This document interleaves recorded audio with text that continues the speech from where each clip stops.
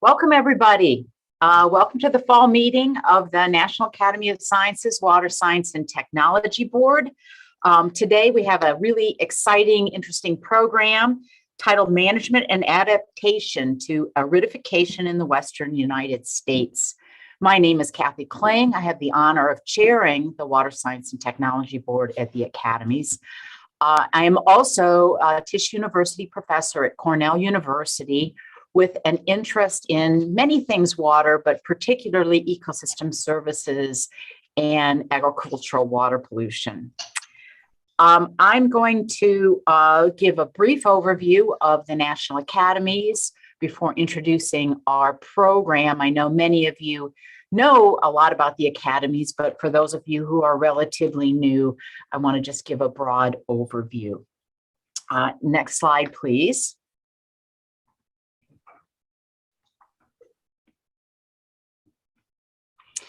The National Academies of Science, Engineering, and Medicine was established in 1865 with a very broad purview.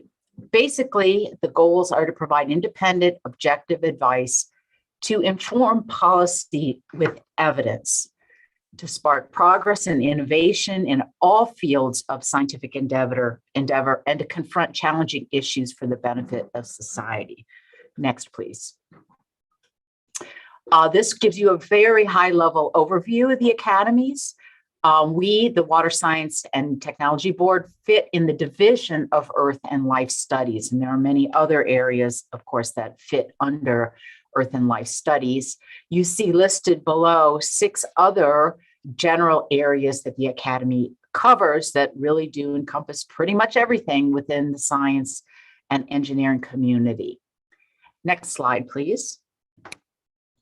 Within the Water Science and Technology Board, we are focused on pretty much all things water. What you see on this slide is just an example of the types of studies and areas that we have focused on. We've done studies and workshops on surface and groundwater issues, hydrology, the hydrologic cycle, watersheds, aquifers and ecosystem services and restoration, water infrastructure, water reuse, desalinization, stormwater, wastewater, floods, dams and levees and other water hazards, as well as hazardous waste cleanup and water quality. Next, please. With those topics in mind, we do, like the entire Academy, several buckets of major activities. One, and what the Academy is probably best known for, is consensus studies.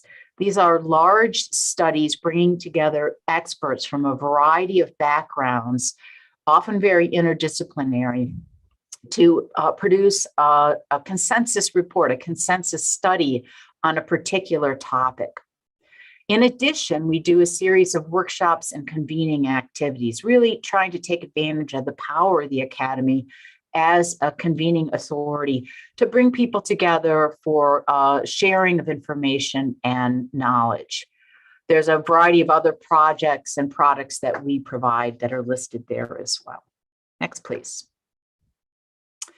I just mentioned that a key power and opportunity for the Academy is its convening authority and convening power, which is an example of what we're doing today by getting people together interested in the topic of aridification in the West.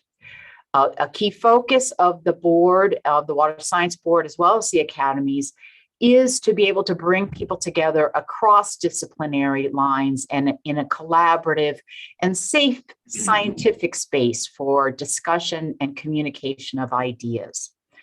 We are particularly keen and have lifted up equity and environmental justice related to water issues recently, and I see that as a keen focus as we continue to move forward in all of the Academy activities, and particularly, especially here on the board.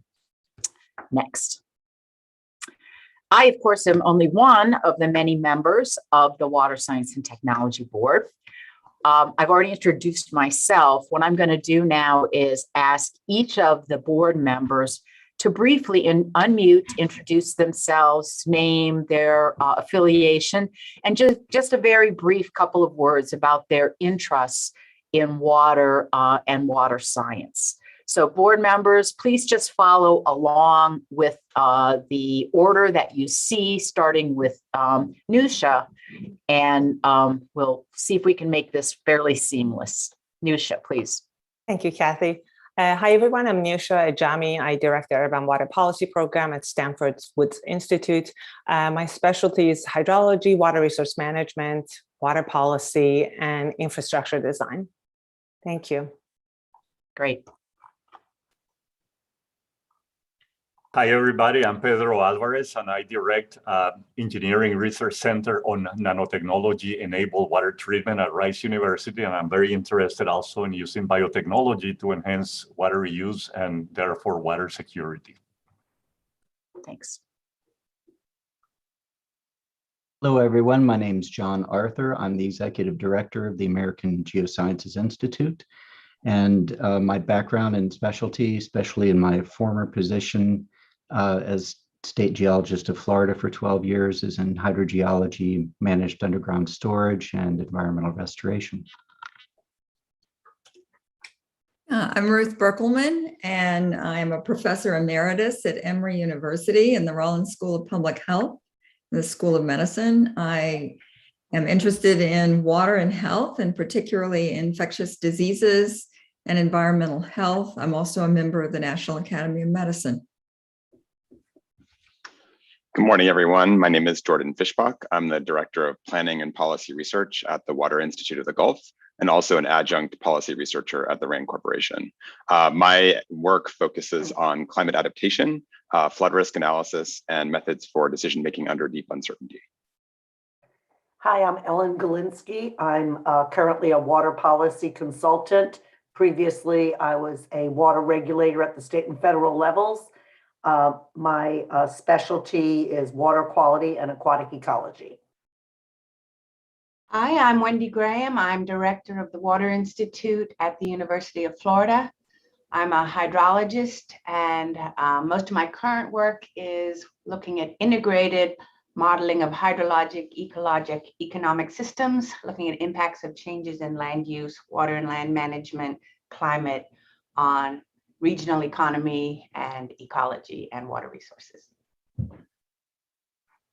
I'm Bob Hirsch, retired USGS hydrologist located in Washington, D.C., and my interest is in the use of statistics to extract the greatest possible amount of information about trends, both in surface water quantity and surface water quality. I believe that Venkat Lakshmi is not able to join us yet. He's at the University of Virginia. Mark? I'm Mark Lechevalier. I'm a retired water technology consultant, where I retired from American Water, where I was chief environmental officer, and my interest is in drinking water and wastewater technologies. Hello, my name is Camille Panu. I'm a visiting assistant clinical professor of law at University of California, Irvine School of Law in their community economic development course. I am primarily a social scientist, I would say, and I focus on environmental justice concerns related to access to drinking water and water for other subsistence needs. Morning, everyone. I'm David Sedlock. I'm a professor in the Department of Civil and Environmental Engineering and the director of the Berkeley Water Center at UC Berkeley. My research areas are in the field of water reuse, desalination, and the use of nature-based treatment systems. Hi, everyone. I'm Jennifer Tank. I'm a faculty member in the Department of Biological Sciences at the University of Notre Dame. And my interests are in stream and river ecology and biogeochemistry, especially with regard to the impacts of agricultural land use on freshwaters. Thanks. Welcome, everyone. My name is Dave Wegner. I work for Woolpert Engineering, where I'm a scientist and engineer. I primarily focus on infrastructure, water management, and climate change, specifically in respect to developing adaptation and mitigation approaches using nature-based and traditional approaches. Thank you. Hello, everyone. I'm Kay Whitlock. I'm a practicing water resources engineer with 30 years experience in government service, state and local, and 20 years experience as a consultant to our clients. I work for Christopher Burke Engineering, which is a regional company here in Illinois and Indiana.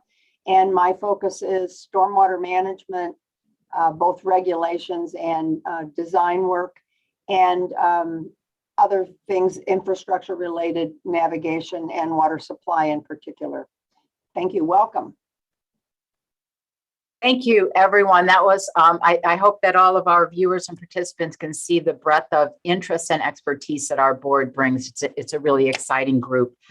But lest you think that this is the group of people that actually does most of the work, let me assure you that the key people that keep the board together, keep us active and productive, are the staff that work for the National Academies. And while their names are not listed here, I do want to ask them to take a moment to introduce themselves and perhaps explain briefly their role and interests as part of the staff. Hi, I'm Deb Glickson. I am the board director for the Water Science and Technology Board, and I have the pleasure of getting to work with this amazing group of volunteers. I'm actually a marine geologist by trade, but I am learning a lot about the terrestrial water system. Hi there, I'm Stephanie Johnson, Senior Program Officer with the board, interested in pretty much all things water, but have a long history looking at ecosystem restoration and Everglades restoration, as well as alternative water supplies. Hi, everyone. My name is Kate Voss. I'm an Associate Program Officer with the board, and I'm a hydrologist by training, but also I'm a Californian. And so the topics we're going to discuss today are close to my heart. Wonderful. Do we have one more? Sorry, who did I miss? Hi, I'm Sarah. I'm a program assistant for the Water Science and Technology Board. Thank you, Sarah. Thank you. Sarah is the most important one because she's changing the slide. So I'm very sorry to have interrupted you, Sarah. Would you please change the slide?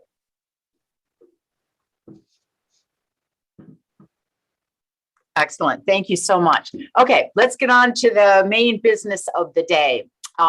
Brief outline before I hand it off to our moderator. So we are more or less on time. No, we're 4 minutes late, but oh well. We're going to start with an introduction with two panelists, plenary talks on hydrologic and socioeconomic outlook in the Western U.S. At 1 o'clock, we will then have a series of short talks looking at adaptation strategies. They will take a break at 2:15.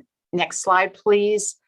And restart at 2:45 with another series, this time more technology focused flash talks.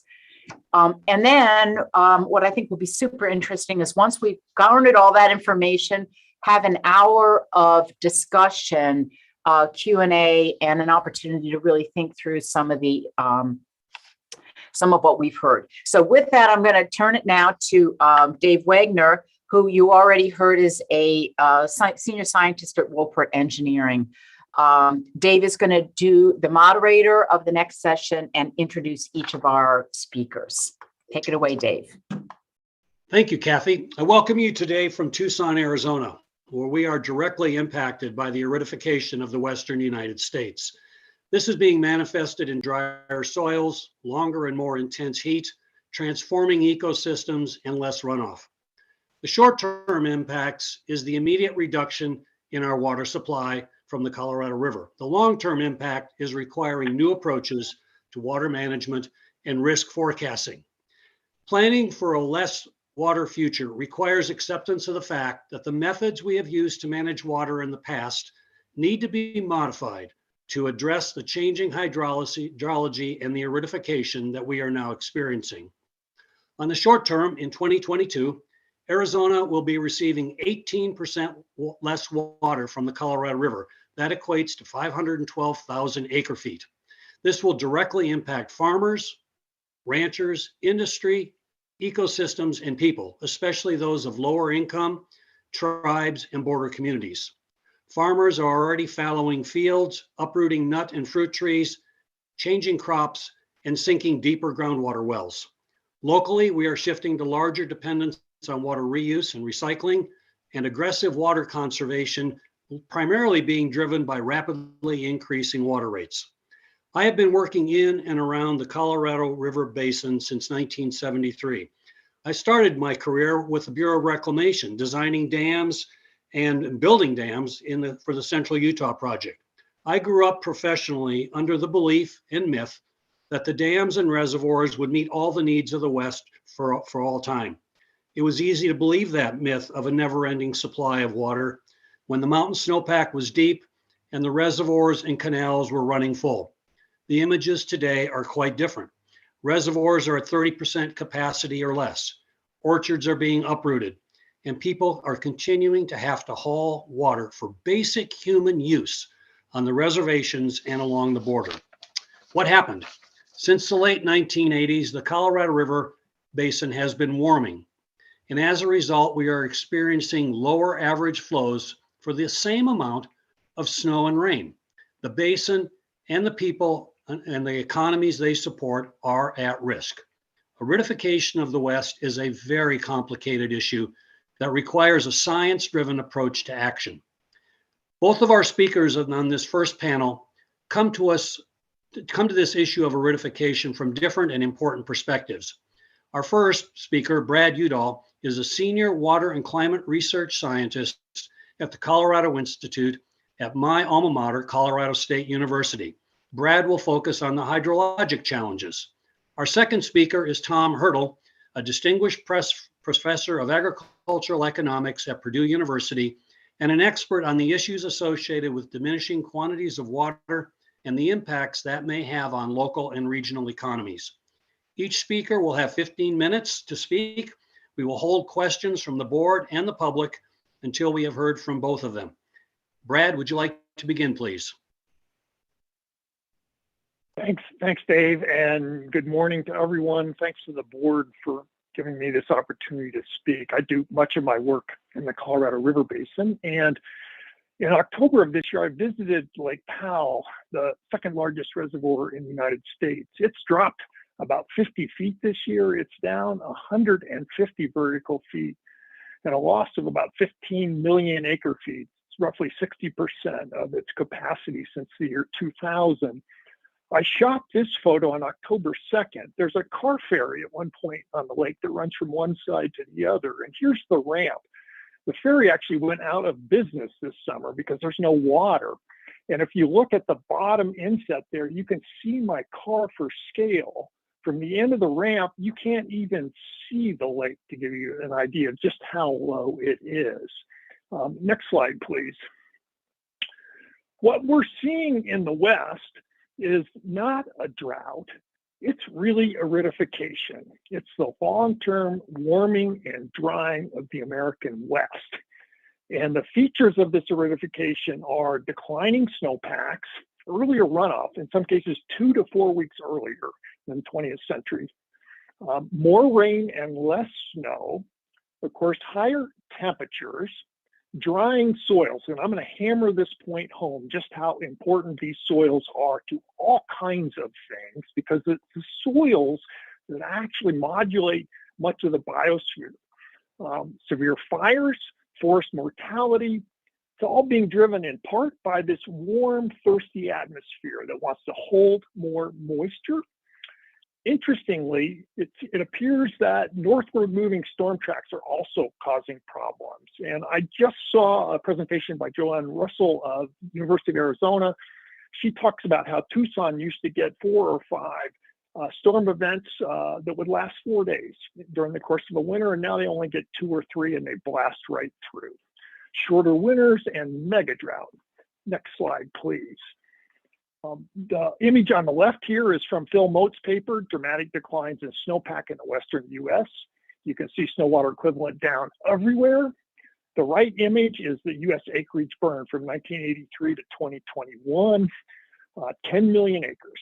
And best peer-reviewed science tells us about half of that is due to human warming. Next slide, please.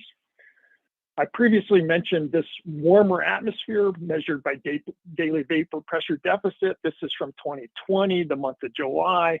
You can see these record high brown colors. And then soil moisture, again, June to August 2020, work by Park Williams shows, especially over the state of Colorado where I live and the headwaters of the Colorado River Basin, these unprecedented dry conditions. Next slide, please. I mentioned more rain and less snow, and that's given voice to a new kind of drought, a warm snow drought, as opposed to a dry snow drought. And this meadow on the right, you can see 2013 with 5 feet of snow on it, and 2015 with no snow. That's Governor Brown there. For the first time that winter, Sierra temperatures were above 32 Fahrenheit. The precip actually wasn't awful, anywhere from 40 to 90% of normal, but yet they had the lowest snowpack at 5%. Previously, that number had been 25% in 1977, and this gave rise to these very long return periods for both snowpack and drought. Next slide, please. It's worth a quick look at the precipitation trends. These are the brand new climate normals since 1991 to 2020, out just last month.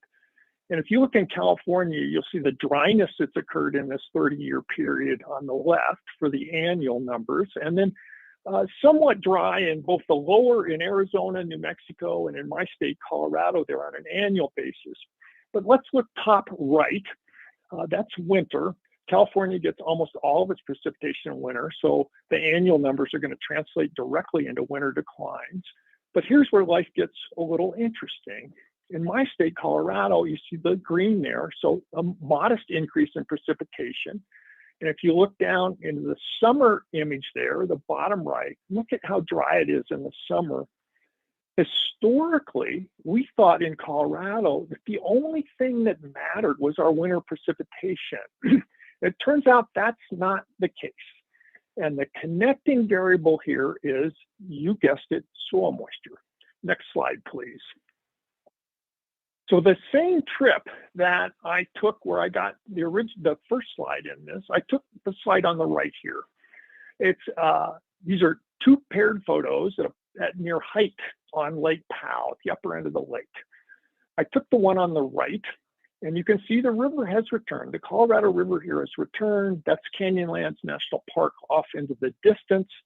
On the left is Lake Powell in the year 2000. That's full pool. And if you don't believe these are about the same photo, look at the rock in the foreground there, and also look at Highway 95 off on the left. More dramatic difference would be hard to imagine. So next slide, let's go look at what's gone on in the Colorado River. The panels here are Meade and Powell volume, which has a trend line that's awful. These are two largest reservoirs in the United States. They've lost 60% of their content since the year 2000, when the system was 95% full. Panel B there is the natural flows, these reconstructed flows that would be in existence if there were no humans. And you can see the strongward downward trend in these flows. We've lost about 20% of average annual flow since the year 2000 compared to the 20th century average. And I'll note the 3 of the last 4 years have been down 40%. The third panel there, upper basin precipitation, down. And the fourth panel, of course, temperatures. All these trend lines are in the wrong direction. And as Dave mentioned, for the first time ever, there will be what's called a tier 1 shortage, reductions in water deliveries, especially to the state of Arizona. The projections are up to 40% flow loss, so a doubling of the loss since the year 2000 by mid-century, and that's based on work that I've done with Jonathan Overpeck and also Chris Milley and Krista Dunn of the USGS. By 2027, we expect to have new management rules in place, and I'll note that over the last 22 years, both the flows and the precipitation have shifted downward in both the highs and the lows. So next slide, please. And you can see it here. So This is panel C just blown up. It's the annual precipitation in the upper basin from which 90% of the runoff in the basin derives. So precipitation on the left axis, time on the bottom. And let's look at that blue box, which represents the period from 2000 to 2021. There are only 3 real highs in that period. And if you look off to the left, those highs are offset downward relative to any other period of this same length. And then let's look at the lows. Those lows in order are the year 2000, 2002, which plumbs the depths, 2012, 2018. If you go way left, you'll see 1977, the previous lowest year ever. 2018 is the lowest precipitation in the upper basin since 1895. So both the highs are down and the lows are down. We're having half as many big high flow years and almost 2.5 as many low flow years. Next slide, please. So how can average April 1 Colorado River Basin snowpack turn into low runoff? Here are the numbers from the last 2 winters. In 2021, we had 100% of snow water equivalent on April 1, and we got 50% of runoff. In 2020, we had 90% of snow water equivalent and 30% of runoff. So roughly close to average winter precipitation. But here's what happened. We had large spring precipitation reduction. So an early transition from winter to spring and summer, which means early melt and early green up and ET that then starts ahead of when you would normally expected it in the 21st century. We then have these hot, dry summers that reduce, you guessed it, soil moisture. And the result is next year's spring runoff fills this soil moisture deficit first before generating overland runoff flows. And you can see this in the next slide, which shows the Colorado River system snow in 2021, about 13 inches there, so not awful. And then if we go to the next one, this is the snow moisture deficit as modeled by NOAA's Colorado Basin River Forecast Center. And those dark pink and red and orange colors are not good. You can see these are percent of averages anywhere from 0 to maybe 50%. When I mentioned this recently to a producer in Colorado, he said to me effectively, Brad, you hydrologists are dumb. Producers have known for a long time that the first irrigation on dry soils just disappears. And that's what we're seeing in nature right now. Next slide. Heretofore, we've not really seen this in California, but here's a blog post by John Abatsoglu and others that talked about how California experienced something very similar, where May 1 runoff declined by 30% relative to April 1. And why? They suspect one snow water equivalent overestimation shown in that upper left image. And what's curious about this is the high elevation snowpack actually looks worse than anywhere else. Low April precipitation, that's shown in the upper right, where the dark red there is record driest, and the yellow and orange are also not good. High sublimation, which is shown in the lower plot, and you can see the red bar there on the far right, being close to the maximum experience for ET. I'm sorry, for ET, I got ahead of myself. And then also dry antecedent conditions. Next slide, please. So this paper by Park Williams last year, entitled Large Contribution from Anthropogenic Warming to an Emerging North American Megadrought, talks about how this last 19-year period from 2018, the second worst as measured by June, July, August soil moisture since the year 800. And these soil moisture deficits are being increasingly recognized as an important driver of runoff, forest mortality, and fires. I'll just note generally that soil moisture spatially is very heterogeneous. And our observational networks are really sparse, and there are not many of them. We model soil moisture all the time, but we often get different absolute results, but very similar trends. Next slide. So, I am not a real fan, I have to say, of climate model output for helping us predict future runoff. It's really highly variable, and it's hard to figure out which ones to pick. In my study with Overpeck in 2017, half of the models could not get the current drought from 2000 to 2014 at any point in time in the 21st century. And I redid those numbers recently, and it wasn't half, it was 2/3 of the CMIP5 models could not reproduce this current drought. They're not getting something right. But what's really interesting to me is when you look at climate model output, almost invariably they talk about soil moisture declines, no matter how wet they are. It's kind of intriguing. And here's our AR6 result that just shows soil moisture declines. Mid-continental US, no matter what kind of warming you get, obviously gets worse at more warming. Next slide, please. So I just want to end with this, and this is an effort, this is sort of a tee up for discussions later today by a group of very active NGOs in the Colorado River Basin. 10 strategies for climate resilience in the Colorado River Basin. They put a lens of adaptation to climate change, reduce water pressure, mitigate greenhouse gases, and strengthen on these 10 solutions. And the solutions involve forest management and restoration, natural distributed water storage, regenerative ag, upgrading ag infrastructure and operations, which throughout the West, in some cases 100 years old, switching crops, urban conservation and reuse, as well as industrial conservation and reuse. Believe it or not, in the Colorado River Basin, we're going to get about 100,000 acre feet of water out of coal plant retirements.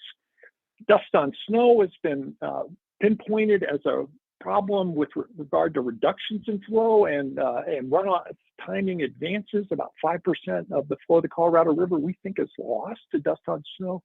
And then finally, covering reservoirs and canals. And with that, I'll end, and again, thank the board for inviting me to talk.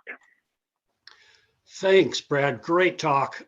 You pulled together a lot of the research that's ongoing in the system, and it really helps set the stage for the discussions for the rest of today. So thank you.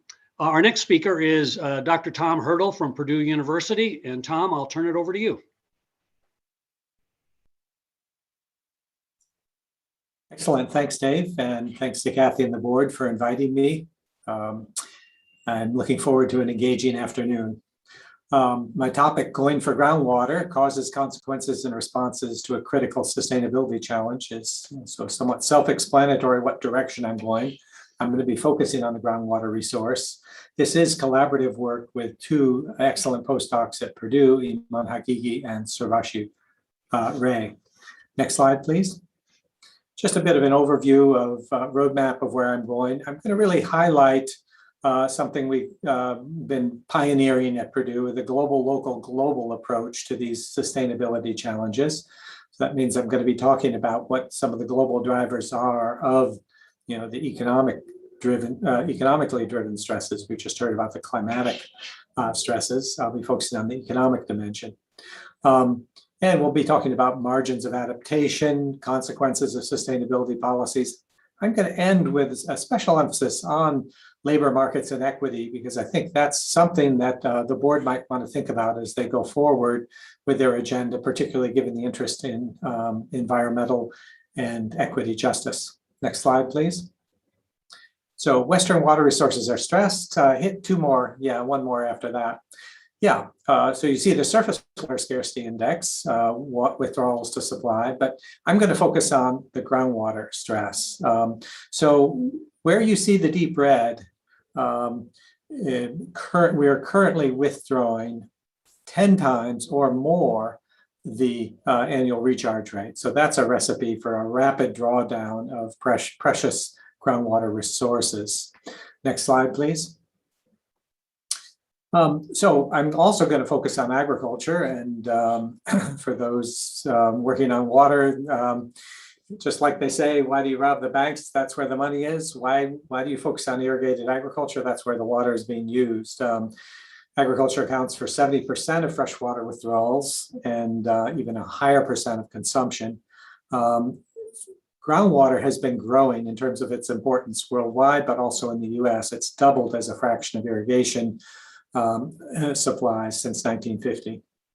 The interesting thing about water as an economist is with the wide range of issues, a wide range of commodities and factors and policies associated with those, water jumps out as being such dramatic differences in the pricing or perhaps the marginal value of water we might think of as economists across uses. So in Tucson, Arizona, a study indicated that the price of water was $27 per acre foot in agriculture and $3,200 per acre foot in urban uses. So vastly different prices and valuations of water across these uses.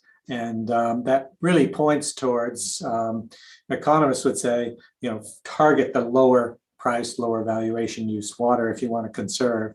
Of course, demands for water in residential, commercial, natural ecosystems, these are growing rapidly, even faster than the growth in the demand for food. So this all points to adjustment likely necessary in irrigated agriculture, and I'm going to focus on that here. Next slide, please. So I want to spend a few minutes talking about this global, local, global approach. We think it's quite important and is a novel way, an important way of looking at some of these challenges. Next slide, please. So this just highlights our approach that there are global drivers. We all know if we're talking about agriculture, we're talking about food. And if we're talking about food, we're talking about people. And we're talking about their purchasing power, and those drive global demands, and global demands drive global supplies. And climate also plays a very important role there. So these global drivers drive local sustainability stresses, such as we've been hearing about. And it's not just climate, it is agricultural production and increasing irrigation changes in crop mix that has been driving some of this groundwater depletion.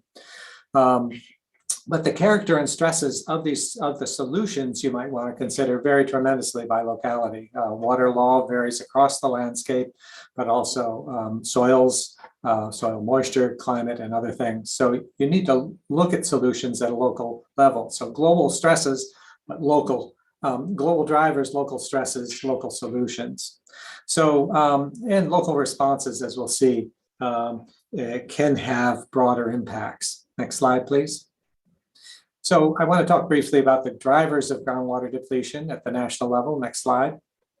So this is just a picture going out to mid-century of growth around the world in population, income, and productivity. And you can see it varies tremendously. If we go to the next slide, please, you can see how those break up in how much they're driving groundwater use upwards, groundwater withdrawals upwards, and productivity, of course, potentially conserving on groundwater. But it varies a lot by region. Let's focus on the US and go to the next slide, please. This just breaks out, in the case of red, for example, population growth where? Well, it's in, a lot of it's in Africa and Asia. In fact, combined population growth there is more important for groundwater withdrawals in the US than US population growth itself. So of course, it's even dramatic if we look at the income side of this pie chart, because in much of in the US, income growth doesn't generate a lot more food consumption, but in the lower income countries, it does. And of course, productivity growth in the US, well, in this case, while productivity growth worldwide reduces groundwater withdrawals, productivity growth alone in the US gives us a comparative advantage and tends to boost exports and thereby more groundwater demand. Next slide, please. So global drivers are driving groundwater use in the aggregate in the US, and this just takes it down to a grid cell level. So from now on, I want to be focused on grid cell resolution. So we're talking about roughly 75,000 grid cells across the US. where agriculture is undertaken.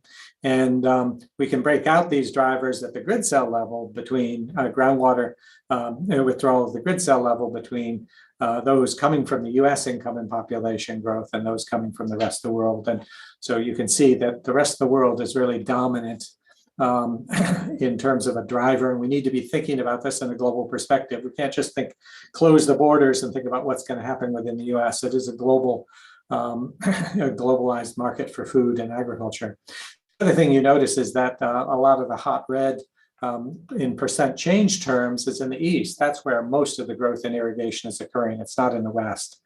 But we'll be focusing on the West here because we're focusing on a reduction in groundwater use, not the increase under future scenarios unconstrained. Next slide, please.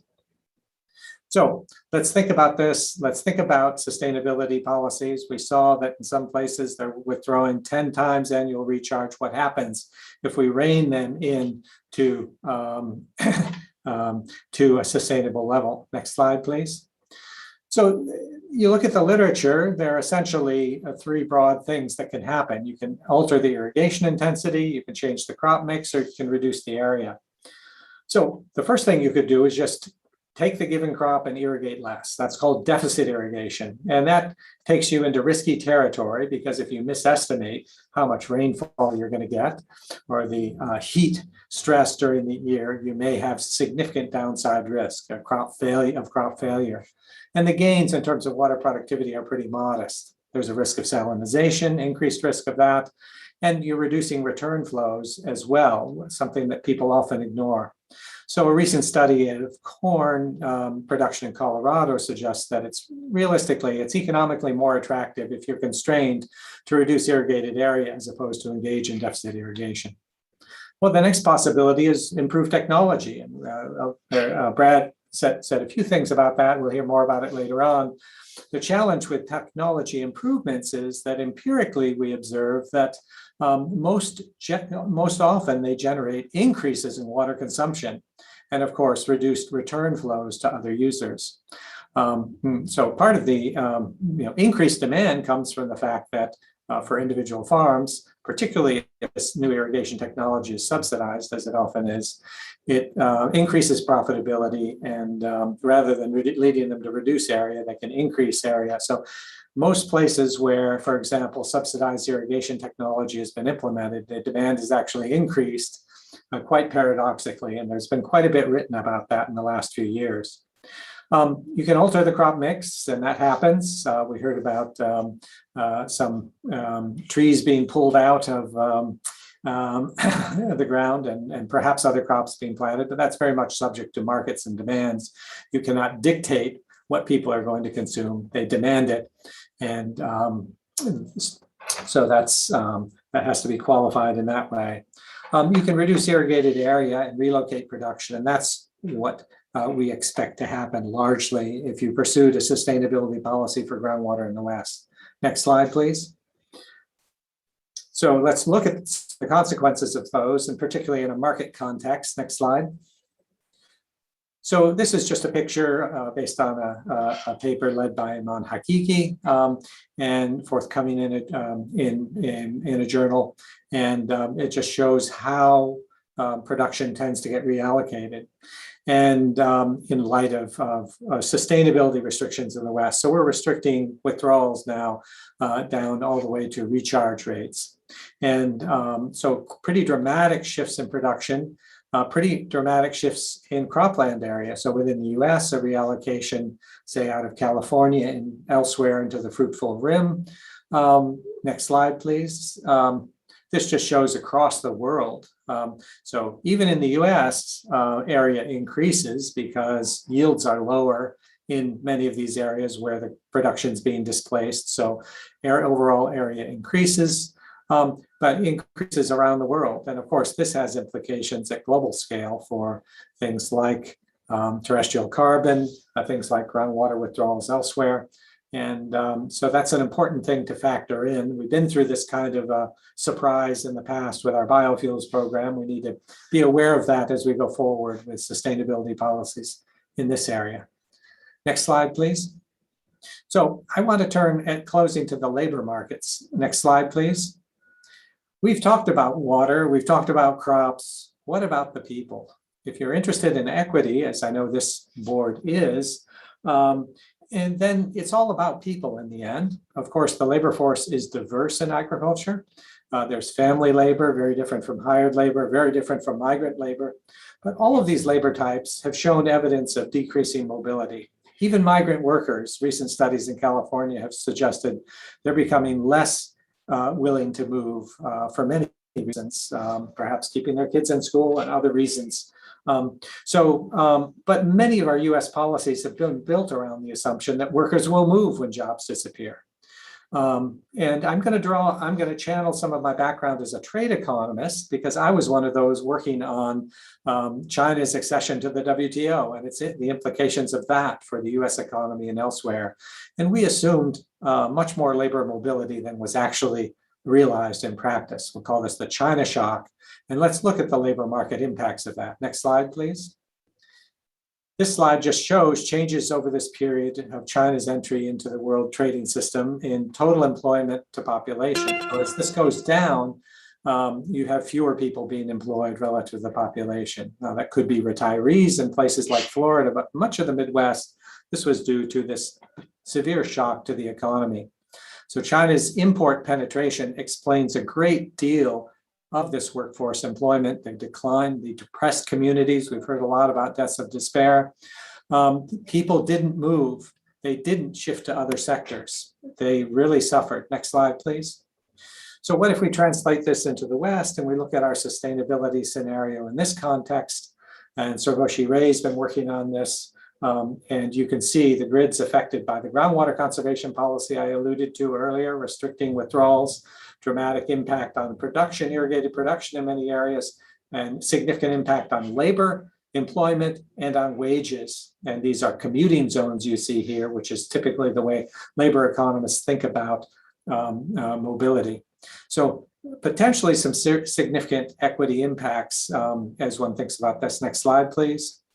And the labor market functioning also determines what kind of, where production shifts to and how much moves around. Next slide, please. So I just want to wrap up here. Irrigated agriculture clearly has to adapt. That's where the bulk of the water is being used. And as it's reduced, such as in Arizona, there are going to be sharp reductions. What are the impacts on employment, wages, equity? Let's not make the same mistake trade economists made in the past. And there'll be significant spillover effects. And final slide, please. So research agenda, I know this group will be meeting over the next couple of days on this, and I just want to highlight the importance of cross-scale analysis.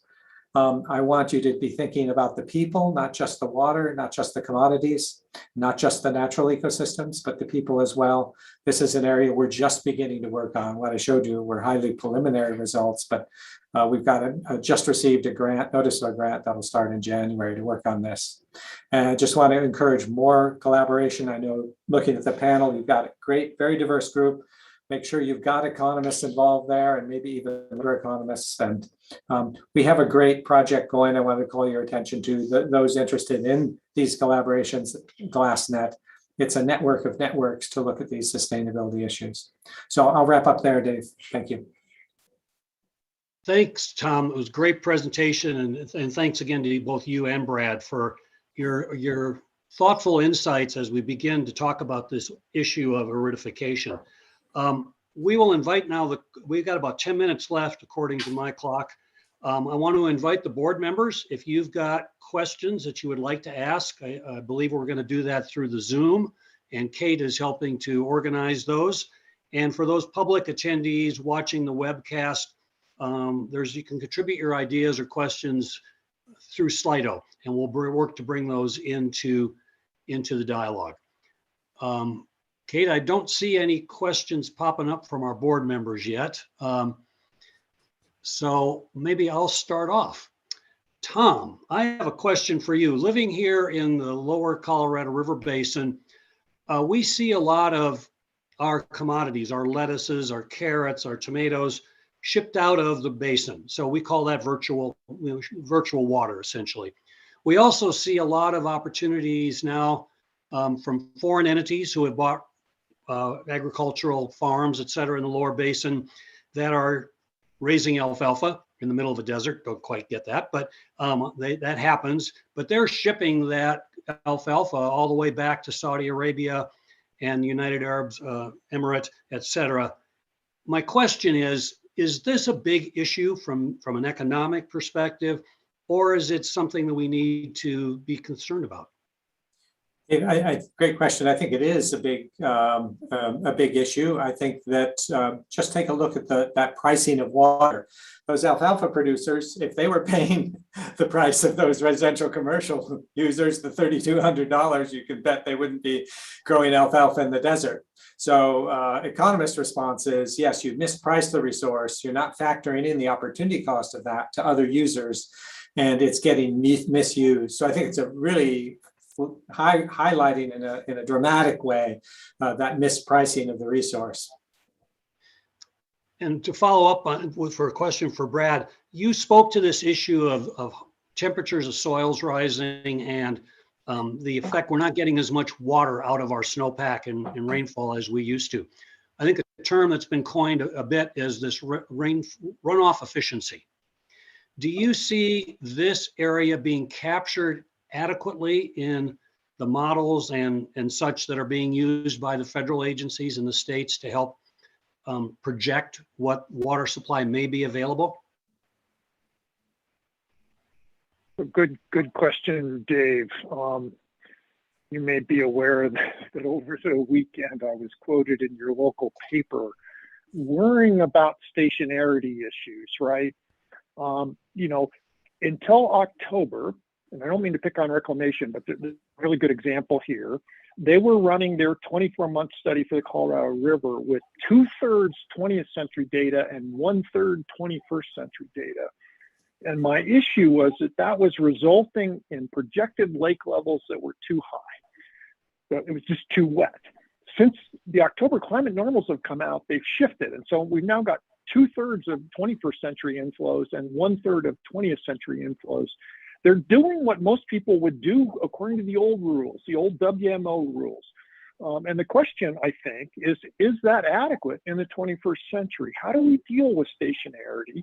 And I will tell you, water providers around the West, they're craving for some kind of new standards that put them into this century and into the water regime we're now in, that gives them, you know, the respectability they need to perhaps do things in a different way. Thanks, Brad. We have a question from the public here, and I think it's focused to Tom. Will market forces radically and rapidly lower agricultural water use in favor of urban water demand? So the question is, will market forces direct that?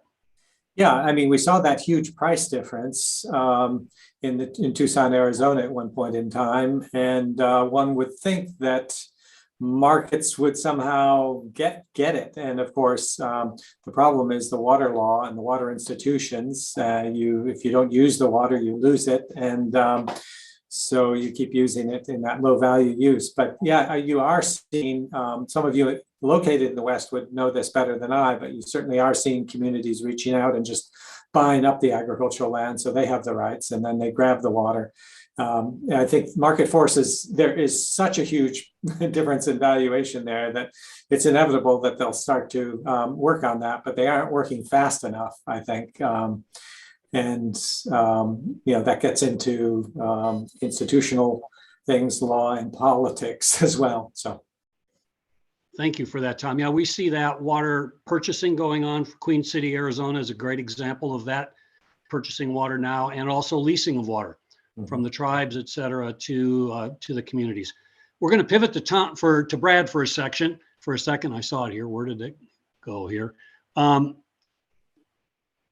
guess the point is, of your 10 action items, I think it was your last slide, Brad, you didn't speak to the issue of reducing agricultural acreage. Is that an issue that's also being looked at? I suspect that's going to happen. I mean, I just don't see any way around it, frankly. The lower basin in the Colorado River is using too much water. It's pretty clear there needs to be significant cuts. you're probably not going to get there by any other mechanism than some reduction in acreage. I mean, there's certainly hope that we can crop switch and go to alternative crops, for example, and use less water, generate more revenue. I think Tom's notion and his slide about these, so-called efficiency gains oftentimes being imaginary at times, and we need to be real careful about going down that path, although I'm sure we'll hear from Peter Glick on that topic later today. Thanks, Brad. I think we have time for one more, and this is from David Sedlak of the board. He appreciates the focus on labor and the China effect. His question is, how important will mechanisms of agriculture be to jobs in the absence of crop shifting? Yeah, thanks, Dave. Thanks for that question. Yeah, mechanization. So yeah, if we completely mechanized agriculture, there'd be no one left to lose their jobs, and the only losses would be to the people who invested in the machines and whatnot. Certainly, there are dramatic labor shortages now throughout much of the West and California, and that's a flag to people, the innovators, the ag engineers and whatnot. We need more mechanization. It's possible in some areas, less possible in for other commodities. Another element pushing in that direction is human heat stress, because with the higher temperatures, you have labor force really stressed in many cases when they're exposed to solar radiation, especially heat and humidity combined. So I think these are pushing in the direction of mechanization, but it's going to be a while before that is, you're not going to get rid of all the labor in the near future. Yeah. Thanks, Tom, for that response. I know from personal experience, I was in the Central Valley of California 2 weeks ago, and I would say almost every agricultural property we drove by, there was a sign asking for help to pick the tomatoes or to work in the orchards, et cetera. So, and clearly that's an issue that they're facing, and part of that may be COVID related, part of it may be our immigration policies, and part of it's probably the how much we pay these people to do the hard labor that is required of them. I think we're going to try to get one more in here. And I guess the concern, and maybe either one of you can pick this up. What are the concerns with regulatory frameworks keeping pace with anticipated shifts in groundwater use? Tom, you spoke directly to groundwater, but I know, Brad, you also have had issues in this. I'm going to bump this over to Brad as the water expert on this. This is a very challenging area, and he probably has thought about it more. Yeah, I can see we got 33 seconds, right? California has its new groundwater law. Arizona has a groundwater law. California is brand new, right? And we're not even sure how it's going to play out. Arizona is full of holes. It was established in 1980, and it looks like they're not going to get to safe yield by 2025. And there are now places, as you mentioned, where people are growing alfalfa out of the regulated areas. I don't know, I keep saying we need a rethink on just about everything water in the American West. Well, thank you to both. I'm afraid we've run out of time for our session, and I want to thank everyone for sharing their ideas. We will now begin our next panel on socioeconomic adaptation strategies. And to kick that off, I'm going to send it over to Nusha. Nusha, it's yours. Thank you, Dave. Hi, everyone. I'm Nusha Jami. I'm Director of the Water Policy Program at Stanford Woods Institute. And I will be moderating this session on economic adaptation strategies. As a civil engineer and somebody who always appreciated a lot of technological advancement, I have come to realize and value the importance of water governance and water policy as we are talking about adaptation. And I think this session very much going to speak to that. We'll hear from 5 leaders on the various socioeconomic adaptation strategies to address water policy and demand challenges in the context of aridification. We'll hear from panelists about the current application of these strategies and what more is possible, as well as key barriers to adopting the most promising approaches. These are going to be flash talks, so about 7 to 10 minutes, and we'll hold questions until we have heard from all the speakers. Our first speaker is going to be Dave White, who is Deputy Director of the Global Institute of Sustainability and Innovation and Professor in the School of Community Resources and Development at the Arizona State University. Over to you, Dave.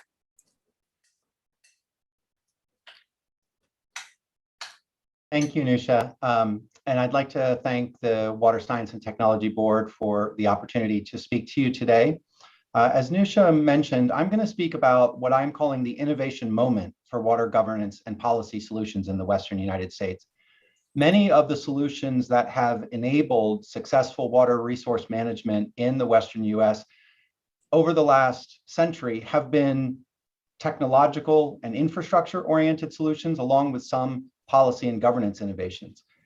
Moving forward, my argument is that there are three key policy solutions that will support the next generation of successful water resource governance and respond to some of the critical challenges that were outlined in the first series of talks.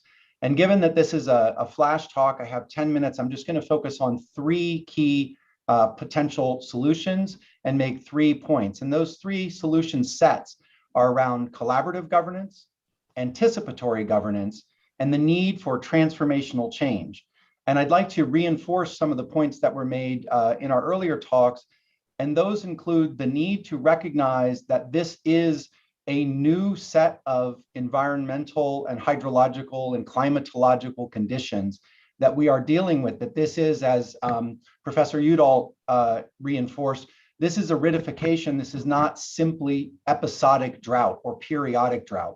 There's a new set of conditions that are affecting those of us dealing with the Western United States, and we need to respond. Secondly, I'd like to reinforce the notion that just came up in the Q&A session, and that is that the policy and governance system and our changes and adaptations in socioeconomic and other strategies need to accelerate the rapidity, the rapidness of our changes to address and keep pace with the changes in the environmental system. So we need to move much more quickly in adapting our policy than we have over the past several decades. Next slide, please. So my first point is that we need to focus on multi-scalar, cross-sector collaborative governance for management and adaptation to aridification in the American West. Next slide. And our research has shown in studying, for example, the last several years of the drought contingency planning process for the 7 Western states, as well as the nation of Mexico that share in the allocation of the Colorado River Basin, that there are some key elements to support collaborative governance. Those are listed here, and I want to highlight a few of those. One, from bargaining theory, we learned that there is a need for perception of harm within action. For the policy and governance system to respond with innovation and new solutions, the actors need to understand that the status quo will harm their interests. And we see that emerging more prominently in the last several decades. Second, I want to focus on the necessity for inclusion of diverse actors and viewpoints into the policy governance system, which can open up the solution set. So for instance, in the state of Arizona, during the Arizona drought contingency planning process, the emergence of the Native American tribal communities, in particular, the Gila River Indian community, who emerged as significant policy actors and opened up a lot of the dialogue. Now, there was some challenge and some friction within the political and policy process, but the emergence of these key new actors helped to create new space for solutions within the state of Arizona as we confirmed our drought contingency plan as part of the overall DCP process across the West. Finally, in terms of some of these key elements of successful collaborative governance, the critical working across sectors and scales, and something that Tom said really struck with me, and that is the importance of the fact that these are global drivers that have regional and local impacts, but oftentimes the solutions come from those local and regional actors. And so we need to understand the interconnected, multi-scalar nature of these dynamics and recognize that those global drivers require those local and regional impacts. And I'd like to recognize Abigail Sullivan, my former postdoc now at Boston University, for leading this work on understanding collaborative governance within the DCP process. Next slide, please.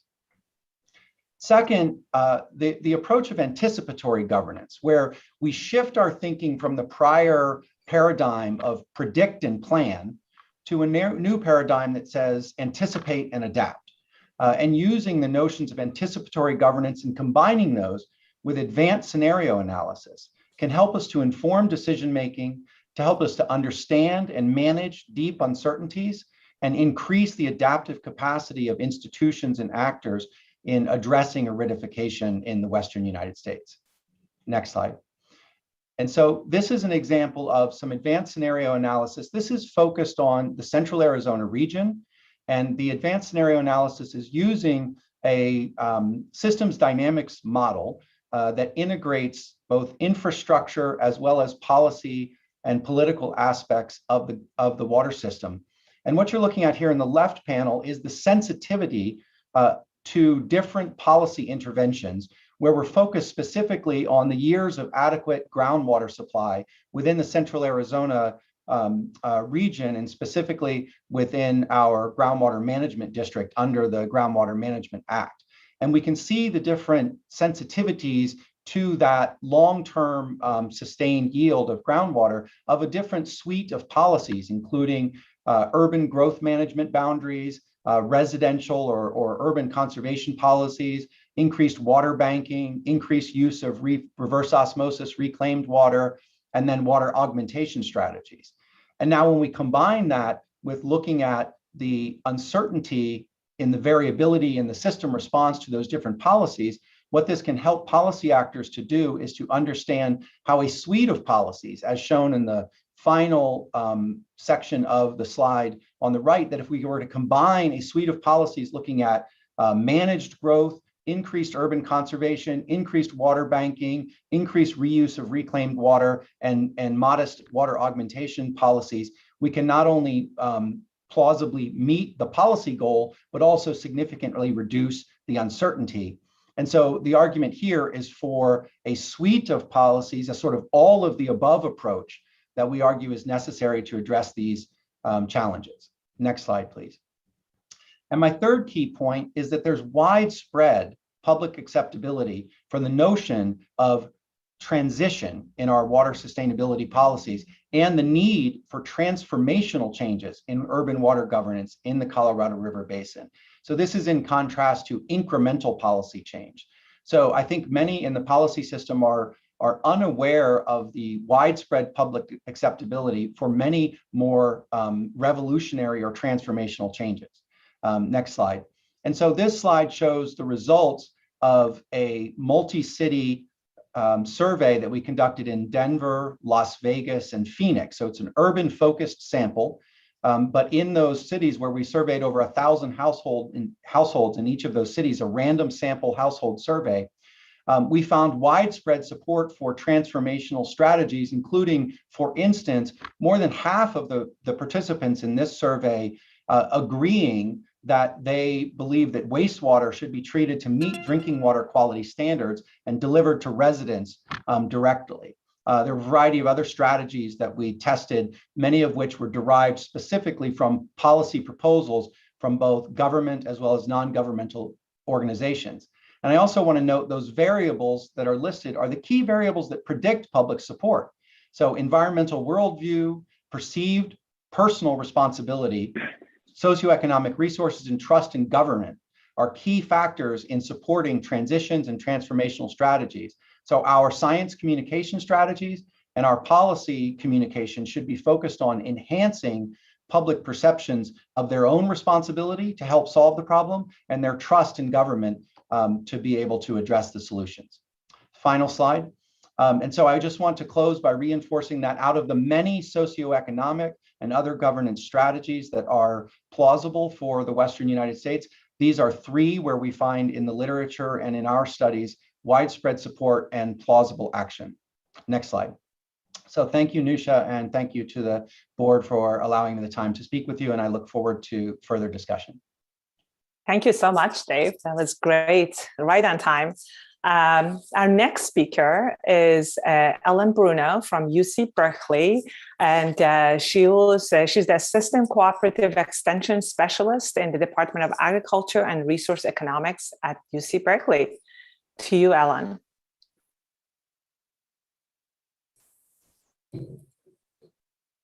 Thanks, Nusha, and thanks for the opportunity to speak today. I'm Ellen Bruno. I'm an extension economist at UC Berkeley. And I'm going to talk specifically today about one tool for incentivizing demand reduction or water conservation, and that is pricing. And I'm going to draw upon one example from California to try to shed some empirical evidence on how agriculture adapts what land use changes occur in the face of pricing, increased prices. Next slide, please. So during droughts, like the one we've been experiencing, anytime when surface water is scarce, right, we tend to use more groundwater. In California, for example, groundwater makes up roughly 40% of the water supply in an average year, and it can double to upwards of 80% during drought years. And so groundwater is a really important buffer to the cost of drought and to adapting to increasing aridification. Next slide. However, because groundwater is largely unregulated in much of the West and characterized by poorly defined property rights for its use, we've seen persistent declines in groundwater storage over time in many groundwater aquifers worldwide that often underlie some of our most productive agricultural regions. Shown here are models of groundwater storage declining in California's San Joaquin Valley. Next slide, please. So one way to overcome problems associated with agricultural groundwater use is through pricing of agricultural groundwater, which is something that Tom talked about in his keynote talk earlier today. These higher costs would incentivize water conservation. They're not prescriptive. They would allow farmers to flexibly respond through a number of different margins, whether that be technology adoption or land use change. And so we might think of farmers as switching to less water intensive crops or reducing the number of acres in production, which might be something that we're concerned about. And so we look to past examples of price changes to study how has that affected agricultural land use. Next slide. But because groundwater is sort of unmetered and unmanaged in so many places, there are very few examples from the past that we can observe, prices and price changes with which to study, how did agriculture change its land use. But I was lucky to stumble across sort of one empirical setting where you can learn something from. This is from the Pajaro Valley, which is located on the Central Coast, California's Central Coast. And what happened here was something that economists would call a natural experiment, where a subset of farmers were required to pay a higher price for groundwater. This group outlined in purple is a subset of wells that were faced with a higher price for groundwater relative to the others. And so we'll dub them the treatment group. Following at the end of 2010, they started receiving a price that was about 27% greater on average than those outside of this special purple region that we'll refer to as the control group. And so this gives us nice sort of pre-treatment and post-treatment data with which to observe and compare these two separate treatment and control groups to see how did they respond differently following this large and permanent price increase. Next slide, please. Okay, so here we compare water use, annual water use in the two regions relative to the year before treatment, which is 2009. And so there are sort of a couple of things that I want to point out here in this figure. Next slide, please. So first, prior to the treatment, we failed to detect any differences in the annual water use between the treated and the untreated farms that are statistically different from their difference in 2009, that year before treatment. So that's important. And then next slide, please. However, after the price increase shocked just this treatment group, when we compare their differences after, we see that there are differences between the two groups where those that were treated with the higher price reduced their water and incrementally over time. And so the water response grew over time and we were seeing statistical differences there. Next slide, please. So we can do a similar exercise looking at land use change to see how, to shed some light onto how these water reductions were achieved. So using sort of detailed survey data from the water agency that gave us geospatial land use data on these different factors, we can look first, how did the price increase affect the total amount of land in agriculture? Breaking down that category, were there differences in fallowed acreage versus irrigated acreage? And then within irrigated acreage, how did the crop mix switch in response to this price increase? Next slide, please. So what we found was that we saw a really sizable, meaningful reduction in the total land in agriculture in response to this price increase. We saw a 19% reduction in agricultural land. However, a majority of this decrease in agricultural land was met with a reduction in fallowed land. And so there were relatively small and not proportional reduction in irrigated acreage. About a quarter of that reduction in total agricultural land was met through a reduction in irrigated acreage. And so as a result, the policy had relatively sort of muted impacts on agricultural acreage and agricultural output. And then finally, we did observe changes in the crop composition as presumably as ag sort of re-optimizes to this higher price to adjust their portfolio to be growing crops that sort of give you the biggest bang for your buck. Last slide, please. So, optimal groundwater pricing for agriculture is one solution that economists like because it's not prescriptive in saying how agricultural users should respond. And it allows farmers to conserve and do it, therefore, in the least cost way. And so that's what we know from theory. In practice, we have relatively few examples to shed some empirical light on the consistency of that in practice. But we've seen from this one example that pricing can achieve demand reduction goals over time with relatively muted impacts to agricultural output. And so I conclude that pricing could help maintain groundwater reserves for future droughts, and that it looks like it could be a promising strategy for adapting to aridification. Thank you. Thank you, Ellen.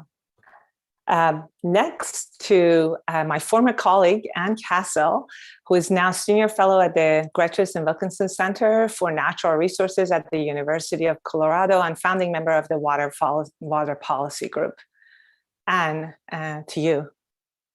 Thanks, Nusha, and thank you for inviting me to be part of this conversation today. I'm going to talk about water law. You're going to hear some common threads between what I have to say and Dave White's presentation, but coming at it from a slightly different angle. You all know that Western water law is 99% state law based.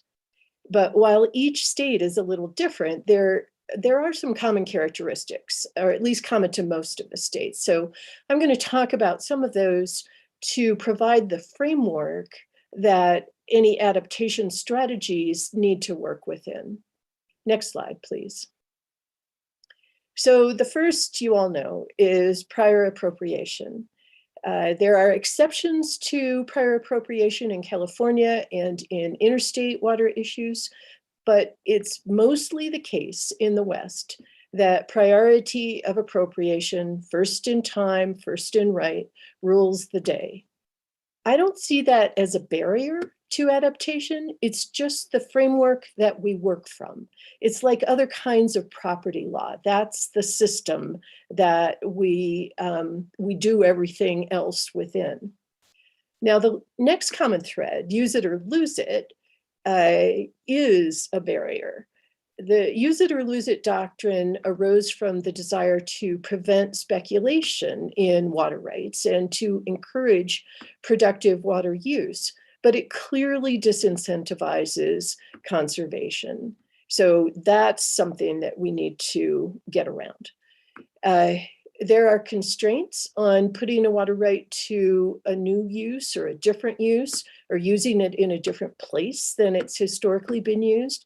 And those hurdles are intended to prevent injury to other water rights. So they arise from the notion of protecting the property interests, the investment-backed expectations of other water users. This whole system has been set up to provide certainty to water users and to ensure that investments in water rights and in whatever it is that you're doing with the water, that those investments are secure. So it's a sticky system, and the legal framework is very slow to change. Next slide, please. Even with those constraints, though, there are multiple examples of water users coming together and agreeing to arrangements that would have been very difficult or maybe impossible to make happen unilaterally in the legal system. And I think this is part of the collaborative governance that, that Dave White referred to. We have multiple examples. Some of them are listed here. The Colorado River Drought Contingency Plan is a big one, and it's recent. It's 7 states and federal agencies coming together around an agreement to adapt to the aridification and the lower flows that Brad Udall has talked about. And it's being implemented actively right now.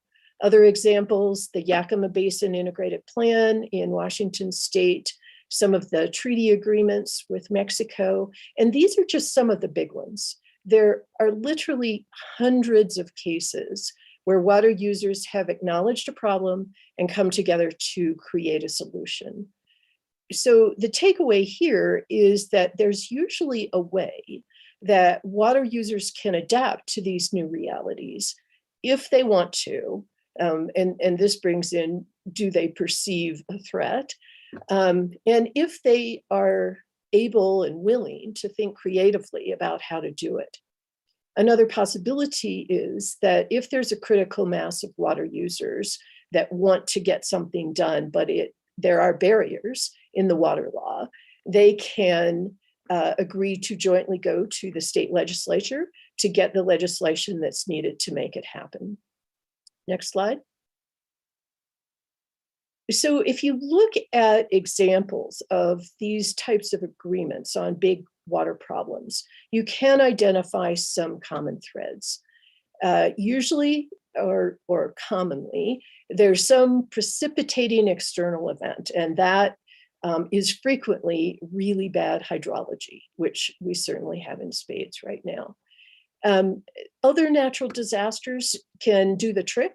There's the example of a 2010 earthquake in the Mexicali Valley in Mexico that triggered really creative arrangements between the US and Mexico for water sharing, shortage sharing, use of US reservoirs, deferral of Mexican deliveries.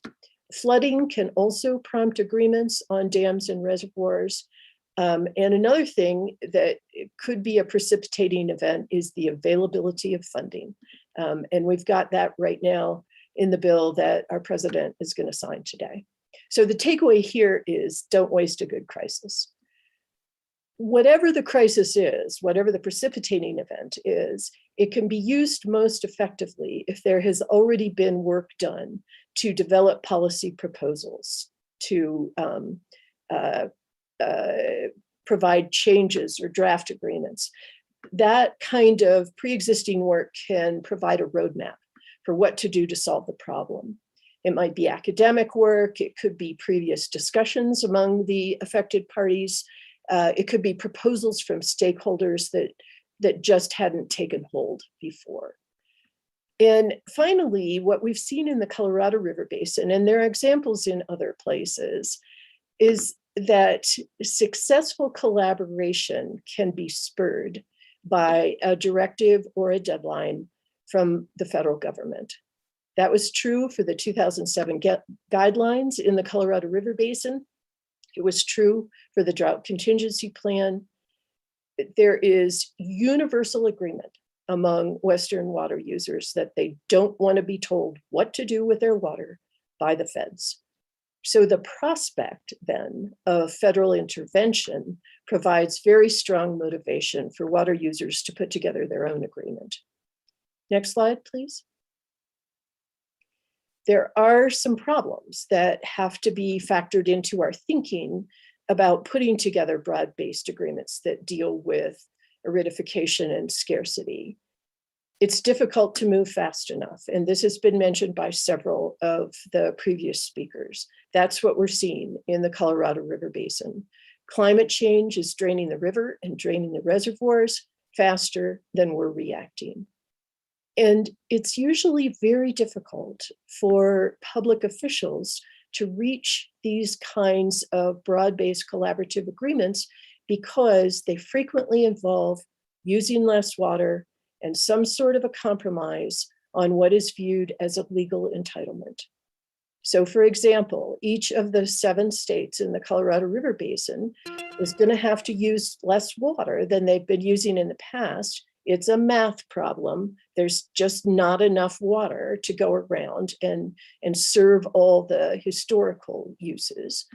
But each of those states also has a legal right to a specified quantity of water. And their constituents don't look kindly on their leaders agreeing to less than that legal right, even though the water isn't there for the taking. And those public officials can be accused of caving to pressure, not doing their jobs, losing out to other states. So in order to get some of these agreements done, state officials need some political cover to counterbalance the naysayers.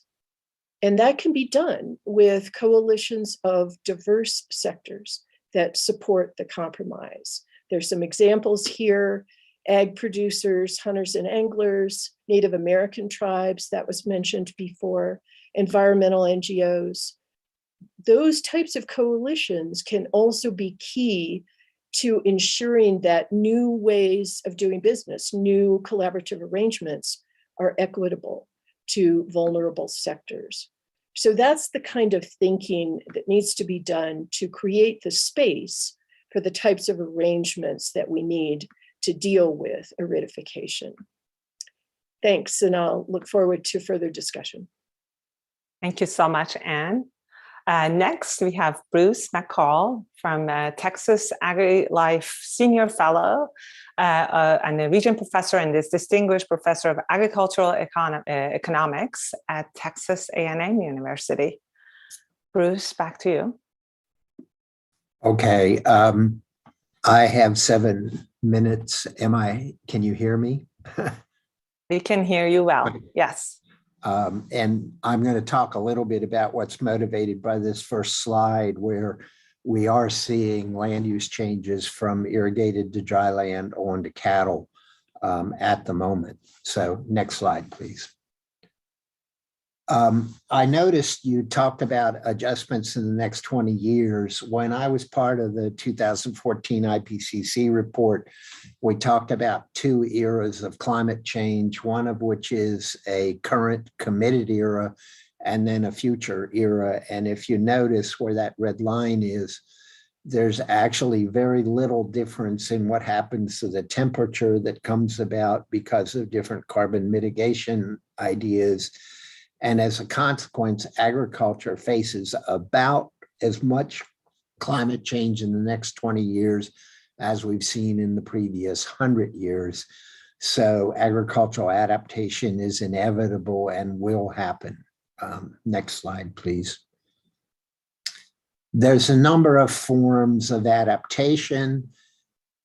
Most of these forms are private adaptation where individuals are behaving in their own best interests, but there's also a number down at the bottom of public adaptations where society has to come and resolve particular public goods issues with research extension, perhaps managing natural environments, moving infrastructure and transport. On the private side, the big thing is to shift timing of crop planting and harvest and variety lengths, but there's also crop mix and various forms of moisture management importing southern patterns into more northern and higher areas, and then some changes in trade and comparative advantage. So next slide, please. I want to talk about a few things we have seen happen.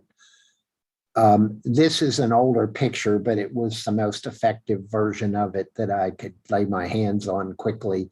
Between 1950 and 2010, we saw the average acre of corn in the United States move north and west about 150 miles, soybeans 183, wheat 173. When we do econometric work on this, we show about half of this is due to climate change. The other half is due to some technological developments.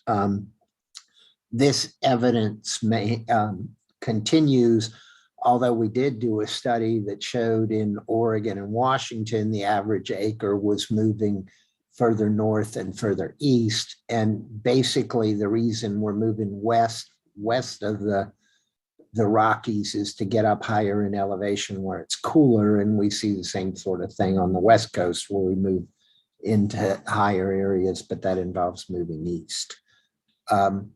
This also has transportation implications because the average acre of corn is about 4 times as high yielding as the average acre of wheat. And where wheat is displacing corn or corn is displacing wheat and the wheat's moving further north, this raises demand for roads, bridges, infrastructure, grain elevators, lots of things. Next slide, please.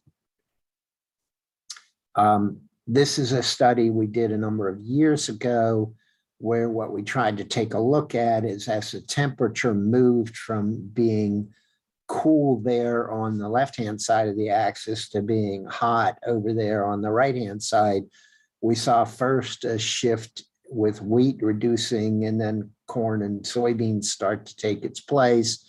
And then as the temperature hits particular thresholds, we see cotton and sorghum coming on, and ultimately in this study, rice.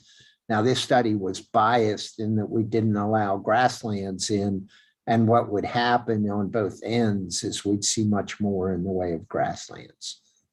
Next slide, please.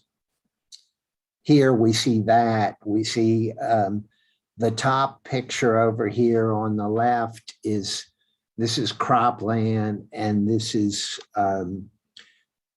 pasture land, and you see that cropland sort of hits a critical point and then starts declining, and pasture land takes its place. And if we'd gotten over here further, we could see this turning back up. We also see declines in cattle stocking rates. We're under various climate change scenarios. We can see that cattle as much as double or even more that the amount of land they require per unit or per animal. Next slide, please. We did do some studies in arid lands in the Edwards Aquifer in the High Plains. The Edwards Aquifer is an aquifer immediately west of San Antonio that has a lot of agricultural use, but it also competes with urban use. And what we have seen since we opened the water market in the Edwards Aquifer, it's one of the few places we can trade groundwater readily in the country, that ag is using about half as much as they used to, with almost all that water transferring over to urban interest. But as we start to see different climate change scenarios, RCP 8.5 is the most extreme of the climate scenarios we usually look at. We see irrigated land switching over to pasture and switching over to dry land, and dry land switching over to pasture. So I anticipate that we've already seen, and we will see substantially more shifts in fundamental land uses, and then more demands for infrastructure to support some of that and less for some of our current infrastructure. Next slide, please. We also see a transition from fully irrigated land through deficit irrigated land on off into dry land as we see climate change scenarios. And if we're looking at the most extreme dry state of nature versus some of the wetter states of nature. Next slide, please. One thing about this adaptation is that once we figure out what an adaptation is for a particular location, we're not done, because climate change is going to continue to evolve. So what this really does is it raises an issue where no longer can we kind of rest on our laurels and improve productivity at a particular location, but we're going to have to continue investing in improving that productivity, and we're going to have to continue investing in maintaining that productivity. It's a little bit like the pest business, where pesticides go obsolete every 3 to 5 years. We continually have to invest in inventing new pesticides. This means our research and development dollars are not going to go nearly as far, and we have been seeing a reduction in the returns to research. Next slide, please. So I guess I've used 8 minutes, but in general, this climate change issue is something where adaptation is going to be necessary, but that's not the only thing that's going to affect agriculture. We're going to see productivity effects. We're going to see demands to sequester more carbon or control methane and nitrous oxide. And we're also going to see higher priced energy, all because of this whole climate change situation. So with that, I will stop talking. Thank you so much, Bruce. And last but not least, we have Susanna Deanda. Susanna is a co-founder and executive director of the Community Water Center in California. Back to you, Susanna. Great, thank you so much. Good morning, everyone, and thank you for allowing us to be part of this presentation. My name is Susanna Deanda. I am the executive director and co-founder of Community Water Center, El Centro Comunitario por el Agua. We are an environmental justice organization based in California whose mission is to be a catalyst for community-driven water solutions through organizing, advocacy, and education. So part of my quick 7-minute presentation, I'm going to give you some facts, some grounding, really target some current barriers that I see that we have, and then talk about some solutions. So big facts, over 1 million Californians right now are unable to drink water from their tap. And that is because in California, we continue to have unsafe drinking water. We know where these systems are at. We have the human water portal that the State Water Board oversees, which already highlights the almost 300 public water systems that are not providing safe drinking water. And they're not providing safe drinking water because they're not meeting drinking water standards for nitrates, TCP, uranium, perchlorate, and many times bacteria. So what we have a lot of systems that are providing undrinkable water that can get you sick, and not only in communities, but also in our local schools, local clinics.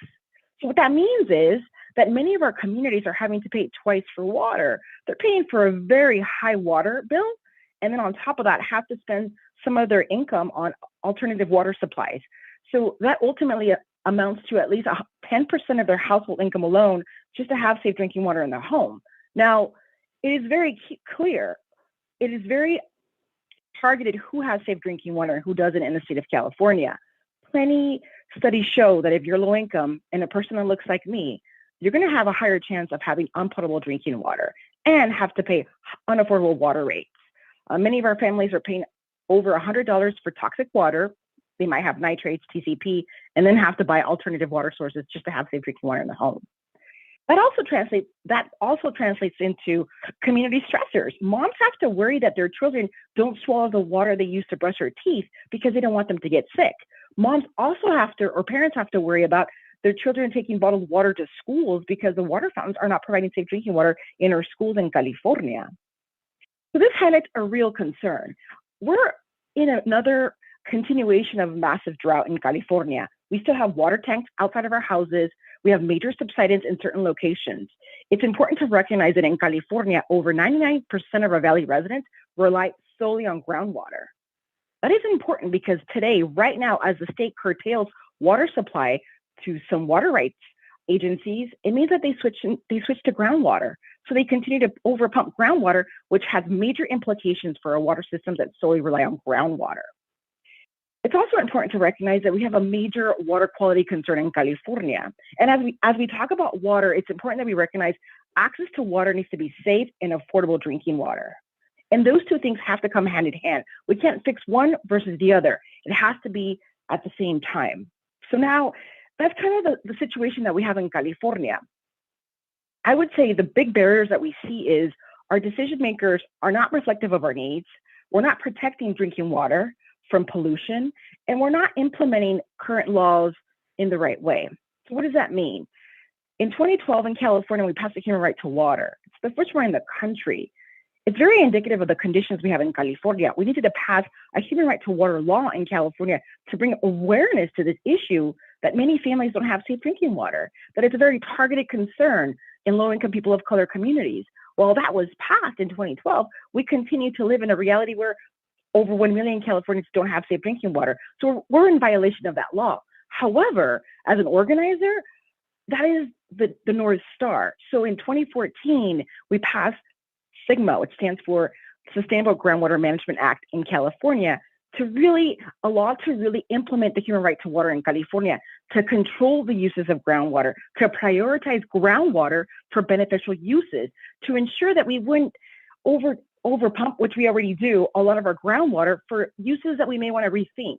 Maybe we should rethink what we grow in California. We need to be mindful that humans need to have safe drinking water. As a matter of fact, a lot of our community partners always say, we feel like the endangered species here. We're soon to disappear because we don't have safe drinking water. And a lot of the way that SGMA, this Groundwater Management Act, is kind of organized and the way it's going to be implemented, if it's not done right, it'll be complete genocide for our families for the future, meaning that a lot of our systems will continue to go dry because there's not going to be any planning for domestic wells, one, and our public water systems that solely rely on groundwater. So a couple of solutions that we are working towards, and I want to be mindful of my time. One, we need to continue to have targeted resources and funding targeted for these communities that haven't had safe drinking water. We need to have interim and long-term strategies, making sure that we invest in drought infrastructure now to set us up for that long-term sustainability. What does that mean? We want to make sure that right now we continue to leverage monitoring of groundwater. For many systems, they need to have a backup well that's potable drinking water. We also need to ensure that we bring in proper filtration devices that truly, and unfortunately, there's not a lot of certified devices that really will filter out multiple contaminants that meet the standards. So we need to have good filtration devices. We need to continue to provide bottled water for communities that don't have safe drinking water. While that's very expensive, it's an interim. And then we need to be thinking about economies of scale. When we bring in treatment, we want to make sure that we can divide that across multiple connections so that it's affordable. It's not rocket science to bring in piping and treatment, but at the end of the day, if it's not affordable, we're going to be back to step one. And that's happened in many communities in California already, where they've created an arsenic treatment system, but it was unaffordable in Lanier when we only had 300 connections. So as we have to be thinking about economies of scale, and we need to bring in more funding to really leverage the long-term solutions sooner rather than later, because I can tell you that our communities are the canary in the coal mine. As climate change is happening, our communities continue to adapt in a very unfair way. However, I would say they're resilient because they're still here. And a lot of our communities truly are focused on ensuring that we bring attention, that we leverage resources and more support so that they ultimately can drink tap water without the fear of becoming sick. Secondly, we need to control pollution. We have to control pollution from further contamination. In our case in California, agriculture is the biggest source that contributes to nitrate pollution. So we need to continue to ensure that we advocate at the local and regional level to ensure that we have better programs to limit and mitigate pollution. Thirdly, we need to make sure that we implement policies that are truly reflective of the need on the ground. Thirdly, many of us know at the federal level, there's this big infrastructure bill that is about to be passed. It's very significant. About $55 billion will go towards drinking water. Another $50 billion for infrastructure. While we're moving in the right direction, it's nearly not enough, at least in California. Estimates show just to solve the issue in California, we have an estimate of between $5 to $10 billion just for our low-income people of color communities. And that doesn't even account for the domestic wells. families that are not in centralized water systems. So with that, I want to conclude by saying that it's really important that as we think of changes, as we think of strategies, it really has to be focused, and the approach needs to be driven by community and science at the same time to ensure that we have long-term strategies. Thank you. Thank you so much, Susanna. So now we're going to have a panel discussion. I think I'm going to get some help to get everybody around the table to have this discussion. I think since we have a little bit of a limited time with Susanna here, I am going to ask the first question of her. Susanna, you mentioned a few things on the investment versus, first of all, I want to say I really appreciated what you touched on, which we haven't heard since this morning, the importance of quality as a way of dealing with water access and water security, because we often focus on quantity as a driver of access. And I think quality is such an important topic. I think to you, I'm wondering, one thing is investment, another thing is operation and maintenance of these systems. And when you're thinking about, these, Anne also mentioned sort of this, she said, unanticipated availability of funding, which I think it's a great way of mentioning this whole different sort of injection of cash into our infrastructure system in order to improve them. Where does the operation and maintenance cost comes in, and what's the role that it needs to have, and where do we need to put that in these calculations? Well, what we have here is inadequate infrastructure that continues to be very vibrant in a lot of these water systems. And we have inadequate institutional capacity. The bottom line, the ratepayer is ultimately paying for operation and maintenance, but many times the system is old and dilapidated, but people are paying high water rates. So the system at some point will be capped. People are paying $90 for a leaky infrastructure, and they have nitrates. So the idea of continuing to increase water rates is unaffordable. And that's the old narrative and the old paradigm of thinking about solutions. So I would say it's important that we bring in targeted funding for these systems that have been operated in violation of potable drinking water standards. We need to figure out, honestly, we also need a low-income rate assistance program in California. We need to figure out, all of our approaches need to really take into consideration equitable resources, so that all of our communities have a chance to pay a water bill that's good to drink and that is affordable for all. However, it is unaffordable because these systems many times have two wells, if that, and both wells are not functioning well. They don't provide safe drinking water, and their system is old and dilapidated because the state has disinvested for decades.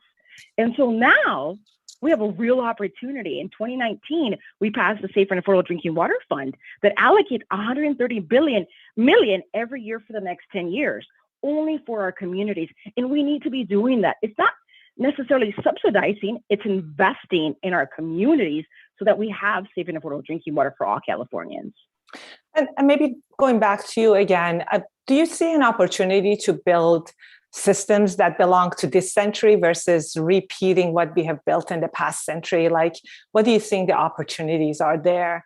Do you want these systems to be built the same way that we did with pipes and pumps and, aqueducts and dams? Or are you guys talking about building these distributed systems that potentially can bring resiliency and access? It's a hard one. The quick answer is no. We can't continue to repeat the old cycle. It's not working. We've outgrown that narrative. But what we do have now, we have funding now to be innovative in our solutions. We're going to continue to leverage for more money. But I think we have a real opportunity here so that our communities become resilient, that they can think of community-based adaptive strategies, that we can even create water. We can have different ways to have water efficiency and conservation, and really move away from this idea that we're always going to be low income and disadvantaged.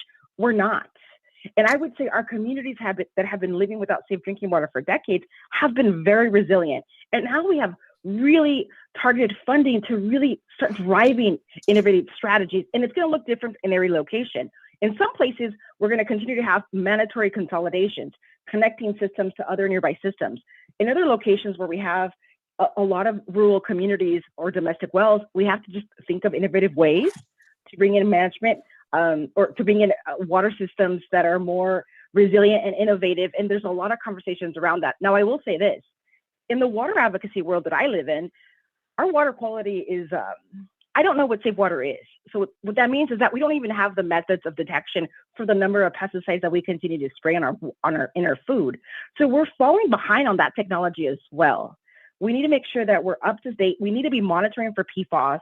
We need to be thinking about domestic wells. And that's going to be the kicker. How do we figure out the solution for domestic wells that are really far away? But that is an opportunity for resiliency. Yeah. Thank you so much, Susanna. I guess, I know, Anne, you have your hand up. I'm assuming you want to make a comment about the earlier question. I also have a follow-up for you. So I'll let you make a comment and then I'm going to ask you a question. Thanks, Nusha. I wanted to just add another facet of the conversation that you and Susanna were having, and that is the perspective of Native American tribes and their access to water. That's the project that I'm working on right now, Universal Access to Clean Water for Tribes. And the research that we've done has revealed that, as you all said, lack of access can take the form of no piped water to the house, also can take the form of water quality, insufficient or unsafe water quality, but it can also take the form of not having the ability to support operation and maintenance of an existing system. And just one other data point, while the infrastructure bill being signed today provides significant money for clean water infrastructure, and some of that money goes to the Indian Health Service to build tribal water systems. The Indian Health Service also has the authority, the legal authority, to provide operation and maintenance assistance. That authority has never been funded, and it's not funded now. And so those are things that we need to think about in order to achieve the goal of universal access for all. That was one of the questions I wanted to ask you. So you basically went ahead and anticipated that.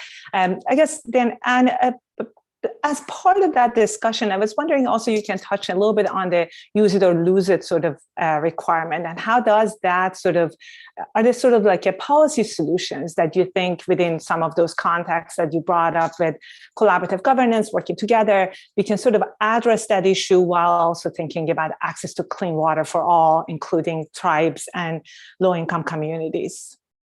Yeah, I mean, there have been some creative things done in various Western state laws to mitigate the use it or lose it problem, because it is a problem. But for example, in Colorado, it used to be that if you conserved water, did the thing that we all want people to do, use less water, then you diminish the value of your water right because you lost the conserved component.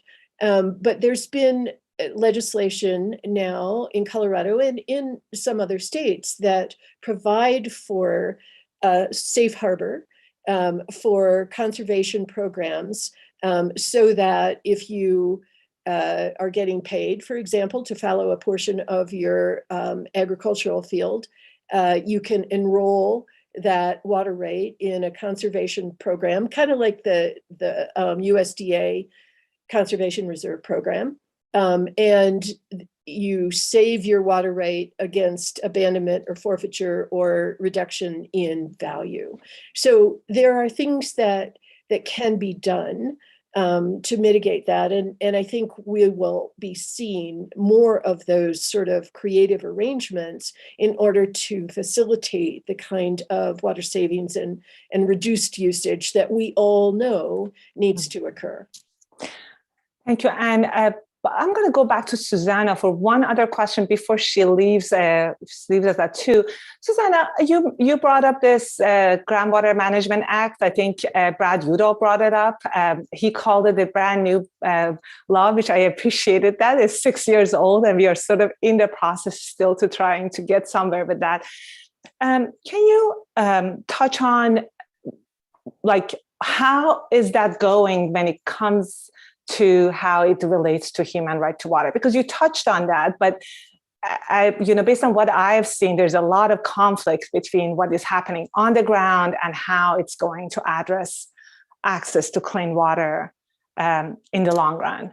Sort of rush to zero versus, access.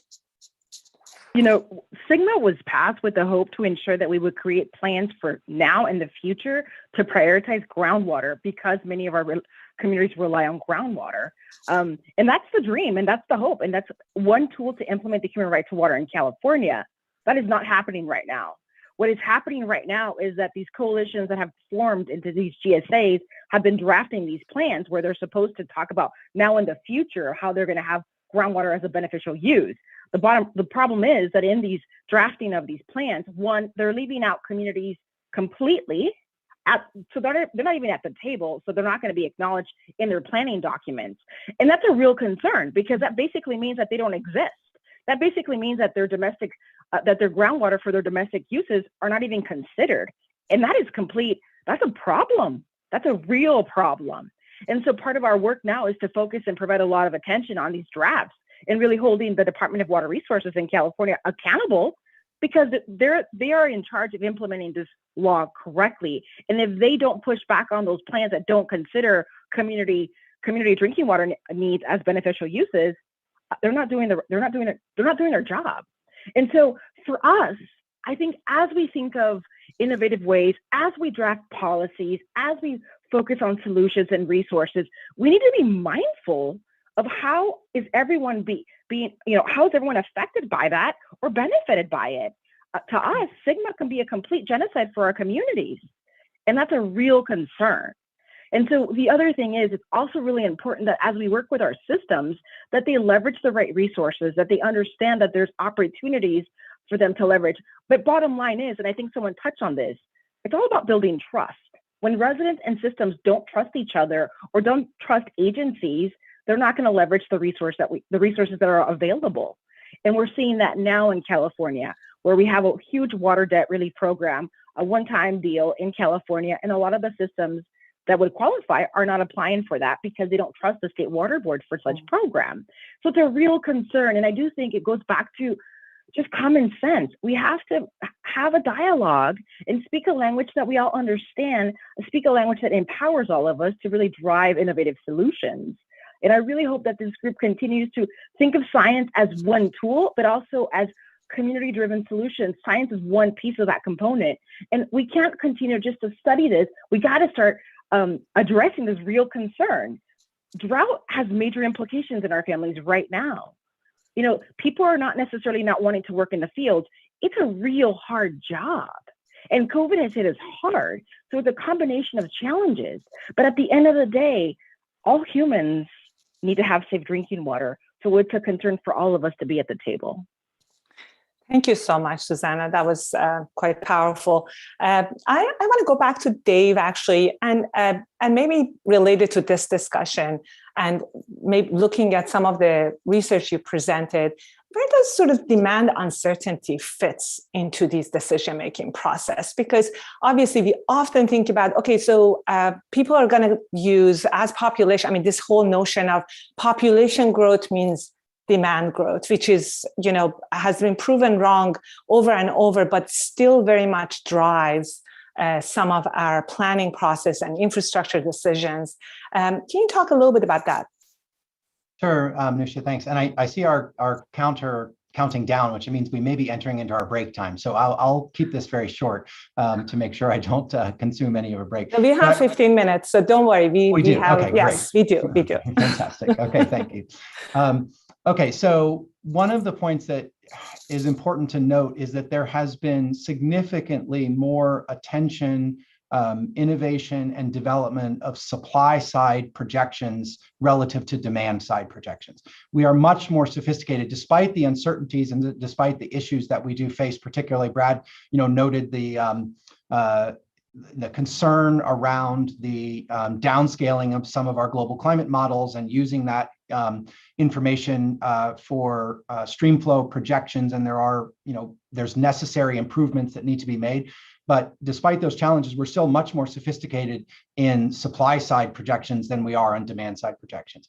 And there are a number of reasons for that. One of which is that many of our demand side projections tend to be driven largely by political agencies that have interests in projections that are tied to economic development, population growth projections, et cetera. And so I think there needs to be significantly more attention in the research world. This is coming from both, from economics, from land use, land cover change science, from transportation projections, infrastructure, all sorts of areas of policy, social and economic sciences need to contribute to improving those projections and to improving the ability to create robust scenarios of different demand side projections and how we can adapt those and reconcile those with our supply side projections. So we're improving there, but there needs to be a lot more attention to that area.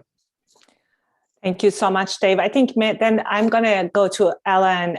This came up also when Tom presented, but pricing as a way of encouraging people to use less water or be more, conserve more water. Maybe two things. One for Ellen, one for you is like, you discussed pricing and how it can go to fallowing land or sort of retiring land. And I was wondering how the change between fallowing land or switching to permanent crops is going to impact demand, because obviously when people retire land, it's great. That water use can shift, as Bruce also mentioned, to some of the other demand. But when people move to permanent crops, which is higher value crops, they bring more value to the table, then the farmer can potentially pay more for the water. But those are demands that have no flexibility and can be really problematic as time goes on. So can you talk a little bit about that? Sure, yeah.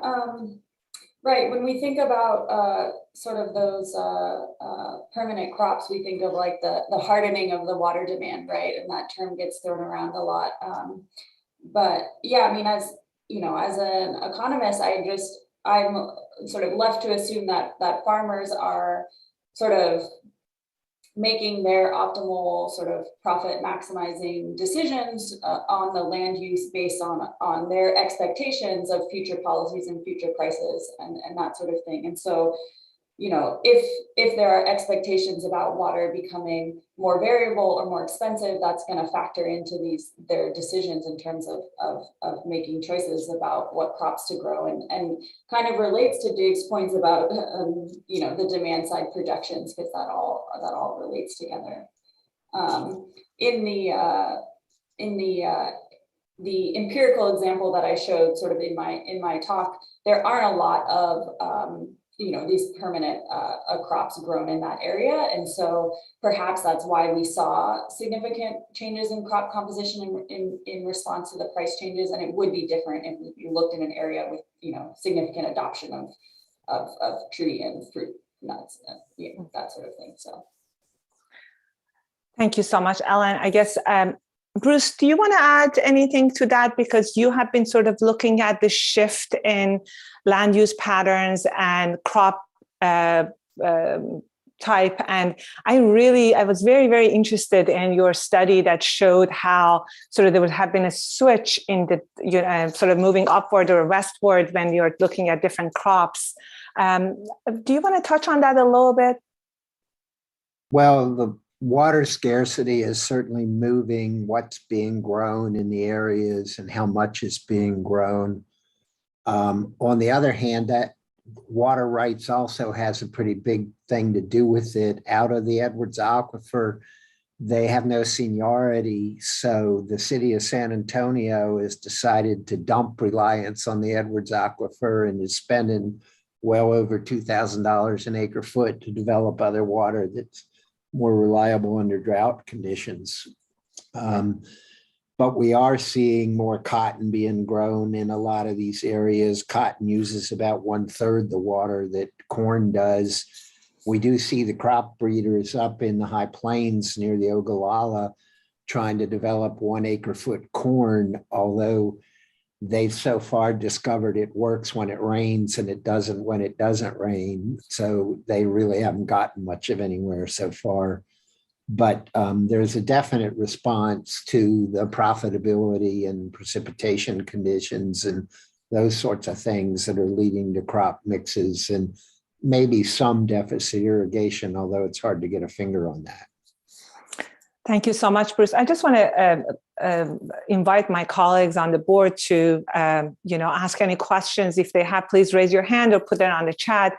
To that end, I have a question from Dave Wagner. I think this goes to Anne, but anybody else who wants to answer that, also please feel free to chime in. Dave asked, since the states control the primary application of water rights, and I think going back to what Bruce was mentioning as well, and use within their individual borders, since climate change is impacting the entire basin, can the federal government provide policy incentives to adapt and create new opportunities for coordination? We have great examples of that, especially in the Western US. If yes, is that policy focused, operation focused, science supported, or other approaches? What do you think? Multi-level question. Anybody who wants to jump in, please feel free to do so. Maybe Anne, we start with you. I'll take a stab at it. And hi, Dave. So the basic problem in the Colorado River Basin is that we have all these entitlements and this much water. And so it's a math problem. Everybody needs to use less. And the big question is, how do you allocate the burden of that decreased use? And there's discussions about that going on right now. But ultimately, that's what has to happen. And I think that, as I mentioned, it is really difficult for public officials to kind of come at that directly. I think there are more possibilities with contingency plans, scenario plans, that would allow a public official to say, we haven't given up any rights. We've still got the entitlements that we always had. But if the river is only giving us X, then our share of that is, a fraction of X. And that's only while the river is X. And if the river goes back up, then we still have our full entitlement. So I think that that's the kind of thinking that we'll need to have. The federal government's role, as I said, I think the federal government can encourage that and more than encourage it. We saw threats from the feds in 2005, in 2018, if you don't do it, I will. And that is wonderfully motivating to the states to come to their own agreement. So I think there's definitely a federal role. There are actions that the feds can take unilaterally. It differs basin by basin. People kind of know what they are in the Colorado River Basin, for example. They could charge evaporation. They could account for evaporation from the big reservoirs against the state's allocations. They could get rid of this notion that if you order a delivery from Lake Mead and then don't take it because it rained, that's not charged against you. There are things that can be done like that. And I think they're going to need to be done pretty quickly because the reservoirs are dropping so fast. Right. And people are switching to groundwater, which is disappearing very quickly too. Dave, I know you want to comment on this, and then I have a follow-up for you. Okay, briefly, I just want to reinforce the notion that Anne discussed, and that is the federal government has a critical role to play here, as the Interior Department and the Bureau of Reclamation as the master of the river has a really important role to stimulate that state level action and the collaborative action, and to provide that pressure to increase that perception of harm with inaction that the bargaining theory tells us is critical to new policy, and also to change the sort of status quo. And again, I just want to return to this notion that this is a state change. We talk about the fact that we are entering a period of a no analog climate future. We don't have a prior analog that gives us confidence to project forward. We're in a no analog policy future as well. We have no prior history of a circumstance where our policy system has had to respond in the way that it is responding now. And that's really important for policymakers to recognize, that we need a new set of action, a new set of tools on a scale and speed that has never been faced before. And so the federal government, one of the roles that the government has is to force the states into recognizing that. And one final point before moving on, and that is that as we've seen, the drought contingency plans, even though we've seen creativity and innovation in the DCP, we've seen some creativity and innovation increase in the representation, the inclusivity in the decision-making, increase in collaboration among the states and among the actors within the states. Still, these plans, as Anne keeps mentioning, these plans are addressing the accounting issue, right? These plans are predominantly focused on reconciling the allocation to the current status, but they do not and have not significantly addressed the future climate impacts and the new hydrology. People in these conversations continue to talk about good hydrology or bad hydrology and a potential return to good hydrology. But what they tend not to talk about is the new climate system and the new hydrology that has replaced our historical analog. And until we address those potential climate impacts, we're just putting Band-Aids on the problem. Great point. Sort of new normals and being more proactive in building solutions rather than reactive to anything. There are different things that happen. I guess then I want to go back to Bruce actually on this notion of cross-border collaboration. I think you have focused on those areas around the border, close to the border. Have you seen any good examples of cross-border collaborations when it comes to agricultural practices? Not to any extent. In fact, the observations we see in the Rio Grande are that water gets used more by Mexico and less coming into the US as things get drier. So perhaps cross-border non-collaboration, and Texas and New Mexico have been fighting about water for years and years and years. And this year we'll probably see some more of that. I guess then we have a question from Ellen, a colleague and board member. How to scale up collaborative actions so far has worked in very high profile and large basins, doesn't work for different scales, different local scales. I don't know, Anne, Dave, Bruce, Ellen, any comments on that? I'll just say one sentence. Where Sure, we've really seen the collaborative action happens is where a widely pervasive water market has been defined, allowing one group to express their preferences on another group by paying them more money. And then has that have unintended consequences when it comes to environmental issues? Because we also had a question from the public on where does environment fit into this equation? Well, in the Edwards Aquifer, we have seen it disadvantage rural communities, and we've seen regulations that tried to avoid environmental issues for endangered species. So, any last words, Anne? Dave, Ellen, we are at time, but I want to give you a chance for a last comment if you have anything. I was typing to Ellen in the chat, but I'll just say it to the team.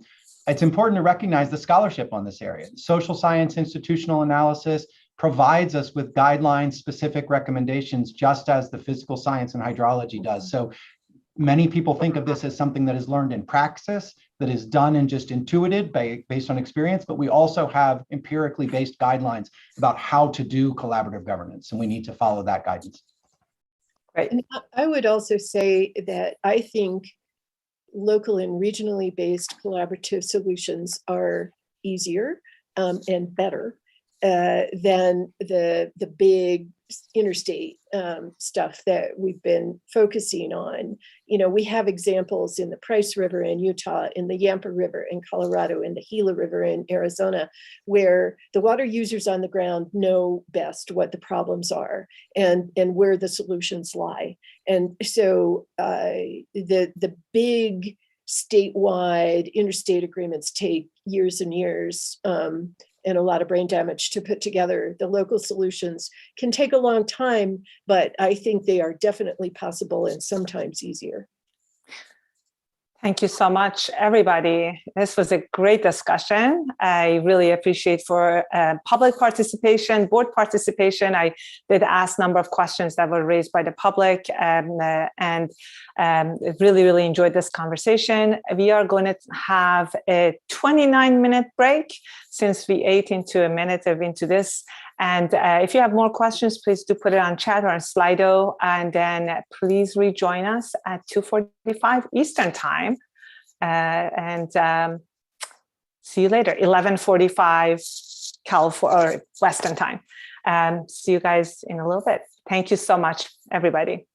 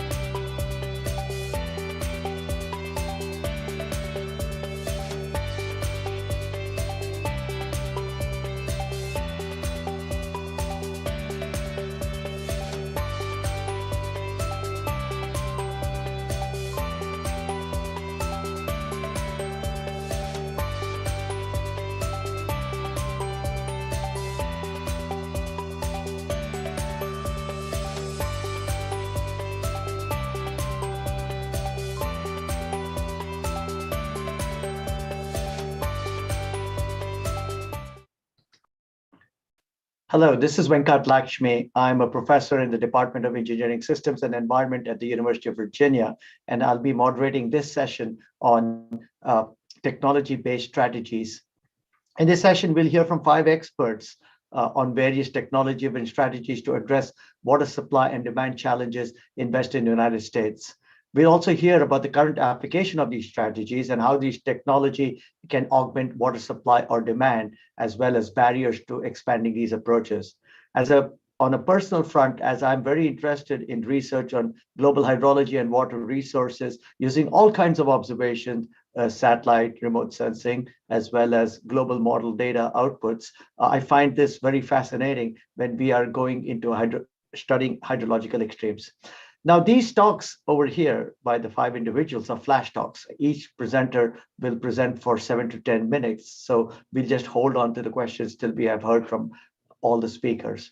So to start off, it's my pleasure to introduce our first speaker, Rosemary Knight, the George L. Harrington Professor of Earth Sciences at Stanford University. Rosemary, you're on. Okay, so I'm trying to screen share, and here I go.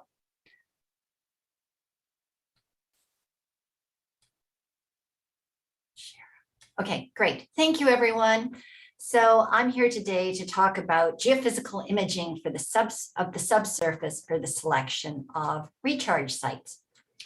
This is introducing a slide that I tend to use a lot, or a schematic. The tree is not to scale. I'll be talking about the top few tens of meters below the ground surface, focusing, as many of us have today so far, on groundwater. 97% of all liquid fresh water held in the openings in the sediments and rocks below the ground surface. And all over the world, with climate change and population growth, we are seeing serious problems in terms of the long-term sustainability of our groundwater. Groundwater levels everywhere are going down. And nowhere is this more evident than in California's Central Valley, one of the most productive agricultural areas in the world. And what I'm showing here are INSAR data that image the subsidence that's occurring in this valley. This is the subsidence that occurred between January 2015 and September 2019. Areas subsiding up to 1.3 meters. And this is because of the extraction of groundwater. It's showing we clearly have a groundwater system under stress. Water levels are declining. This is groundwater that's essential for irrigation. And not only is this impacting the groundwater system, but it's having a significant impact on the infrastructure, on the ground surface that's moving surface water around.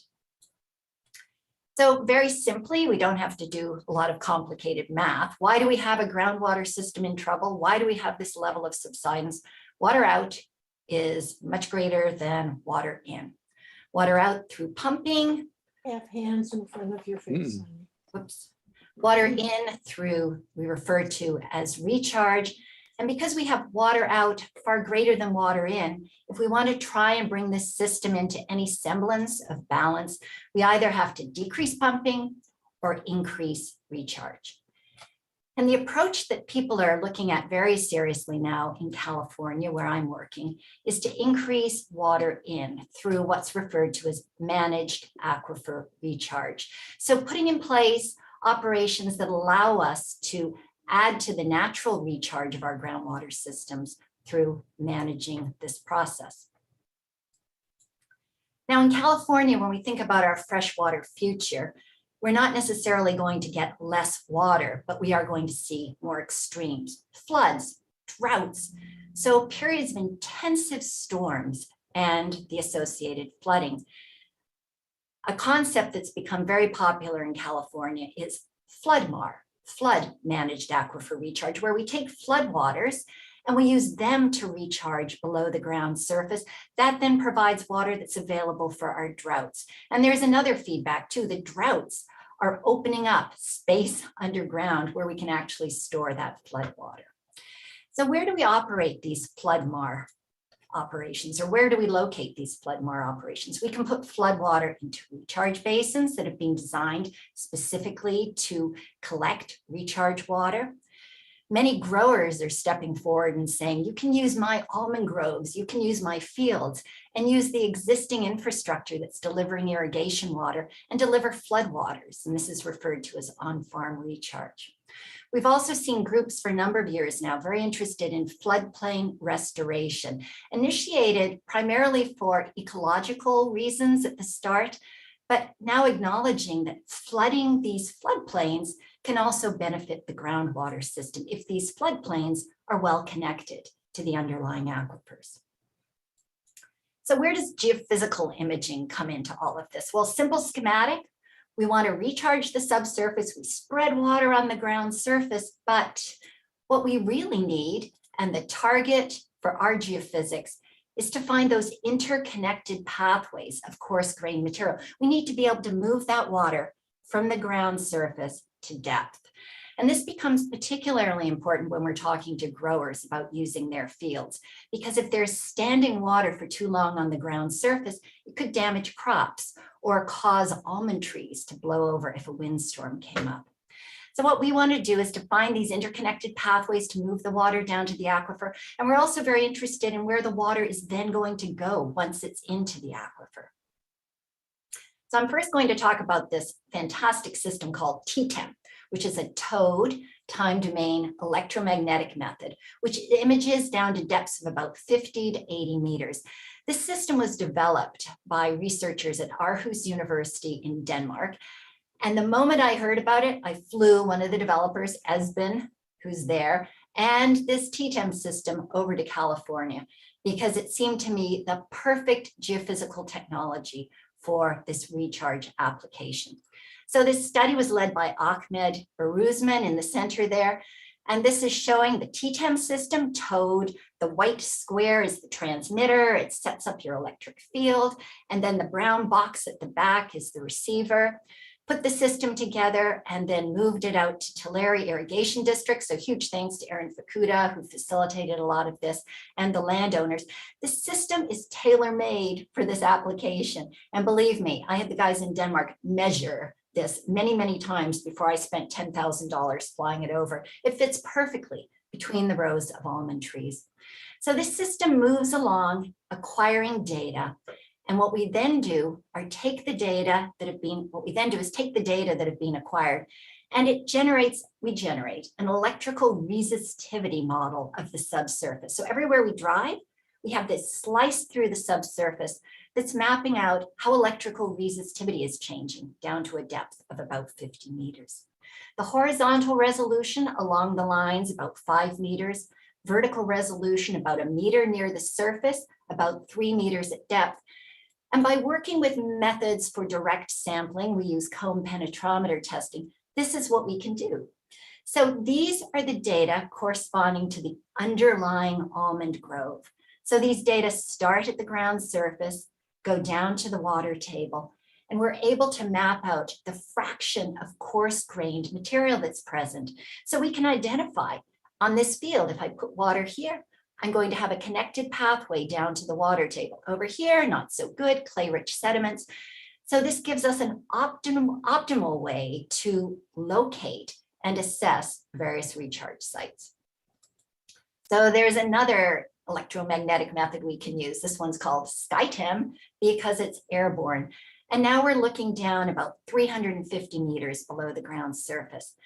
So what we did with this system, if you see the map there in the corner, we went down to where we have serious subsidence to see if we can understand what's controlling the subsidence in this area and to see if we could design recharge operations to help address it. So now the loop that's transmitting the signal is this big loop that's suspended beneath the helicopter. The helicopter lifts it off, travels across the land surface, the signal comes back and is picked up by the receiver at the back. And if the audio was on, you would hear me going, woohoo, because this was my first airborne EM survey. So looking then at what we get back when we acquire these data, I'm going to show a Google Earth view of the study area underneath with the edge of the subsidence bowl. And like the TOAD system, everywhere you go, you get an electrical resistivity image. So here we're looking down below the ground surface, but now to depths of 300 to 400 meters. And we're mapping out the bedrock of the Sierras that dips below the clays as we go out into the valley. And we start to see the sediment types making up the upper and the lower aquifer. And we can look at an image such as this and start thinking about where's there an optimal site for recharge. We're also now searching for recharge sites because where better to find packages of coarse grain material than along the Sierra foothills. And this is a spectacular image, the study led by Clara Steklova of coarse grained material, about a 30-kilometer long package that's reaching from the Sierras out into the Central Valley. So going forward in 2016, I joined with two others and said to the governor's office, we really need to be acquiring data like this all over California. I'm delighted to announce that the California Department of Water Resources has now launched in the fall of 2021, $12 million project to acquire these sort of airborne EM data throughout the state.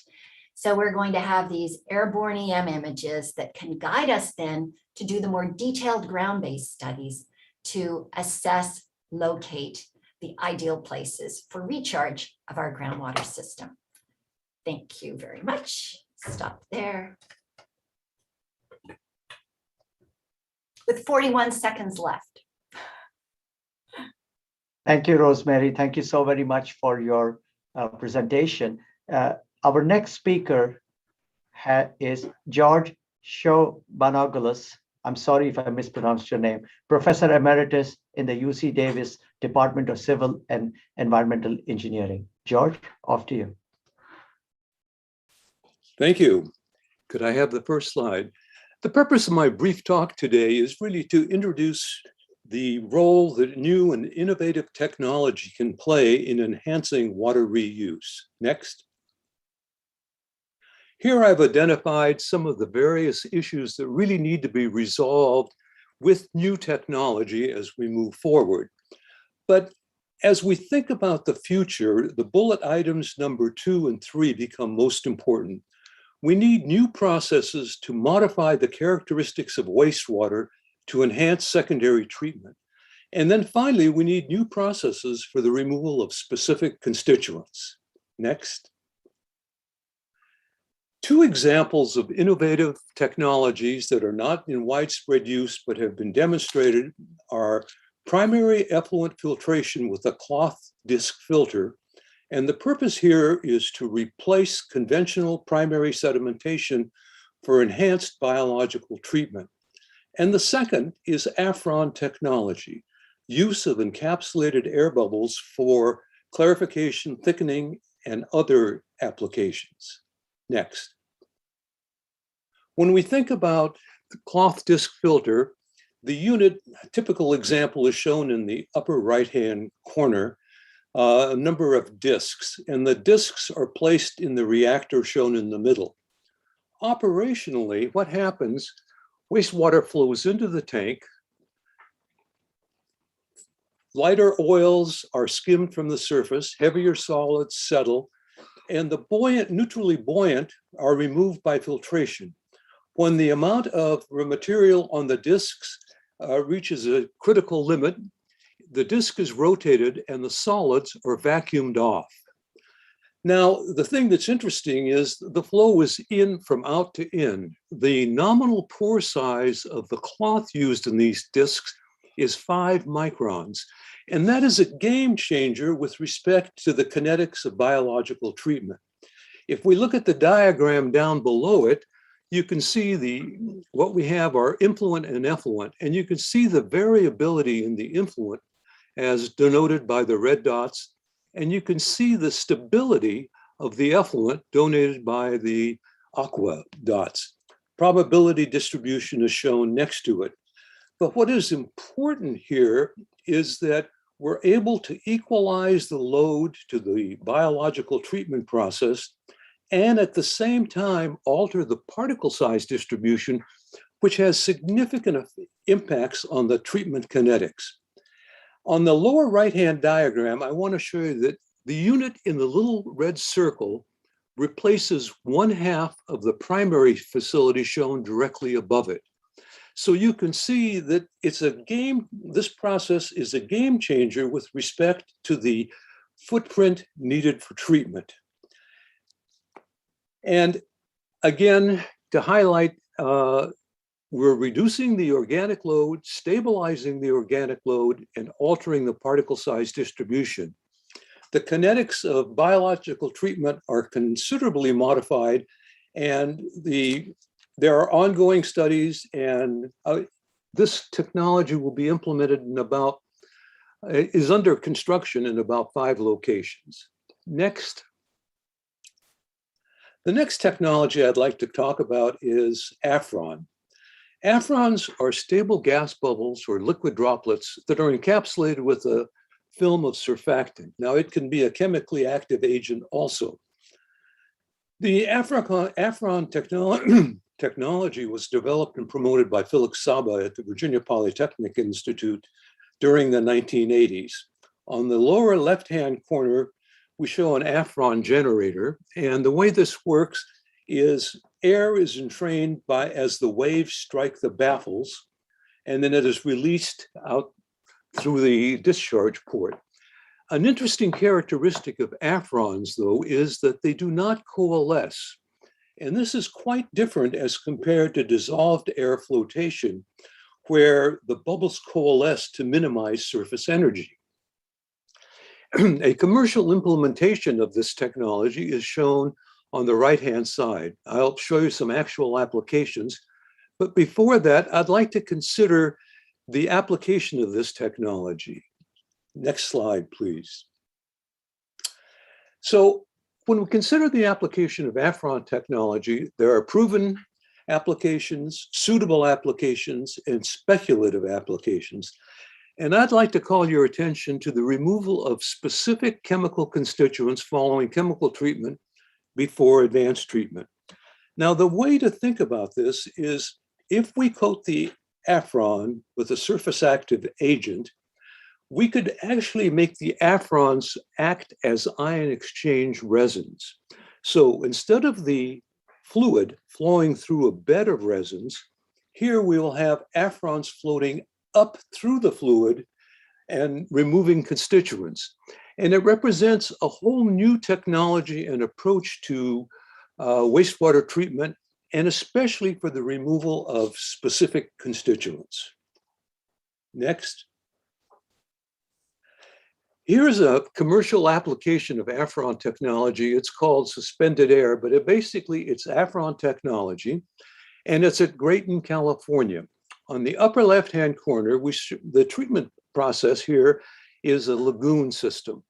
And one of the problems you have with lagoon systems is the difficulty of removing the algae. On the lower left-hand corner, I show the flotation tank, the dewatering tank, and the commercial mixing tank. On the right-hand side, again, is the commercial implementation. The first arrow shows the thickened froth, which comes out to be about 4 to 5%. This material is put in a tank, straw is placed on top of it, it's dewatered and then composted. On the right-hand side, you see the effluent discharge. And what is astonishing here is that the turbidity is less than 1 NTU. And what this means now is that pond effluents are now suitable for advanced treatment for reuse applications. And this opens up a whole new field of application, and especially for small systems. Finally, next, I'd like to say that the development and implementation of new and innovative treatment and monitoring technologies, I believe all forms of reuse will become more feasible for both large and small communities. Next. Thank you for listening. Thank you, George, for your presentation. The next speaker is Elia Scudero, Associate Research Agronomist at the University of California, Riverside in the Environmental Sciences Department. Elia, off to you. Thanks for the introduction, and thanks for giving me the opportunity to be here and talk today. As I said, I'm Elia Scudero from the Environmental Sciences Department at UC Riverside, and I also shared a joint appointment at the USDA ARS US Salinity Laboratory, which is also in Riverside. And the research that we do in my lab and overall at the Salinity Lab involves the understanding and improvement of agriculture in water-scarce and salt-affected soils. And in my lab in particular, we use high-resolution sensing, both from near ground and satellite sensing, to understand how soil, plant, and natural resources such as water interact and give us the agricultural systems that we have nowadays. So that's what I'm going to touch upon today in this presentation. And as well, because I'm leading a big multi-state NIFA project, I asked for input to some of my colleagues, Ahmed Aldawi from Computer Sciences and Ray Anderson from USDA. Next, please. So when we study agronomy, most often we are told as school that yield is the output of the complex interactions between genetics, environment, and management. And of course, when we want to maximize yield and therefore increase the economic sustainability in the long term and short term of agricultural inputs, we tend to study our environments, such as soils in California or the climate regions and such, to optimize management for whatever crop we are planting.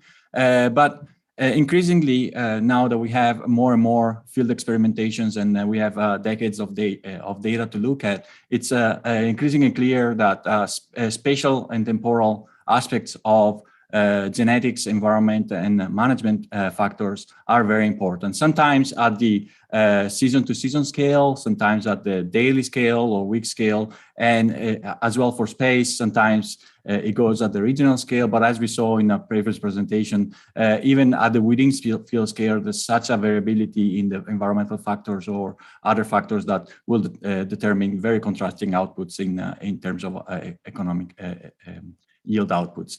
And as a matter of fact, the economic output is just one of the aspects here, because whatever we do on the environment, of course, have quite a downscale effect on the environment itself. So if we mismanage our fields by applying too much fertilizers or agrochemicals, we'll see that we'll find them in the environment with negative implications. So decreasing the footprint of the environment of the agricultural practices is very important in this aspect. And that's where the concept of precision agriculture actually comes in, because if we are able to characterize environmental processes at the scale that is of interest for the process that we are looking at, then we can tailor management in order to in one hand, increase the agricultural output, but on the other hand, control what the environmental impacts of management practices are. So to give one example about this spatial variability across scales, I have like 3 maps over here, and starting from the left, we look at the variability of alfalfa yield in 2019 across California, and this is done at the county level, and the comparisons for the variability here are done at the between field scale, and this is often due perhaps to different soils or different factors across the counties, but as well different management practices from one farmer to the neighboring farmer. But then the second map in the center shows that a lot of the variability that is observed in the yields are actually observed at the within field scale, meaning that homogeneous management, which is the most common practice, is not accurately addressing the needs for crops at the field scale. So there's a lot of inefficiency there. And this is due to the fact that when we look at cropping over many years, we can identify areas in a single field that overall are performing well. So on the top quartile, those are the blue areas in the right map. But there are other areas that are constantly producing very, very low yields, and other areas that are unstable over time. So this spatial variability we learn from decades of research on precision agriculture in the States. Often enough, 50% or so of the spatial variability that we observe in yields is due to soil spatial variability. And the other 50% is due to other more dynamic factors such as weather and the interactions with the crop and the soil. So when we talk about spatial variability of soil, that's the first problem that we have. And next, please.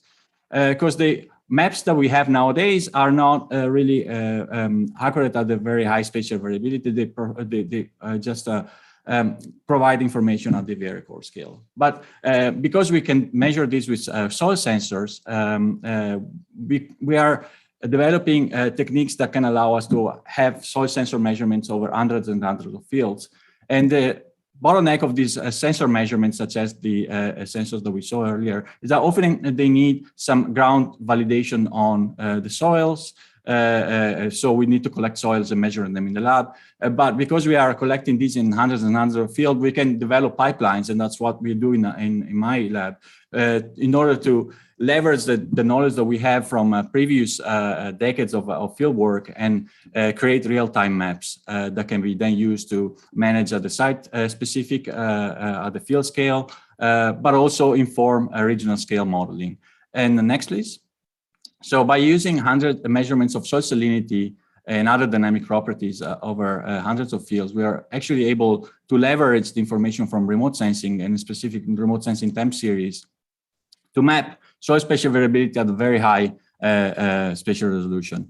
So this is an example for soil salinity mapping that we did in Central California. And the cool thing here is that now, instead of having very uncertain information for very large swath of lands, we can zoom in and have a very high resolution estimation of salinity and other soil properties that highlight how much the properties of soil change in very short scales. Next, please. So the use of high resolution information and ways of using artificial intelligence or machine learning to leverage that type of information is the focus of this multi-state project that I'm leading in these years from UCR, involving other universities. And we are collaborating with Planet, which is this private company that allows us to have real-time, very high-resolution satellite imagery data across pretty much the entire globe, but we are focusing on the US Southwest. Next, please. So one of the groups that is working on this is looking at tools to map and predict the crop water requirements for crops. And there are several models that can be used to understanding how much crop water requirement is there at the specific time. But the opportunities for these high resolution images, and specifically those that are delivered daily, is the fact that we can look at most of these vegetable crops grown in the US Southwest, Arizona, California, that have very short growth season. And other products such as the ones from NASA, the European Space Agency, that come every 2 weeks or weekly, are inadequate for monitoring these systems because they cannot really be used for real-time decision support. Next, please. The other problem that we have here is that we can have models that can monitor what's going on the ground, but we need to ingest that information and output it in a very fast manner so that real-time decision making can be made. So there's a lot of research challenges on how to integrate vector data, so polygons, points, and raster data such as the data from remote sensing in very fast manner. So gaps for research are there that basically look at the integration of these two data in order to make this process as fast as possible so that we can streamline data from satellite acquisition to the growers and in a matter of 1 day or two. Next, please. So the bottlenecks, of course, are in the computer science, such as like data management, as I said, or high performance computing. But the other problem that I hear my stakeholders lament a lot is the fact that even though we have models or decision support tools that are available to growers, there's still the challenge of the infrastructure or not having fast internet in most of the agricultural areas in California. Therefore, an agricultural consultant may want to use the latest tool, but they may fly their drone, but they have to wait 1 week between they go back home to their office and do everything at home and then go back to the farmer. And that is very far away, so still from real-time management. Next. And with that, I'm done with my talk, and thanks very much. Elia, thank you so very much for your presentation. Moving on, the next speaker is Manny Elimelech, Sterling Professor of Chemical and Environmental Engineering at Yale University. Manny, it's all yours. Thank you. I would like to thank the WSTB for inviting me to speak in this important meeting. So next, please. So the question I want to address in my talk is how do we increase freshwater supplies in arid regions by desalination technologies? Next, please. So we can increase water supply beyond what we can get from the hydrological cycle by using desalination technologies, specifically desalination of seawater, desalination of brackish groundwater, and reuse of wastewater, which is done by what we call membrane desalination. Next, please. And state-of-the-art technologies to achieve it are membrane-based. Next, please. So let's start with seawater desalination. The gold standard for seawater desalination is reverse osmosis. All new desalination plants that are built are reverse osmosis based. We do not build any new thermal desalination technologies. And there are no new technologies in the horizon. When I talk the horizon, the coming 5, 10, and 20 years. So this is the gold standard, and this is a typical desalination plant as you see here. Next, please. So there were major improvement in reverse osmosis technology, especially the first 30 years of the technology. But in the last few decades, the improvement were minimal. And as you see this graph that describes the energy consumption on the y-axis versus the years, you see that we got a major drop in the energy consumption. And in the last decade or so, there are no improvement at all. So if you look at this dashed line, this is the thermodynamic limit for desalination. We are already very close to the thermodynamic limit, and we cannot improve it a lot. You can increase the energy efficiency slightly by having another stage of desalination, but then it will increase the capital cost, and we do not go this way. So when you talk about the cost of desalination, also we drop to a very low level. It's less than $1 per cubic meter or 1,000 liters. And for example, in Israel, the cost is between 55 cents to 80 cents. Next, please. This is the example of Israel, who undertook a major assignment to build 5 major desalination plants that you see here. And if you look at the map, they are spread over a distance of less than 100 miles. And these are the capacities. Again, the total capacity is over 650 million cubic meter per year. In the bottom, you can see the conversion between MGD and million cubic meter. And this is very, very large capacity. Next, please. This is, for example, the desalination plant in San Diego that is only 50 million gallons per day compared to the desalination plant that you've seen in Israel. And it took California 12 years to build this plant, including the design and all these discussions. Next, please. So when you talk about seawater desalination, the major impact, again, we have the technology, the major impact is the environmental impact. Next, please. First, we talk about greenhouse gas emission. Although reverse osmosis technology is energy efficient compared to the thermodynamic limit, it's still, when you talk about large capacity, you use a lot of electricity, you can emit a lot of CO2. And this is the example in Israel for the total desalination plant, you emit 1 billion kilogram CO2 per year, which is equivalent to adding 250,000 of cars to the road. I mean, conventional cars, of course. Next, please. The next impact will be a brine discharge. Again, it's a major concern. And again, you can minimize it by the right location of the desalination plant, by dilution through diffusers, and many other effects. But again, you cannot eliminate it completely. And unfortunately, we do not know enough about it because there are not many studies on the impact on a large scale. Next, please. Another concern, and this is only in California, is impingement and entrainment in the intake structure of the seawater for the desalination plant. Next, please. So brine discharge, as I indicated, can have an impact on the marine environment. And I would like to show you now a data from a very recent study in Israel. Next, please. So this data show the map. And again, if you look at the right side, the change above the ambient salinity in percentage, in which the purple is the base.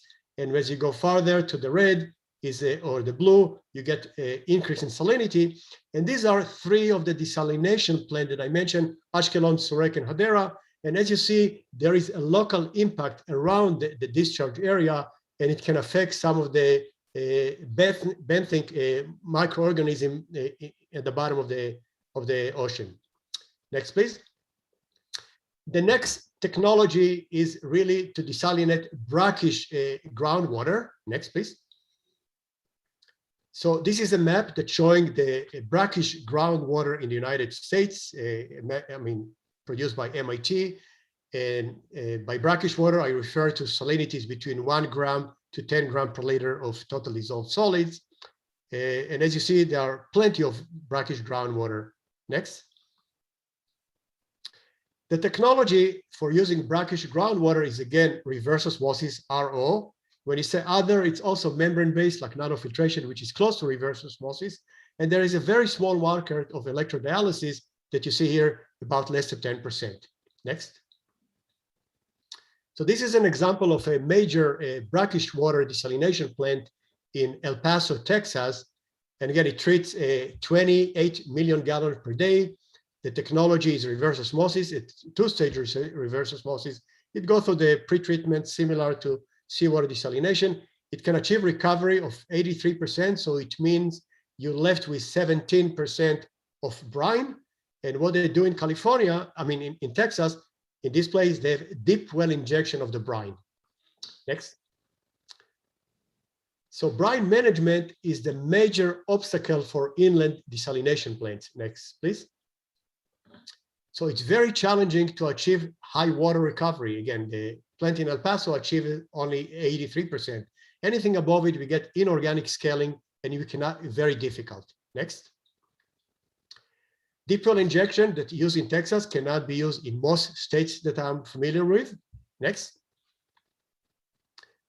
Achieving zero liquid discharge, ideally that you have no discharge, is very, very costly and energy intensive, and very few facilities will go with this option, which eliminate all the brines. Next. We need to investigate, again, future research if we can have any beneficial use for brines, which in my opinion is quite limited, but again, we need to explore it. Next, please. And another technology that, again, we need to investigate is electrodialysis. Currently, the membrane cost is a limiting factor, but it can be quite good for electrodialysis once the membrane cost will be reduced. Next. So lastly, I would like to talk about, again, wastewater reuse. Again, George talked about wastewater reuse, but in wastewater reuse, we use desalination. If you look at the reverse osmosis stage here, the main purpose is to reduce the salinity of the wastewater to bring it to the quality of drinking water. Next. A notable example is in Orange County, as you see here. Next. So I would like just a few more slides. Again, just an example of Israel's technological solutions to augment water supply. This is a quite interesting book if you want to read about it. Next. So Israel solved the problem by wastewater reclamation. They do not use reverse osmosis. They use soil aquifer treatment, but they also do research now on how to implement reverse osmosis, similar to Orange County. Next, please. So, and of course, they're using seawater desalination, as I showed you, these 5 major desalination plants along the Mediterranean, which again, provide a lot of water, but I think there are some concerns about the environmental impact because they are very, very close and the capacity is huge. Last slide, please. So I would like for concluding remarks. Next. When you talk about seawater desalination, the technology, the gold standard is reverse osmosis, will stay with us for many years to come. And the major challenge, in my opinion, currently is the environmental impact. Next, please. When you talk about brackish water desalination, the technology, again, is reverse osmosis. Potentially, we can expand to electrodialysis. It's another membrane-based that apply the electric field rather than pressure. And the major challenge, again, is brine disposal and management. And this is why we do not build desalination plants in inland in the United States now, because of the brine disposal. Next, please. And lastly, wastewater reuse, that again, George talked about it. It's a membrane-based, and the challenges, of course, will be public perception to use wastewater as drinking water source, and of course, the brine management. Thank you. Exactly 10 minutes. Thank you, Manny. Thank you very much for that presentation. Our final speaker for this session is Peter Gleek, the co-founder and president emeritus of the Pacific Institute. Peter, it's all yours. Very good. Thank you for inviting me to participate today. It's great to hear old colleagues and friends. I've been asked to provide an overview of the portfolio of technology-based solutions, which is kind of a big topic. The previous speakers in this panel have provided some insights into some of those technologies, but I'm going to take a little different approach. And the bottom line of what I'd really like to say here is that the way we thought about technology in the past and the way we think about technology today are very different and need to be very different. Next slide, please. So in the 20th century, we thought about water-based technology as dams and aqueducts and water treatment plants, and basically, how do we expand water supply? The map on the top right there basically has mapped out all of the dams in California.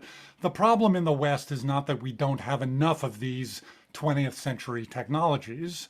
The problem is that those solutions that we thought about as technologies in the 20th century are no longer enough to solve the water problems in the Western United States. And in the 21st century, we now are starting to think about technology, and this is my portfolio argument, as drip irrigation and technologies to permit us to grow more food in the agricultural sector with the water we already have, or soil moisture monitors and groundwater systems, or toilets and dishwashers and shower heads and other infrastructure in our urban centers that allow us to use water in a different way. Or water reuse, and George talked about that, and many just talked a little bit about water reuse and the ability to capture more wastewater and to treat it to very high standards and to reuse it as a new source of supply.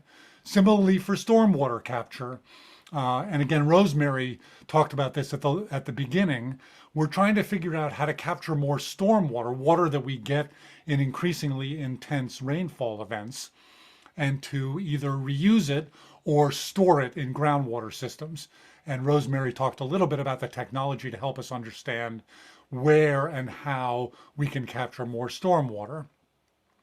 I would argue that turf removal and changing our outdoor landscaping is a technology-based solution that we have to think about, because a very substantial amount of our urban water use today is still outdoor landscaping. And if we can figure out strategies for reducing outdoor landscape water use, that's a solution now for Western water challenges. And I would go so far as to argue that management should be considered technology as well. And again, some of the previous speakers have talked about ways we can manage water systems more effectively as part of this portfolio of solutions. Next slide, please. So we've done some work about this at the Pacific Institute. This is data from a report that we did in 2014 that we're actually updating right now as we speak, that should be done in the next month or so, that looks at the potential for California to improve agricultural efficiency, urban water use efficiency, stormwater capture, and wastewater treatment and reuse. Not the traditional new dams, or if there were any new dams that we could build, but some of these alternative strategies for moving forward in California. And as you can see, the little table shows the water savings for ag water efficiency, urban water efficiency, wastewater reuse, and stormwater capture in terms of the amounts. On the right-hand side, it shows where and on a regional basis, each of those strategies may be more effective. So for example, you can see the green parts of the pie charts are improvements in agricultural water use efficiency. And as you might expect, the greatest potential are in the Central Valley of California, whereas urban water use efficiency and some of the urban wastewater treatment and reuse are most efficient, are most effective, are most potential in the South Coast coastal areas and in the San Francisco Bay Area. Next slide, please. For agriculture, the biggest improvements in efficiency were in 3 areas. Efficient irrigation technology in the blue, that's drip irrigation and precision sprinklers rather than flood irrigation. Better scheduling of irrigation, that's the middle bar, the reddish bar, and regulated deficit irrigation, the sort of yellow-orange bars. Regulated deficit irrigation is changing when we choose to irrigate and when we choose not to irrigate certain kinds of crops in California. And in total, these technologies produce a tremendous amount of potential savings in the agricultural sector. The y-axis is million acre feet. The total in an average year of these 3 strategies is around 5 or 5.5 million acre feet of savings, when total irrigation in California is around 30 million acre feet. So 10 to 15% of ag water use could be saved by using these technologies. Next slide, please. But something that hasn't been discussed very much is how much these options cost. And these data come from some work that I did with my colleagues at the Pacific Institute. The reference is at the bottom. What this shows is the levelized cost of water in dollars per cubic meter for a whole range of, first, efficiency measures, the ones at the top, and the ones at the bottom are alternative water supply strategies. On the supply side, we looked at stormwater capture and brackish desalination, which many talked about non-potable reuse and indirect potable reuse and seawater desalination. And up at the top, we looked at landscape conservation, residential shower heads, and a bunch of industrial and commercial efficiency strategies, better clothes washers, better toilets, better water loss treatment, and landscape conversions. And a very important point of this slide, you can see the 0 level right in the middle of the levelized cost of water. Anything to the right of that is a cost of water. Anything to the left of that is actually water savings over the lifetime of that product. What this is telling us is that many of these conservation and efficiency strategies actually have a negative cost. They actually save water over the lifetime of those products. On the right side, if you have a positive cost, that's the cost of water from these investment strategies. And you can see most of the water supply strategies cost us money. Most of the efficiency strategies actually save money. Last slide. This is sort of the same thing, but I've circled here and added the cost of some of the traditional water supply projects that have been proposed, in particular, building new big dams, Temperance Flat, raising Shasta, building Sites Reservoir. These are projects that are still proposed in California, but are extremely expensive compared to all of the other alternatives that are available to us. And I don't show it here, but these new traditional big dams actually produce very little water in terms of savings. So they produce less water, and the water they produce is very expensive. So when we think about a portfolio of supply options, we have to think about how much water those supply options will provide versus efficiency options. And we have to think about the cost of those options as well. And the bottom line here is that when we're building a portfolio, conservation and efficiency, wastewater treatment and reuse, stormwater capture are all much cheaper and produce much more water than the traditional supply options that we've thought about. And I'll stop there. Thank you very much. Thank you, Peter. Thank you very much. Thank you to all the presenters for presenting. And what we will do now is we'll kick off into a panel discussion with the speakers. So if we look at these presentations, one thing they have very much in common, they're all California-centric. To some extent, California is a pioneer in many of these data sets and many of these other technologies. And also California is also at the receiving end of the drought and the problems. So to start off, across all the strategies described in the session, what are the most promising ones to help address water supply and demand challenges in the context of aridification? So Rosemary, for example, you showed geophysics is used for recharge, which is a very great application. Then are there other ways in which this type of data can be used to address the concerns about depletion of groundwater? Because you talked on one side about it. So what about the other side? Yeah, so absolutely. And what triggered a lot of the interest originally in the airborne geophysical method in California was SGMA, the Sustainable Groundwater Management Act, and telling all agencies that they need to sustainably manage their groundwater. And everyone went, how do you manage a system without a groundwater model? And how do you put together a model without data? And people realized that relying on well data, which is great in some cases if you have high quality well data, but the quality of the well data, the sparse sampling of the subsurface just made it insufficient. So people started looking at this airborne method, or I and others started looking at it and saying, this is really foundational to groundwater management. We need to be able to have the data to model the system to take on management so we can make accurate predictions. We change this, what happens? We change that, what happens? And along the Monterey coast, we've now been involved with flying 2 airborne EM surveys to look at saltwater intrusion and how saltwater intrusion is changing over time. So, Peter, you want to add something to it? Yeah, I would add that, as I showed, the amount of water that we can get out of these alternative approaches, wastewater treatment, reuse, stormwater capture, efficiency, is much larger than the traditional strategies. But as Rosemary has noted, and I think Venkat, as you were really asking, the other side of this question is how are we using the water? In California, we absolutely have to figure out how to increase recharge, which is what Rosemary was talking about. But it's also increasingly clear that we're not going to get groundwater overdraft under control unless we think about, in the long run, removing certain lands from production. That's going to be the reality in the agricultural sector.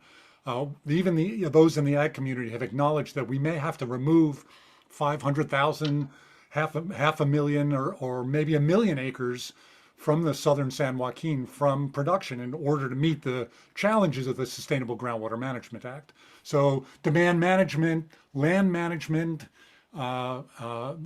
commitments, all of those have to be on the table. Thank you, Peter. So Manny, you showed a very interesting thing, which I have been reading for the last 40 years almost, reverse osmosis. So is there a way in which, COP26 just concluded and all these emissions have been put under a microscope. Is there a way they can combine, especially in a country like Israel, using renewable energy sources to do desalination so that's not to incur the problem of adding carbon dioxide to the atmosphere?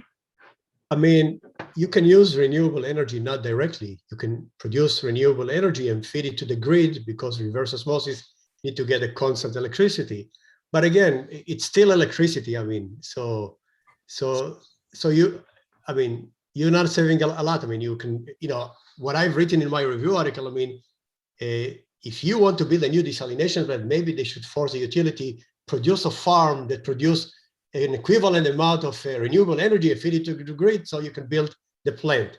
But again, it's still, you need energy, you cannot avoid it. Now, adding also to what Peter has said before, again, I agree that conservation and water management are very, very important. And it's important to give the example of Israel. I think Israel tried all these options. And again, I grew up in Israel, and I know from the age one, they teach you save every drop of water. And in Israel, they ran out of all the options, so they needed to do desalination. The groundwaters, the coastal aquifer became saline, the Sea of Galilee dropped, so they did not have any option. And we should use it as a last option. And I'm not sure where is the West, California or Arizona, if they are really at the stage of Israel. So. Thank you, Manny. So second part, which I want to encourage some discussion on, is what challenges need to be addressed in these strategies so that it can be broadly implemented across Western US. And I go back to my point that California is a pioneer in all these data sources. I do not think there's any other place like California where people have all these kinds of data collection, strategies, innovation, etc. And today's California, tomorrow it could be start moving a little bit more and more east. And you may have the same drought problems in other places. So George, I wanted to ask you, is there a way we can scale up the kind of strategies you showed? Yes, there is. But what I'd like to comment on just a little bit is Peter talked about conservation, and yet we're seeing its effects that are clearly devastating on wastewater collection systems. What's happening is we're getting deposition, hydrogen sulfide is generated, it's transported by surface friction. The rate of corrosion of concrete pipes now is up by a factor of 8. Not only that, it changes the characteristics of the wastewater. And my concern is that we haven't really implemented any new thinking in terms of wastewater treatment for about the last 100 years. And when you think about reuse and how to optimize it, what we do, we design wastewater treatment plants to produce an effluent that we can disperse to the environment. We should be designing wastewater treatment plants to optimize the effluent for advanced treatment for potable reuse. And we just simply have not done these things. And one of the things that I'm concerned about is I think that the cost of retrofitting collection systems is going to swamp everything else. Okay, to follow up, one last question from my side before I open up to our panel for comments is that, Elia, you talked about the monitoring for agricultural analysis in California. Do you think these kinds of strategies can be easily scaled up to point out to solutions where you can have agricultural, for lack of a better word, I'll say efficiency? Yeah, well, I think there are several bottlenecks nowadays to make sure that we can scale up from the farm scale to original scale type of framework where we don't just forecast how much water optimally would be needed for an entire region, but we can just understand as well what are the trade-offs if we use that water in other ways, such as energy production for along the dams in the Colorado River. So we perhaps slow down the release to farmers just to make sure that we produce more energy or the other way around.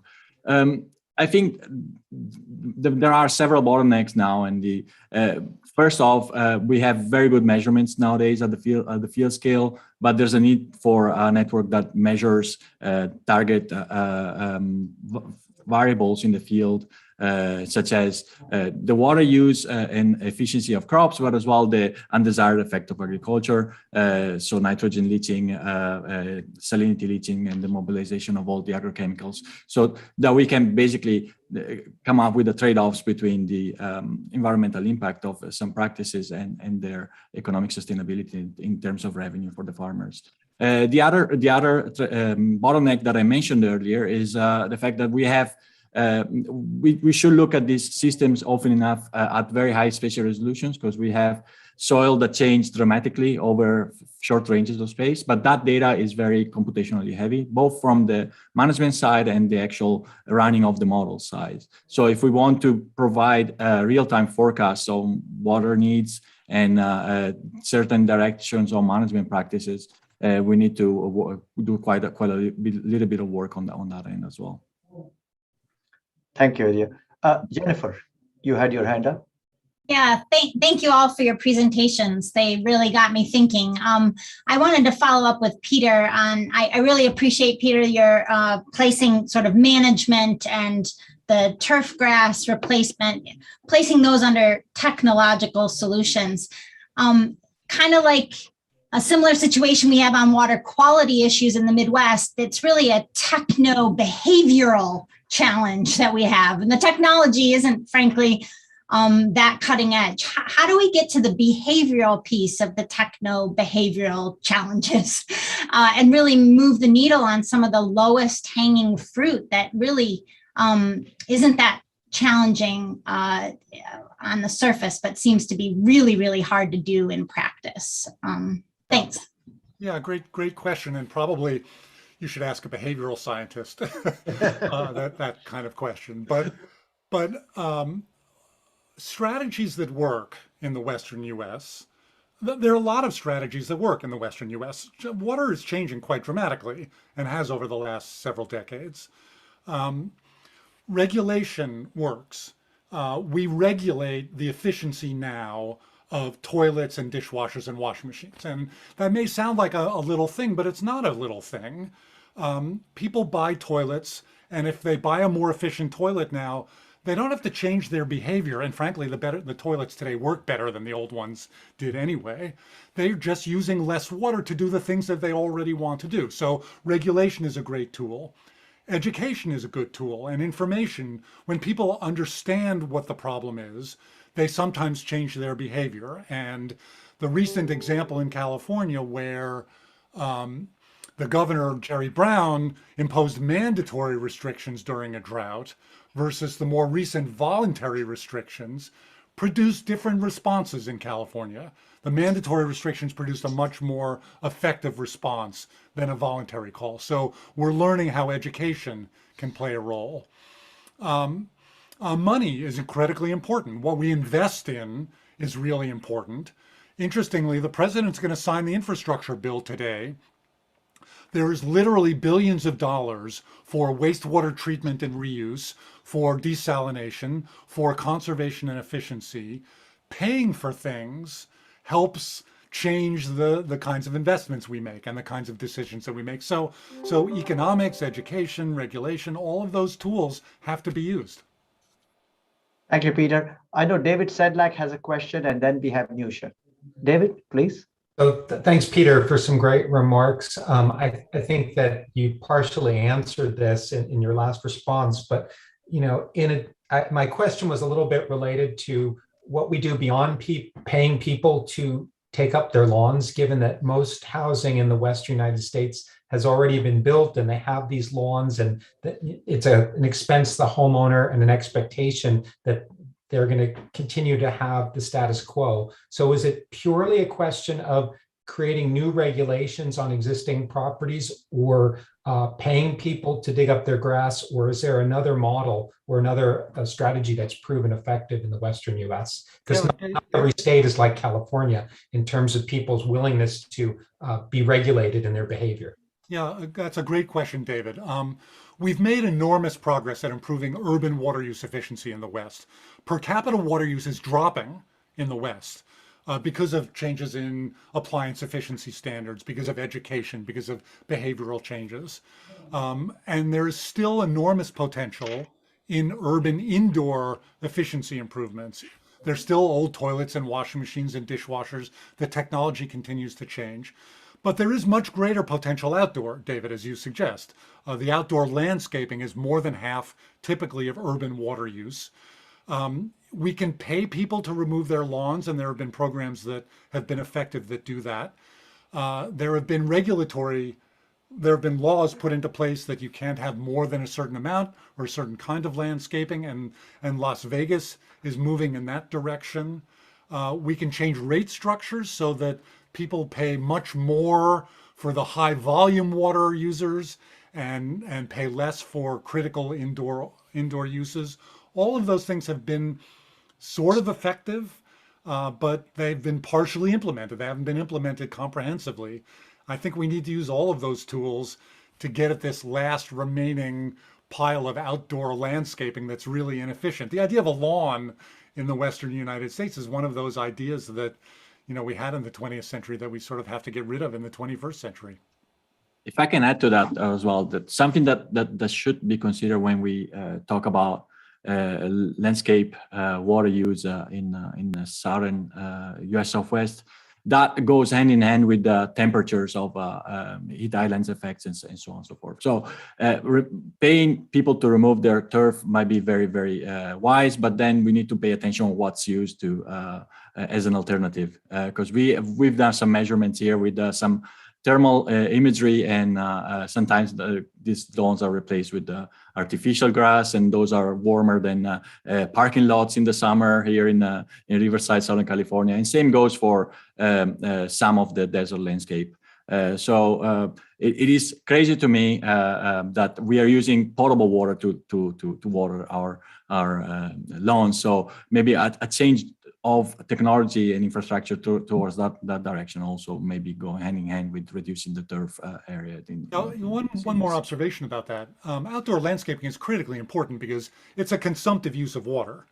If you don't use that water, that remains in our streams, it remains in our reservoirs for other uses, it can be reallocated. Urban efficiency is really important because every gallon of water that we don't use also doesn't have to come out of our streams, but we do recapture most of our urban water, indoor water use that can be recycled and reused, as George has described so clearly. Okay, Nusha, you've been patiently waiting. You're next. Thank you, Bankat. I think this was a great discussion. I have a question that may be sort of a cross between Peter and George, because Peter talked about demand and how demand is sort of changing and this whole reducing some areas. And I think George touched on the impact of demand reduction on wastewater.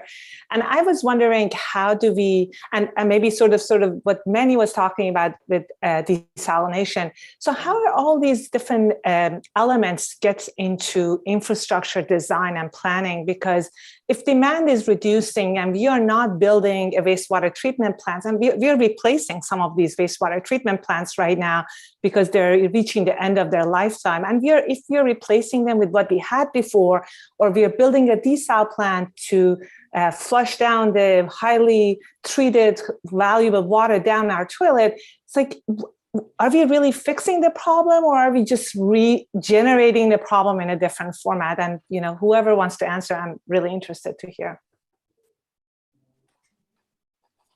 Well, George, go ahead. I think part of the future lies, with respect to wastewater, lies in decentralized wastewater treatment, where we can use the water upstream for urban uses, for a variety of uses with the technologies that we now have.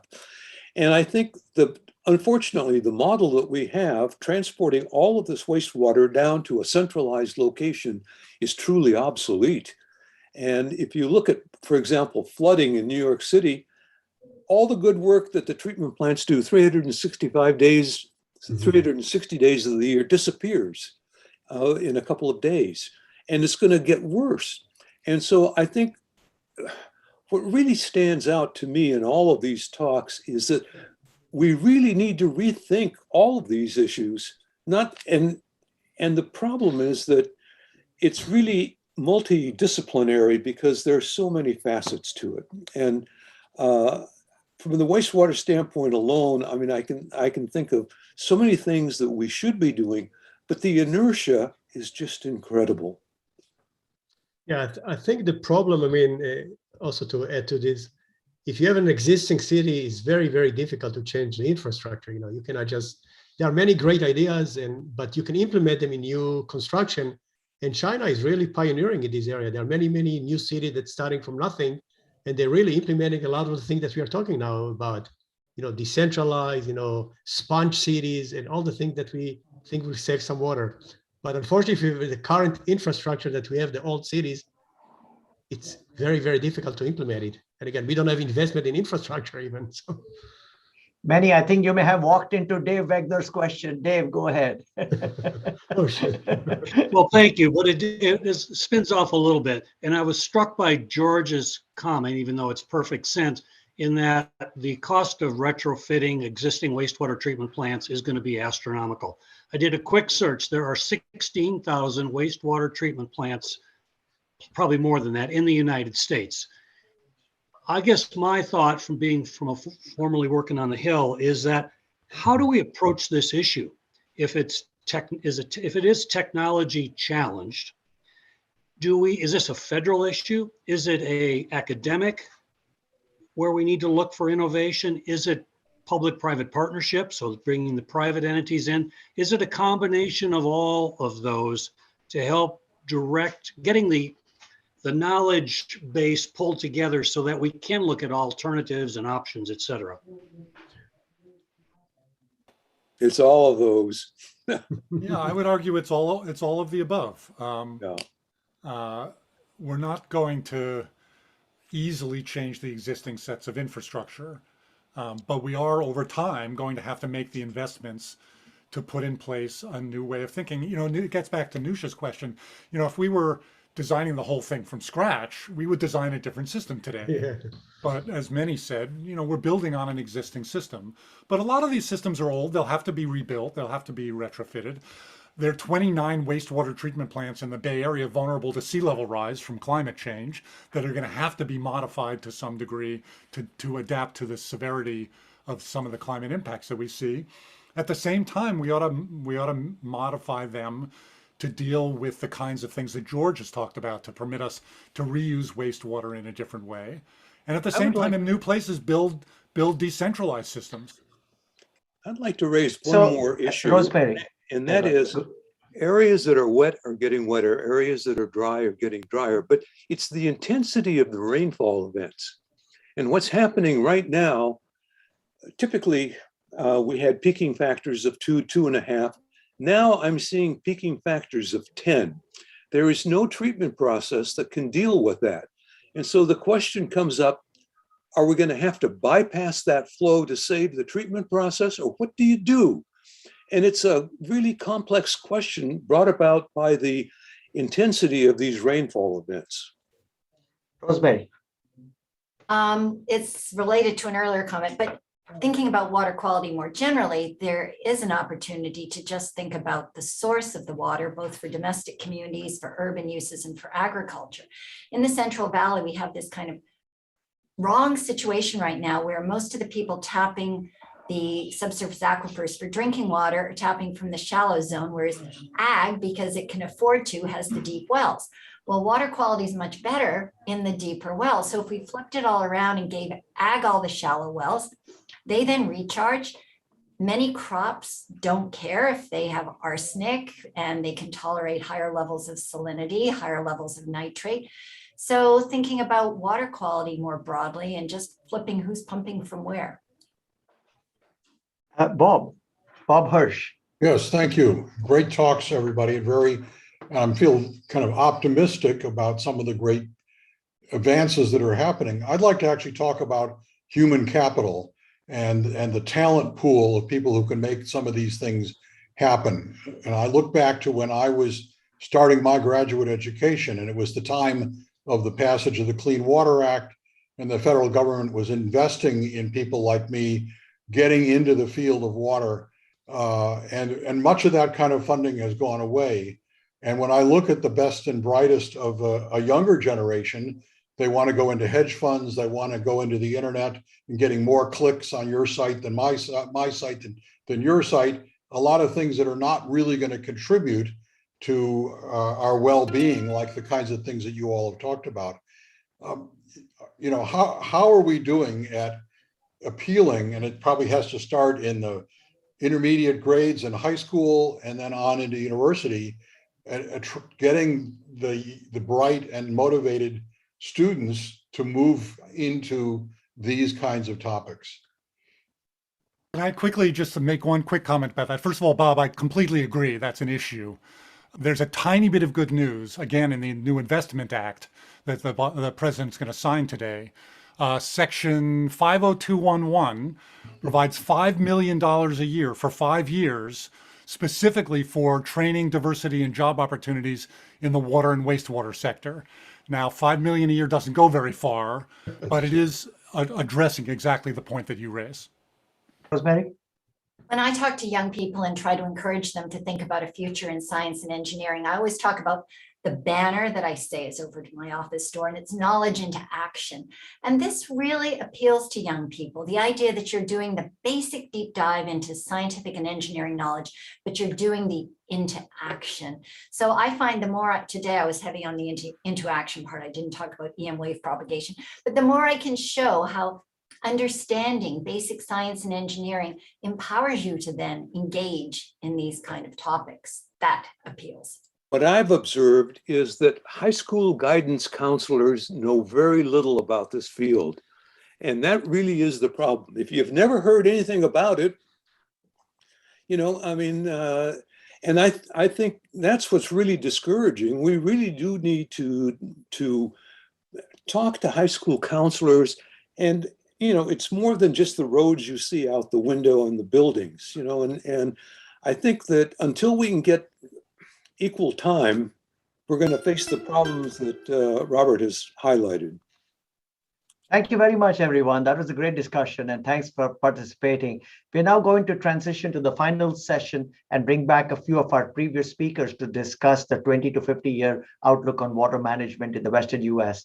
To lead that discussion, I'd like to introduce my fellow Water Science and Technology Board member, Jordan Fishback. Thank you. Thank you, Venkat. So as Venkat said, we're going to now ask Brad Udall, Tom Hurdle, Ann Castle, Dave White, and Peter Gleck to come back and join us again. Really, this is our opportunity to take a step back, revisit some of the key issues that were touched upon in earlier sessions, and also maybe hit on a few issues related to adaptation management that haven't been previously discussed. But specifically, as Venkat noted, we want to now turn our attention to strategies that will be key to the long-term transformation. So thinking about that, really that 20 to 50-year period. For those who want to participate, please do raise your hand in Zoom or put your question in chat. And for those public attendees who would like to contribute questions, please put your questions and ideas into Slido, and we'll work to bring those into the conversation as well. So I think I actually want to kick us off here by coming back to this, something that came up, you know, when Brad was presenting earlier, and I think Dave also came back to this, which is this notion of regime change in the hydrology. That right now we're still dealing with a set of management strategies that are largely addressing what we've seen historically and what we're seeing at present. But as Brad said, the 40% projected reduction in Colorado River supply by mid-century, that is really transformative, and we're going to need actions to match that. So I'm going to ask our panelists, if you were to pick one or maybe a few, what do you see as the transformative actions that should be at the top of the list as part of a long-term proactive strategy addressing this new hydrologic regime? So looking at my stream, actually, Brad, maybe I'll ask you to go first. Well, you know, we haven't, Ann talked a little bit about the policy realm, and it's something I think a lot about with respect to the Colorado River. The compact itself is 100 years old. Article 3 deals with the allocation, and there's 7 sections in that, 2 of which were never applied because they anticipated we would get together in 1963 or later and allocate all the unused water. So there are 5 to think about, and each one of those 5 has some kind of serious problem, either a word or term that was never defined, like beneficial consumptive use, something simple like that, or the term surplus, or the compact has a whole series of hard numbers in it that can't possibly work in a declining system of flow. So, you know, that comes to the top of my list as something that we need to think about, because frankly, everything falls from that. That is a huge lift. And you know, I would defer a little bit to Ann.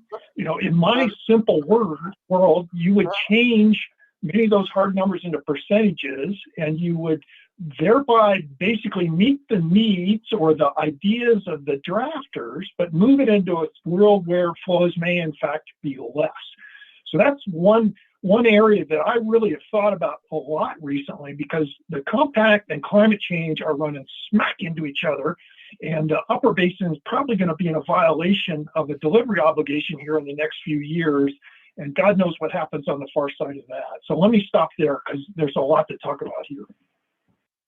Great. Well, maybe I'll turn the floor over to Anne for a moment to respond to that and think about this, again, this longer term time frame. Do you see a possibility of being able to revisit the law of the river and the compact?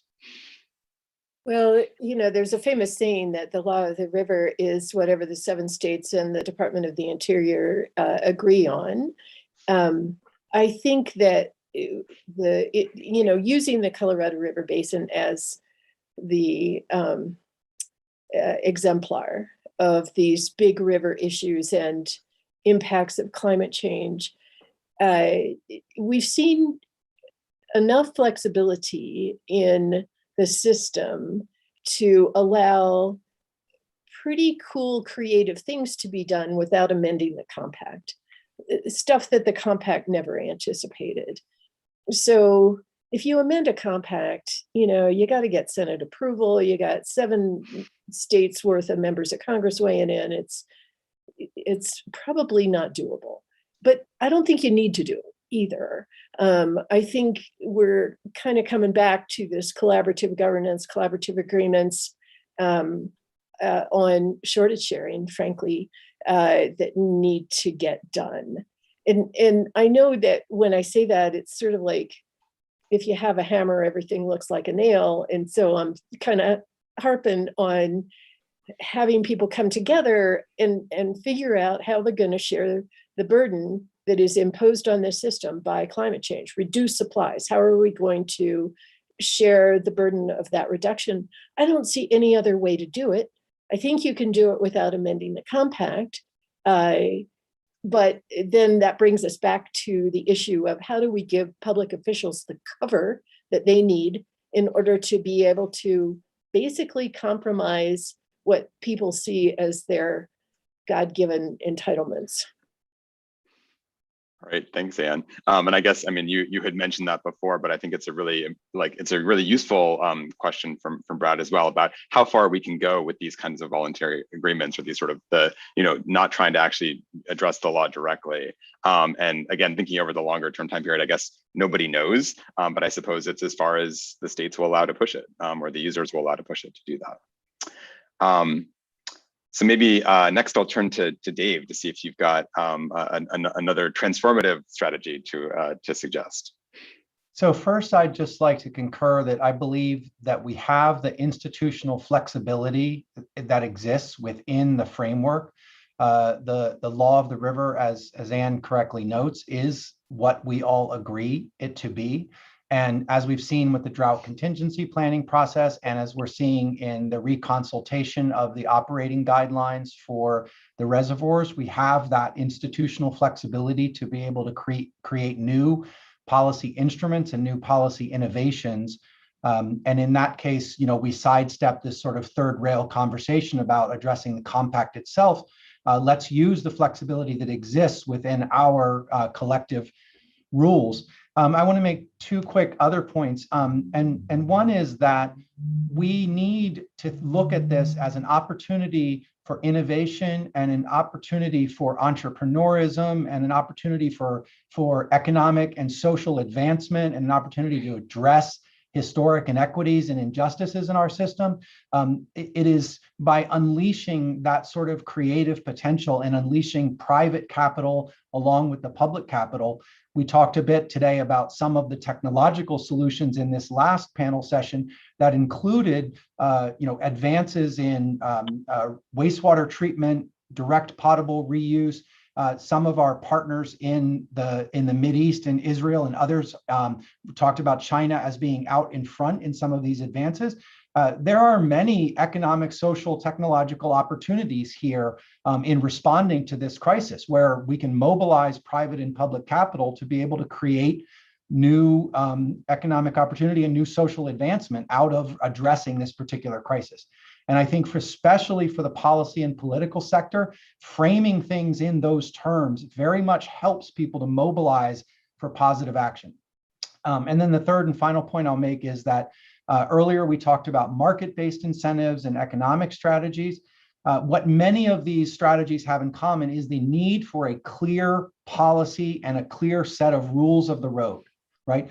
All of these policy instruments, be they regulation, economic, market-based incentives, they work best when there are a clear set of guidelines that we're driving toward, right? And so whether it's SGMA, whether it's the Groundwater Management Act in Arizona, if we can set a clear set of strategies that aim towards sustainable management of interconnected surface water and groundwater supplies within the constraints of a new climate impacted hydrology, and then unleash the creativity of the political and private sector within those boundaries, we're much more likely to be successful.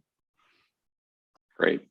Thank you, Dave. And I'm actually going to follow up on that for just a moment, because I feel like it sits a little bit in tension with what we just heard before, meaning that one way you can set those rules of the road is through law, right? And so to the extent that you can set up those targets, or you can set up that context without actually changing the law or setting in addition to the law, I see that being a little bit of a tension and a trade-off. And I'm curious, do you see ways around that? Or how do we set up clear rules of the road when we have, perhaps one set of rules in the books and another set of rules that are governing everyday action? As a social scientist, especially one who dabbles in anthropology, that tension does not bother me, because that just simply identifies the difference between rules in use and formal rules, right? And so we look at law and policy; those set the broad outlines. Then we talk about management, planning, implementation. That's where we can get into some of the creativity within that broad,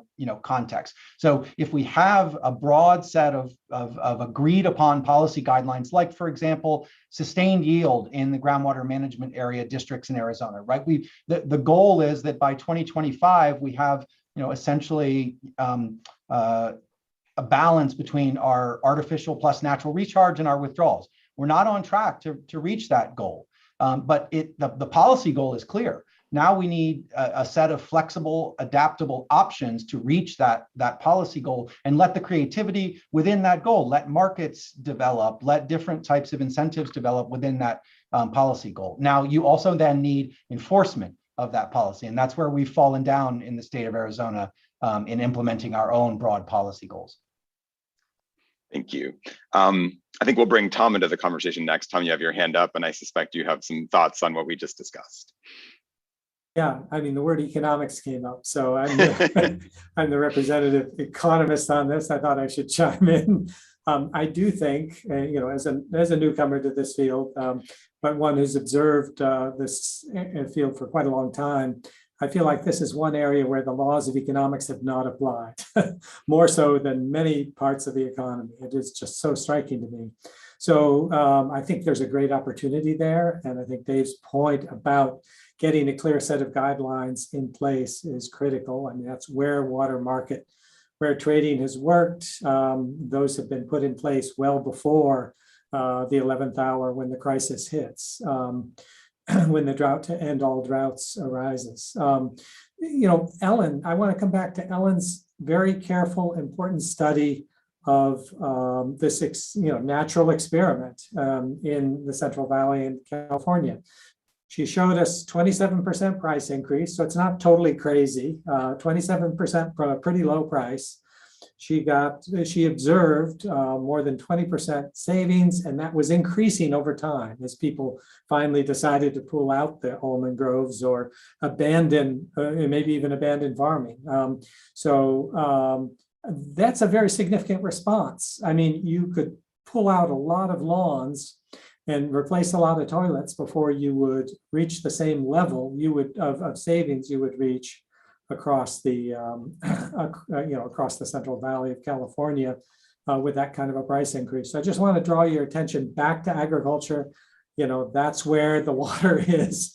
That's where we need savings. We need clear guidelines and institutional frameworks to make that work. But I was also really struck. I'll just throw in one other thing, Jordan. But That is, I was really struck listening to Anne about the potential for, I mean, we often think of these, again, looking at this water from the outside, I've been led to believe that these institutions are kind of fixed. You have water law, and that's why we can't do this. Can't do this here, can't do that. But it does seem like there's a remarkable amount of endogeneity to governance in this area. As Anne was saying, if the federal government steps in and says something's going to happen, that could indeed mobilize local groups to come up with a new form of governance. So, I mean, that was very encouraging to me. So I think there's great potential here for achieving what is needed in this new normal for hydrology. And you need economics to get there, is my view. Thank you, Tom. Well, I see we have some questions coming in, but I want to give Peter a chance to respond to this kind of big picture question first, maybe building on what you presented in the previous session. Yeah, thank you, Jordan. You asked for sort of some ideas on transformative things we have to do. I just have two. One is we have to really recommit to meeting basic needs for water and sanitation for everyone. The fact that it's the 21st century and there's still millions of people in the West, not just in California, as Susanna described earlier, but in the West in general, that don't have safe drinking water and sanitation is ridiculous. And a recommitment may help refocus some of the water policies that we've been discussing as a priority. The second issue is water rights. We just have to reform the water rights situation. And you asked what, and you didn't ask how. And Anne, a lot of people have already addressed this. But the water rights situation that we have, a holdover from a century and a half of history, is not a helpful one. But changing it is going to be extraordinarily difficult.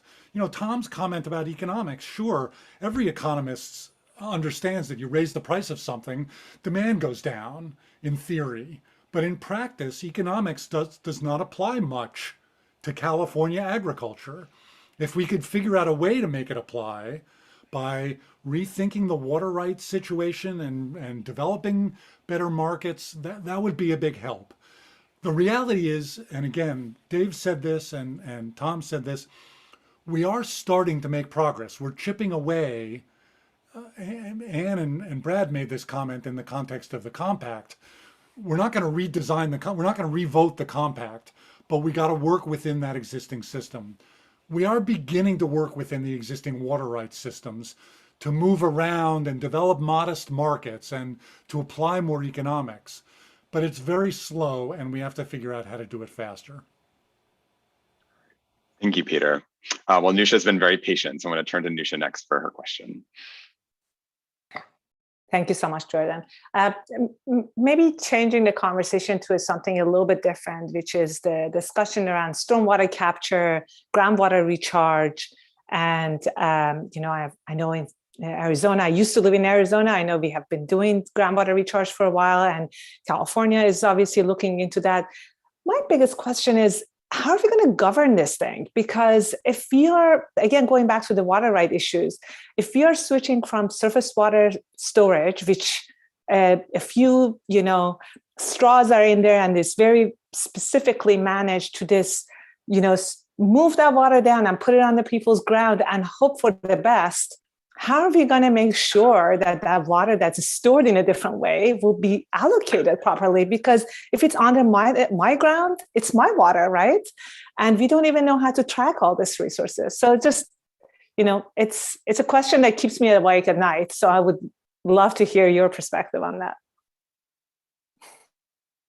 Nusha, let me just answer briefly from Arizona's, sorry, Brad, from Arizona's perspective, this is an area that is really ripe for interdisciplinary collaboration between hydrologists, physical engineers, and institutional and policy experts, because we have been doing groundwater recharge for decades now. We've recharged more than 5 million acre feet just in the Phoenix metropolitan area, yet we treat legally the Phoenix groundwater sub-basins as one big bathtub from the recharge perspective. Once that water gets recharged, we treat it as if it's going to evenly fill out throughout the basin. And we don't have a legal framework that really recognizes the physical hydrology of the subbasins.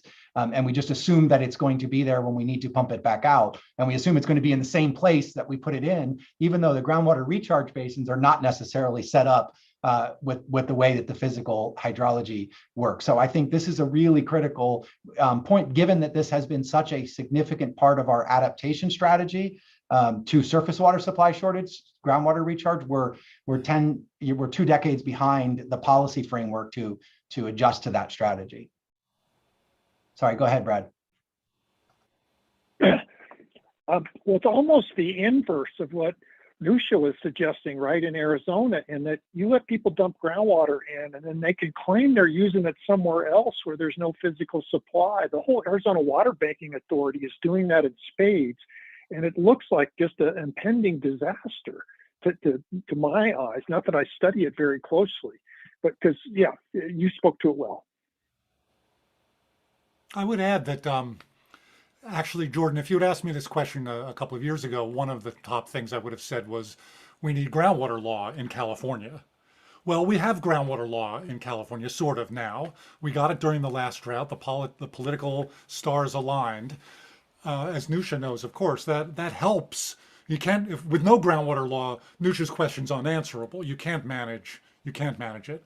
But now that we're beginning to talk about who's controlling groundwater, who's allowed to pump, how much, monitoring and measuring, those are all critical answers to the groundwater management question. And we're not there yet. And of course, the Sustainable Groundwater Management Act timeline is way too slow.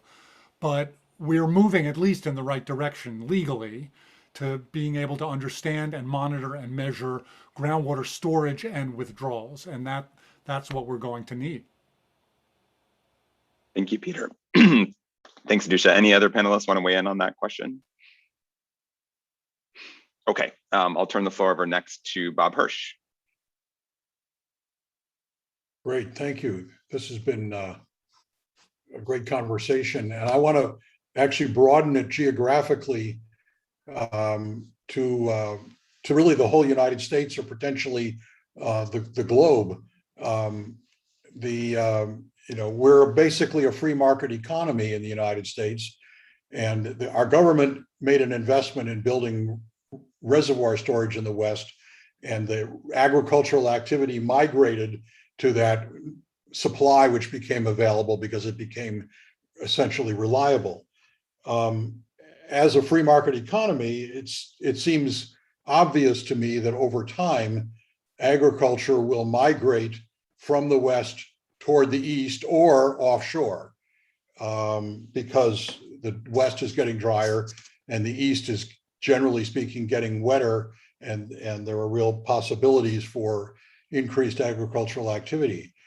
We're not a centrally planned economy, but is this something that the federal government needs to pay attention to in terms of how this nation makes a transition from a very strongly Western agriculture to something that covers a much larger part of the country? Maybe I'd ask Tom to address that question first. Tom, not to put you on the spot. Oh, you're muted. Sorry. Yeah. Thanks, Robert. That's a very interesting point. I do want to make the point that agriculture has, as you've noted, has migrated around the U.S. over time in the past.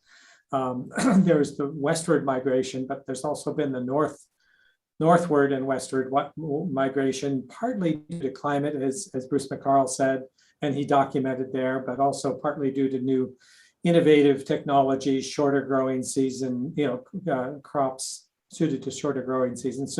So our U.S. agricultural economy has proven adept over time at moving around. We expect a lot more of that in the future with rising temperatures and shifting precipitation. I think, one thing that comes to mind, just since this is a water panel, when you look at the explosion of interest in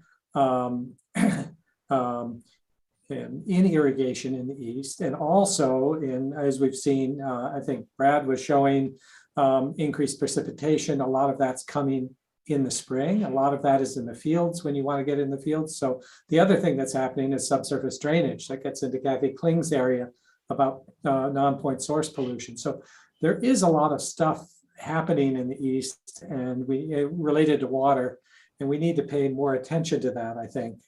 But yeah, the framework I was outlining is capable of kind of looking at some of those scenarios. We still have to do more validation of that before we can be comfortable with the results. But I think it's a really interesting question. And the overseas aspect as well.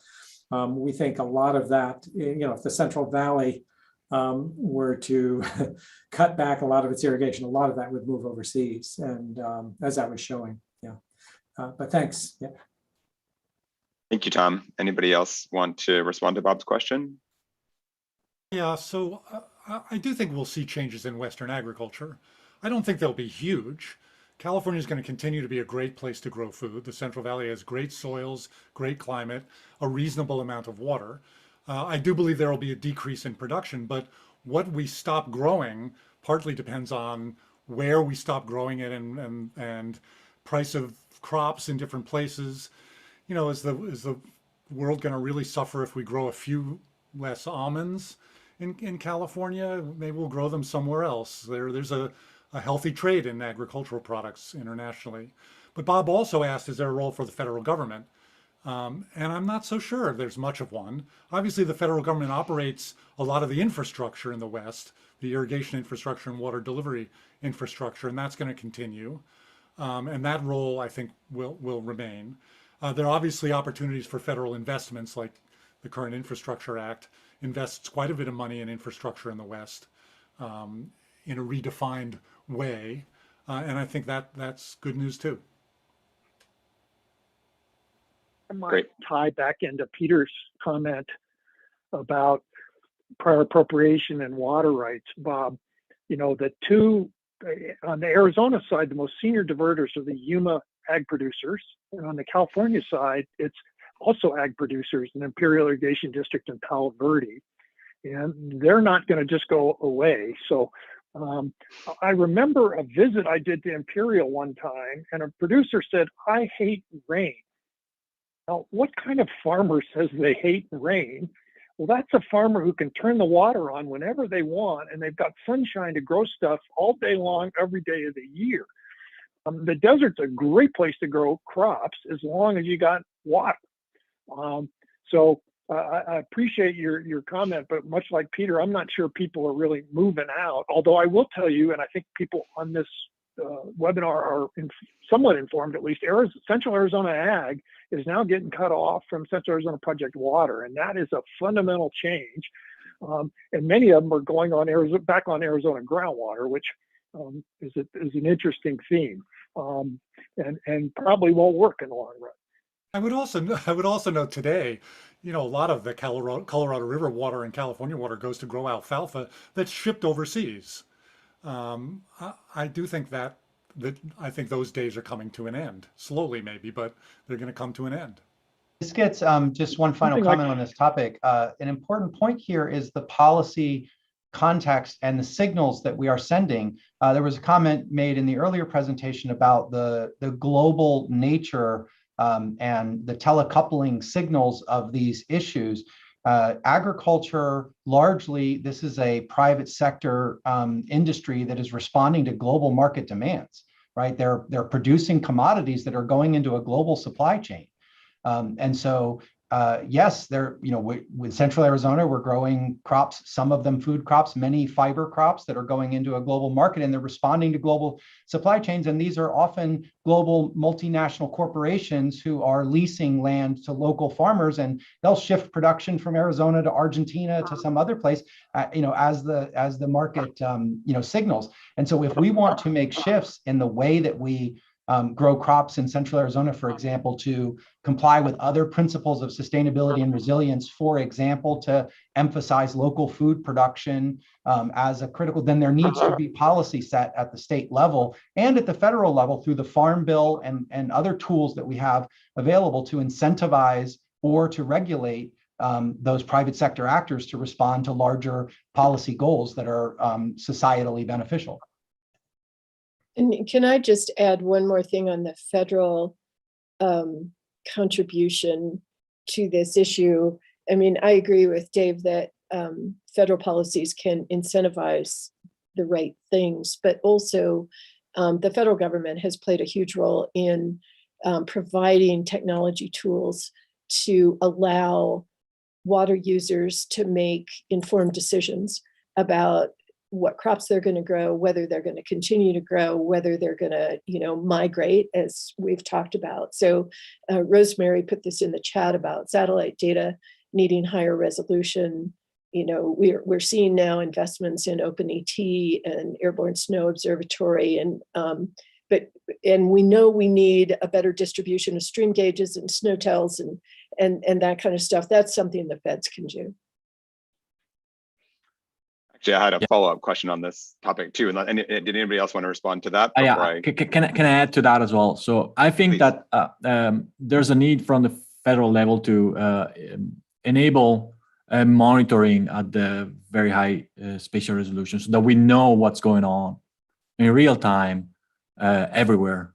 So that if we want to put some investment in technologies or natural resources, irrigate less in a region or whatever, that we know what's going on right now and the what ifs. So what if we add more irrigation? What if we change crops? What if we retire the land in every location along the Colorado River basin or every agricultural land in the U.S. Southwest? Because at the moment, let's say like we have a good satellite products that we say the GRACE product that covers 1 pixel for the Central Valley, and that's like a very coarse one. But even the high resolution one, we are monitoring the surface of a high resolution, but we need to translate those measurements into actual knowledge of the processes that are going on. And there's a lot of research that still needs to be done in order for us to have the actual understanding of the processes that are regulating agriculture, and therefore the effectiveness of the water use in agriculture. Thank you, Ilya. And I'll just note, this was in chat, but I'll just say it for everyone participating, that as we're speaking, the president just signed the infrastructure bill. So this is a very appropriately timed conversation to be having this transformative talk when the infrastructure bill was getting signed contemporaneously. All right, I next want to turn it over to Dave Sedlak, one of our panel members or our board members, to follow up on a point that Dave White, you had made previously. I found what Dave said to be very interesting, and some of the discussions from Tom and Peter as well about the role of federal and state governments in subsidizing certain types of agricultural practices. And I'm wondering from the panel if you could identify any specific areas. Like I heard someone mention the Farm Bill. I'm somewhat aware of cotton subsidies. I'm always a little surprised that California has such a big dairy state with all these water stress and all the pollution coming from animal agriculture in the state. So I'm kind of curious, as we look forward beyond just water policies, but to farm policies, what are the things that we maybe could do better with respect to the industries and foods that we subsidize that would ripple down and help alleviate some of the water stress in the West? Crop subsidies, crop insurance, disaster insurance, long-term contracts for Central Valley and other federal water project deliveries. Those are 3 examples. All right, Tom.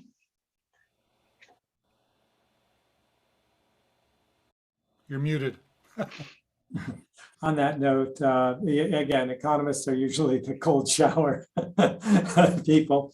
Let me just note that we're heavily subsidizing crop insurance, and that is pushing people, basically pushing us toward maladaptation. So you go to more risky crops, just as the climate is introducing greater risk into crop production. So it's a pretty bad idea to be subsidizing that crop insurance, just like it would be bad to be subsidizing, as we do, people building houses along the coast in flood-prone areas. It's just not a good idea. It's definitely maladaptation. But that's our main vehicle right now for dollars of subsidizing agriculture. I do want to bring up an issue that may generate some interaction with Peter, and that is, I've just been reading up on this area, but One thing I'm concerned about is potential subsidies to, irrigation technologies, that apparently save water. There was just a review written and published where they looked at 200 different studies where they looked at basin-wide impacts of irrigation conservation technologies. And when they found that when they're applied in the absence of any regulatory framework, this was a point Brad was echoing during our break, they typically, 87% of these studies showed an increase in basin-wide water consumption.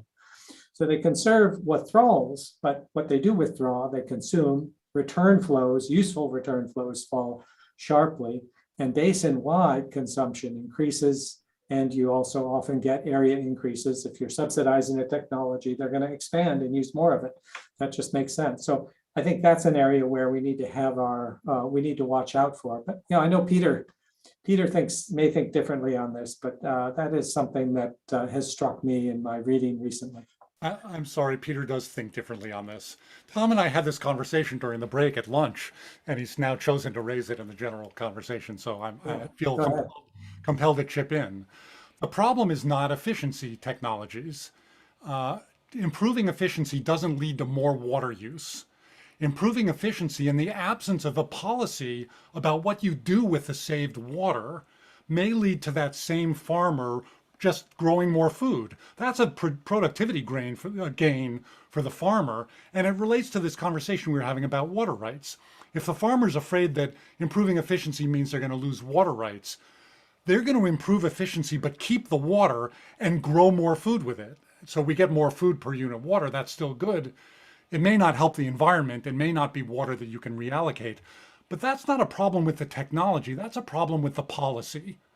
As long as we have conservation technologies without a policy about that water is going to be saved and used to restore ecosystems, or it's going to be reallocated to another user, or it's going to go somewhere else, then sometimes you see no water savings. But that's a definitional problem. It's a policy problem. It's not a problem with conservation and efficiency technologies.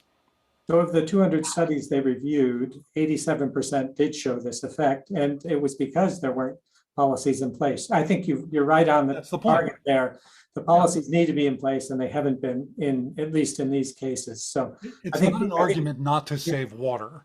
Sure. No, I understand, but it's an alert that you could have unanticipated consequences if you don't have the policy framework in place. Sure. Sorry, Anne. Anne wants to jump in here as well. Yeah.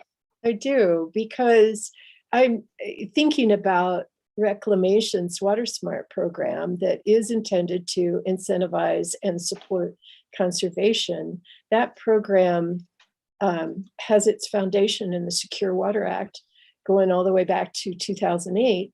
And it specifically says that the feds will provide funding to support conservation so long as the saved water is not used to increase consumptive use. So the policy's there, but when you look at the awards of Water Smart grants, they do what both of you are talking about. They allow increased consumptive use. So the policy's there, we're not enforcing it. Nusha wanted to jump in real quick on this topic. Yeah. Oh, and then Peter, back to you. Note, urban water use in California has been going down, total and per capita, because of conservation and efficiency. So I save water in my home with a better toilet. I don't increase my water use somewhere else unless I'm crazy and have a bigger garden. In agriculture, total agricultural water use in California has been level for decades, but revenue to farmers and food productivity, the amount of food that's been produced, has been going up as well. Those are benefits of conservation and efficiency. If we want to take that saved water and do something else with it, we do what Anne has talked about and what I've talked about. You have a policy to explicitly do that. Nusha? Just wanted to add here, when I worked for the legislature about 11 years ago, one idea I had, which was totally bringing it from the energy sector, was if we give incentives to people to save water in their farms and make them more efficient, we can negotiate with them and say, you know what, you can keep half, we can take half, and then we're all happy together. The problem is, you need to track, you need to know how much water is saved, how much water is left behind. So then it comes down to monitoring. Are we monitoring well? Do we know how much water is saved? Do we know how much is left? A lot of this is all like, great, sounds good. Let's put it back in the environment, but we really don't know. We don't track every drop of water. So it's not a matter of not having ideas. It's all about policy. And I think I just want to re-emphasize the fact that efficiency can be a great tool in so many different ways, no matter it's agriculture or urban, but we need to have better tracking systems to be able to implement a lot of policies that we already have. And unfortunately, we don't have a very good monitoring system when it comes to water. All right. I know we could probably talk about this topic for the remainder of the session, and certainly agriculture, like thinking about ag and urban and the conservation and efficiency could be the balance of our conversation. But I do want to turn to a few other topics. So first, I saw that Mamadou Diallo, who's joining us from NSF, had a question. Oh, Mamadou, you're also muted. Okay. Okay, can you hear me? Actually, yes. I was thinking about another topic, emerging industry, industrial development in the West. Is the aridification of the West going to have an impact on industrial development? I'm thinking about this semiconductor industry that we want to bring back to the US, and we know that semiconductor requires a lot of water. So could you comment on water challenges facing industry? And maybe I'll, thank you, Mamadou, and maybe I'll expand this because there was a question from many in the chat as well about current energy intensive industries in the West. So maybe this is like a two-part question, thinking about oil and gas, mining, power plants, the existing industries, as well as what's coming next, as Mamadou suggests, and where those fall in the balance for these next steps. Dave? Yeah, I'll start because the Phoenix metropolitan region is now one of the largest areas for the development of new semiconductor manufacturing. Intel is building its 4th fabrication plant in the Phoenix metropolitan area, and Taiwan Semiconducting Manufacturing Company has recently announced its intention to build its largest global fabrication facility here in the Phoenix metropolitan area. And so this is something that is a critical issue for our region in urban Arizona, is to ensure the security and resilience of water supplies to these industries. From a public policy perspective, these are high wage, high value jobs. And similar to the comment earlier about agriculture, I think that Brad made, with secure water supplies, the desert is a very logical place to grow semiconductors, largely because of our insulation from many of the other natural hazards that affect other potential locations. So with a highly skilled and educated workforce in the Phoenix metropolitan area, a large engineering school, ASU is the largest number of engineering students in the country, and the absence of other natural hazards, you see businesses making the investment decision to locate these multi-billion-dollar fabrication plants here. That big if is if you have that secure, resilient water supply to ensure those. So one of the things that this has sparked is a really necessary public policy conversation about the return on water investment. What is the most societally beneficial use? Goes back to defining beneficial use, and how as a community, what is our framework for making the decisions about how to invest our scarce and declining water supplies to return the best value. So I think it's actually in some ways the discussion in Central Arizona about the necessity or the logic of building these large semiconductor plants has really brought this issue around water investment to the forefront of public policy. And I think it's a really positive development in terms of driving the discussion around how we make our decisions about how to do that. Great, thank you. Others have thoughts either on semiconductors, the future industry, or I guess, again, the flip side that I had asked about where in this do legacy industries and shifting consumptive use away from those industries, where might that play in these long-term transformative strategies? Well, the first thing I want to say is that the Phoenix Chamber of Commerce should hire Dave White, because that was a great tribute to the Phoenix area. But I think, we have to remember there's no new water to be developed. So any new use, whether it's semiconductors or, golf courses in St. George, Utah, is going to come out of other people's existing use. And so then we get back into the economics issue of clearly the semiconductor use is high value. Does that come straight out of agriculture? Is that what we want to do? And, there's other examples we could give of existing uses that, yeah, they're lower value, but we have to, as a society, make some decisions about how we value those uses in non-monetary units as well. So just a point of information, and it relates to the conversation we were having earlier about some of these new technologies. Singapore recycles a tremendous amount of their wastewater. They've sort of led the way in high quality recycling. They don't use that water right now for direct potable reuse. Interestingly, they do use it for their semiconductor industry. It's so high quality, their wastewater, their treated wastewater is such high quality that the semiconductor industry in Singapore uses it for fabrication. And so that's an example that will find a way to meet industrial demands for water, including very high quality water, because as Anne points out, that's where the money is. And whether that comes out of reuse or out of agriculture, again, it's sort of a policy question, but I'm not worried. The original question was, are we worried that the West is going to suffer industrially because of these water challenges? That's actually not a worry that I have. And at the risk of getting called a booster again by Anne, the Central Arizona region is at about 86% reuse for all of our municipal wastewater currently. And much of that goes to the Palo Verde nuclear generating station, but the larger other percentage goes for aquifer recharge and for agriculture use. And the semiconducting industry is very highly efficient with a lot of closed loop technology.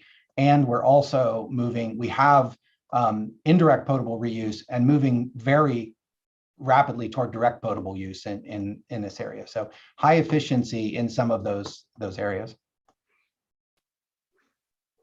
Right. Actually, so Anne, you brought this up, and maybe I'll transition us for a moment too, because we've talked a lot about the markets and pricing and the way that can reallocate these resources. But you also noted that ultimately it's about policy and what we value. So Dave Sedlak actually had a question earlier that I wanted to bring back. That he noted it seems like farmers go first, cities go second, tribes and disadvantaged communities go third. Once again, nature goes last. So thinking about all these different values, we haven't talked about the ecosystem side as much to date. But I want to come back to this group and think about this and maybe have a discussion about both thinking about the tribal perspective and the communities that Susanna talked about earlier, as well as thinking about how do we ensure that the environmental component and those ecosystem flows are maintained in this new regime. Well, that's a lot. So yeah, I think part of the issue, but not all of it, is the fact that there are external costs associated with transferring water out of agriculture that are not reflected in the price. Cost to the community, cost to the secondary vendors, and people try to get a handle on that, and maybe they're not huge, but they're there, and the market isn't taking them into account. In addition to that is the sort of ecosystem values and the values that all of us have in seeing green fields and the wildlife benefits and all that kind of stuff. So I do get nervous about water markets because they don't take all of those values and interests into account. So I think that they have to be guided somehow, and that's a broad term, and I don't know exactly how I would define it.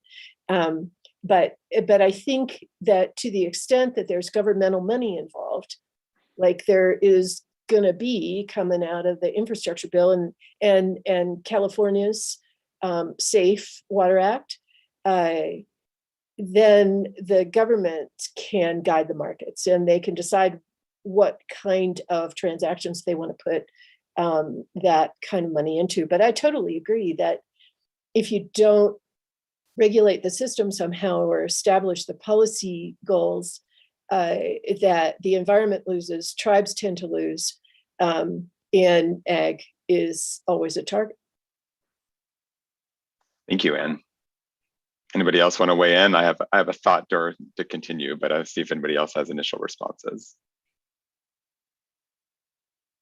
All right, so maybe I'll bring this over to, because this is actually spurring my thinking about some of the work. I do a lot of work on the flood side too, and thinking about nature-based solutions. And so actually, Brad, this goes back to your initial talk earlier today, that some of those management strategies that you brought up are really ecosystem management, based management strategies. So is some of this is part of the solution, not just about the regulatory side, but also about active investment in ecosystem-based management strategies, sort of the green infrastructure solutions that can help to address these water supply challenges. No, Jordan, that's an awful idea. Let's not talk about that at all. Seriously, no. I mean, everything's on the table here, right? And when you talk about ecosystems, I think in the case of the Colorado River system, what's so challenging is you've got a river that flows from 14,000 feet. It used to flow to sea. Now it doesn't do that. So you've got this whole continuity of ecosystems and ecosystem values and critters, including endangered fish, which get kind of first call because water diverters, especially in the upper basin, need those fish at least not to decline too much more. Otherwise, they may get cut off. You've got the delta that hasn't gotten water forever, and we're trying to at least do some restoration down there. You've got the Salton Sea that's now suffering because of increased ag efficiency in the Imperial Valley, and so the return flows there are down. You've got the Grand Canyon, which is a national park. So it's not simple talking about ecosystems at all throughout this whole system. The upper basin tends to have better flows in it than the very, very bottom at the delta. But that's not true. The releases out of need are pretty constant and consistent, but probably not at all healthy of a regular ecosystem that was down there before the dams. So I guess my point is, nature-based systems have a huge part here, and there are a bunch of environmental NGOs very active in this. And two, it's just like all of this, ecosystems very, very complicated. All right, anyone else want to weigh in? Thank you, Brad. Okay, well, I think we have time looking at the clock for one or two more questions. So maybe I'm not seeing any hands up right now, so maybe I'll bring in one that came up before as well. And actually, this was a question that came in from some of our public participants. We've talked a little bit about equity as it relates to the distribution of water, but I think there's also a question about equity when it comes to this sort of transformative adaptation that we're describing in terms of displaced industries and livelihoods. So what happens to ag, and we heard a little bit about this before, but I think it's worth coming back to what happens to those places where industry will no longer be able to survive, or where agriculture is going to shift or move away entirely. And what is the role policy-wise for federal government, for the state government, and at the local and regional level in terms of supporting those communities and supporting that transition? Tom, looks like you have your hand up. Yeah, I mean, I feel like you're calling out the last bit of my presentation, an area that we're just beginning to think about, but I think is really important.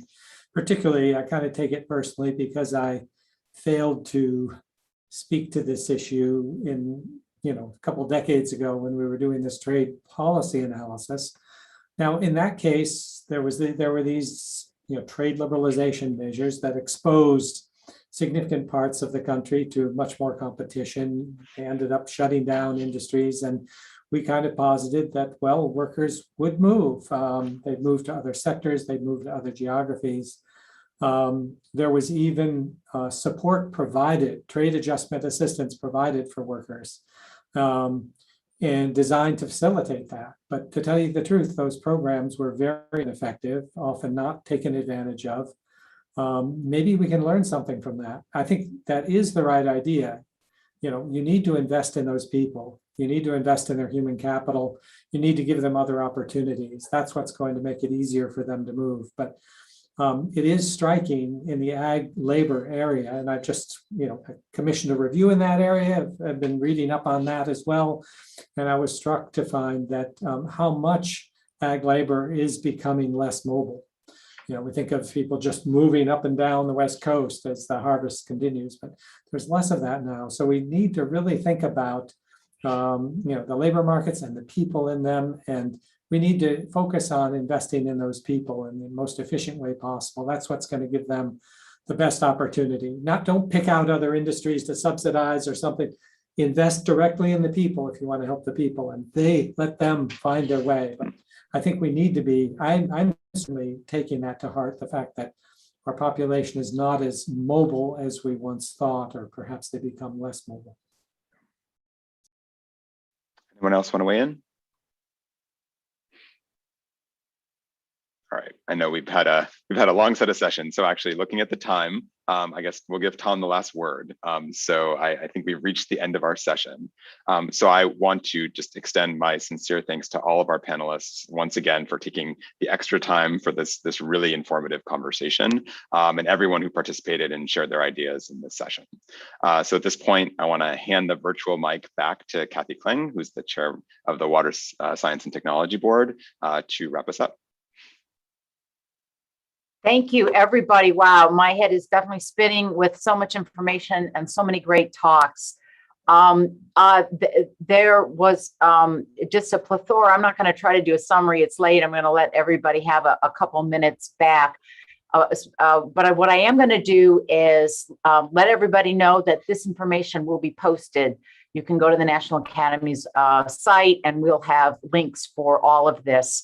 I think that there are a lot of people that I hope heard potential cross areas of interest. We had a really good representation of people from a broad area, a set of areas, from the social sciences, including economics, from many of our engineering and more commonly visited scientists amongst us. And I really urge everybody to reach across those bounds, to talk to each other. The kinds of data and modeling that are being developed is really quite remarkable and provides lots of hope. So with that, I'm going to sign off and wish everybody a great evening.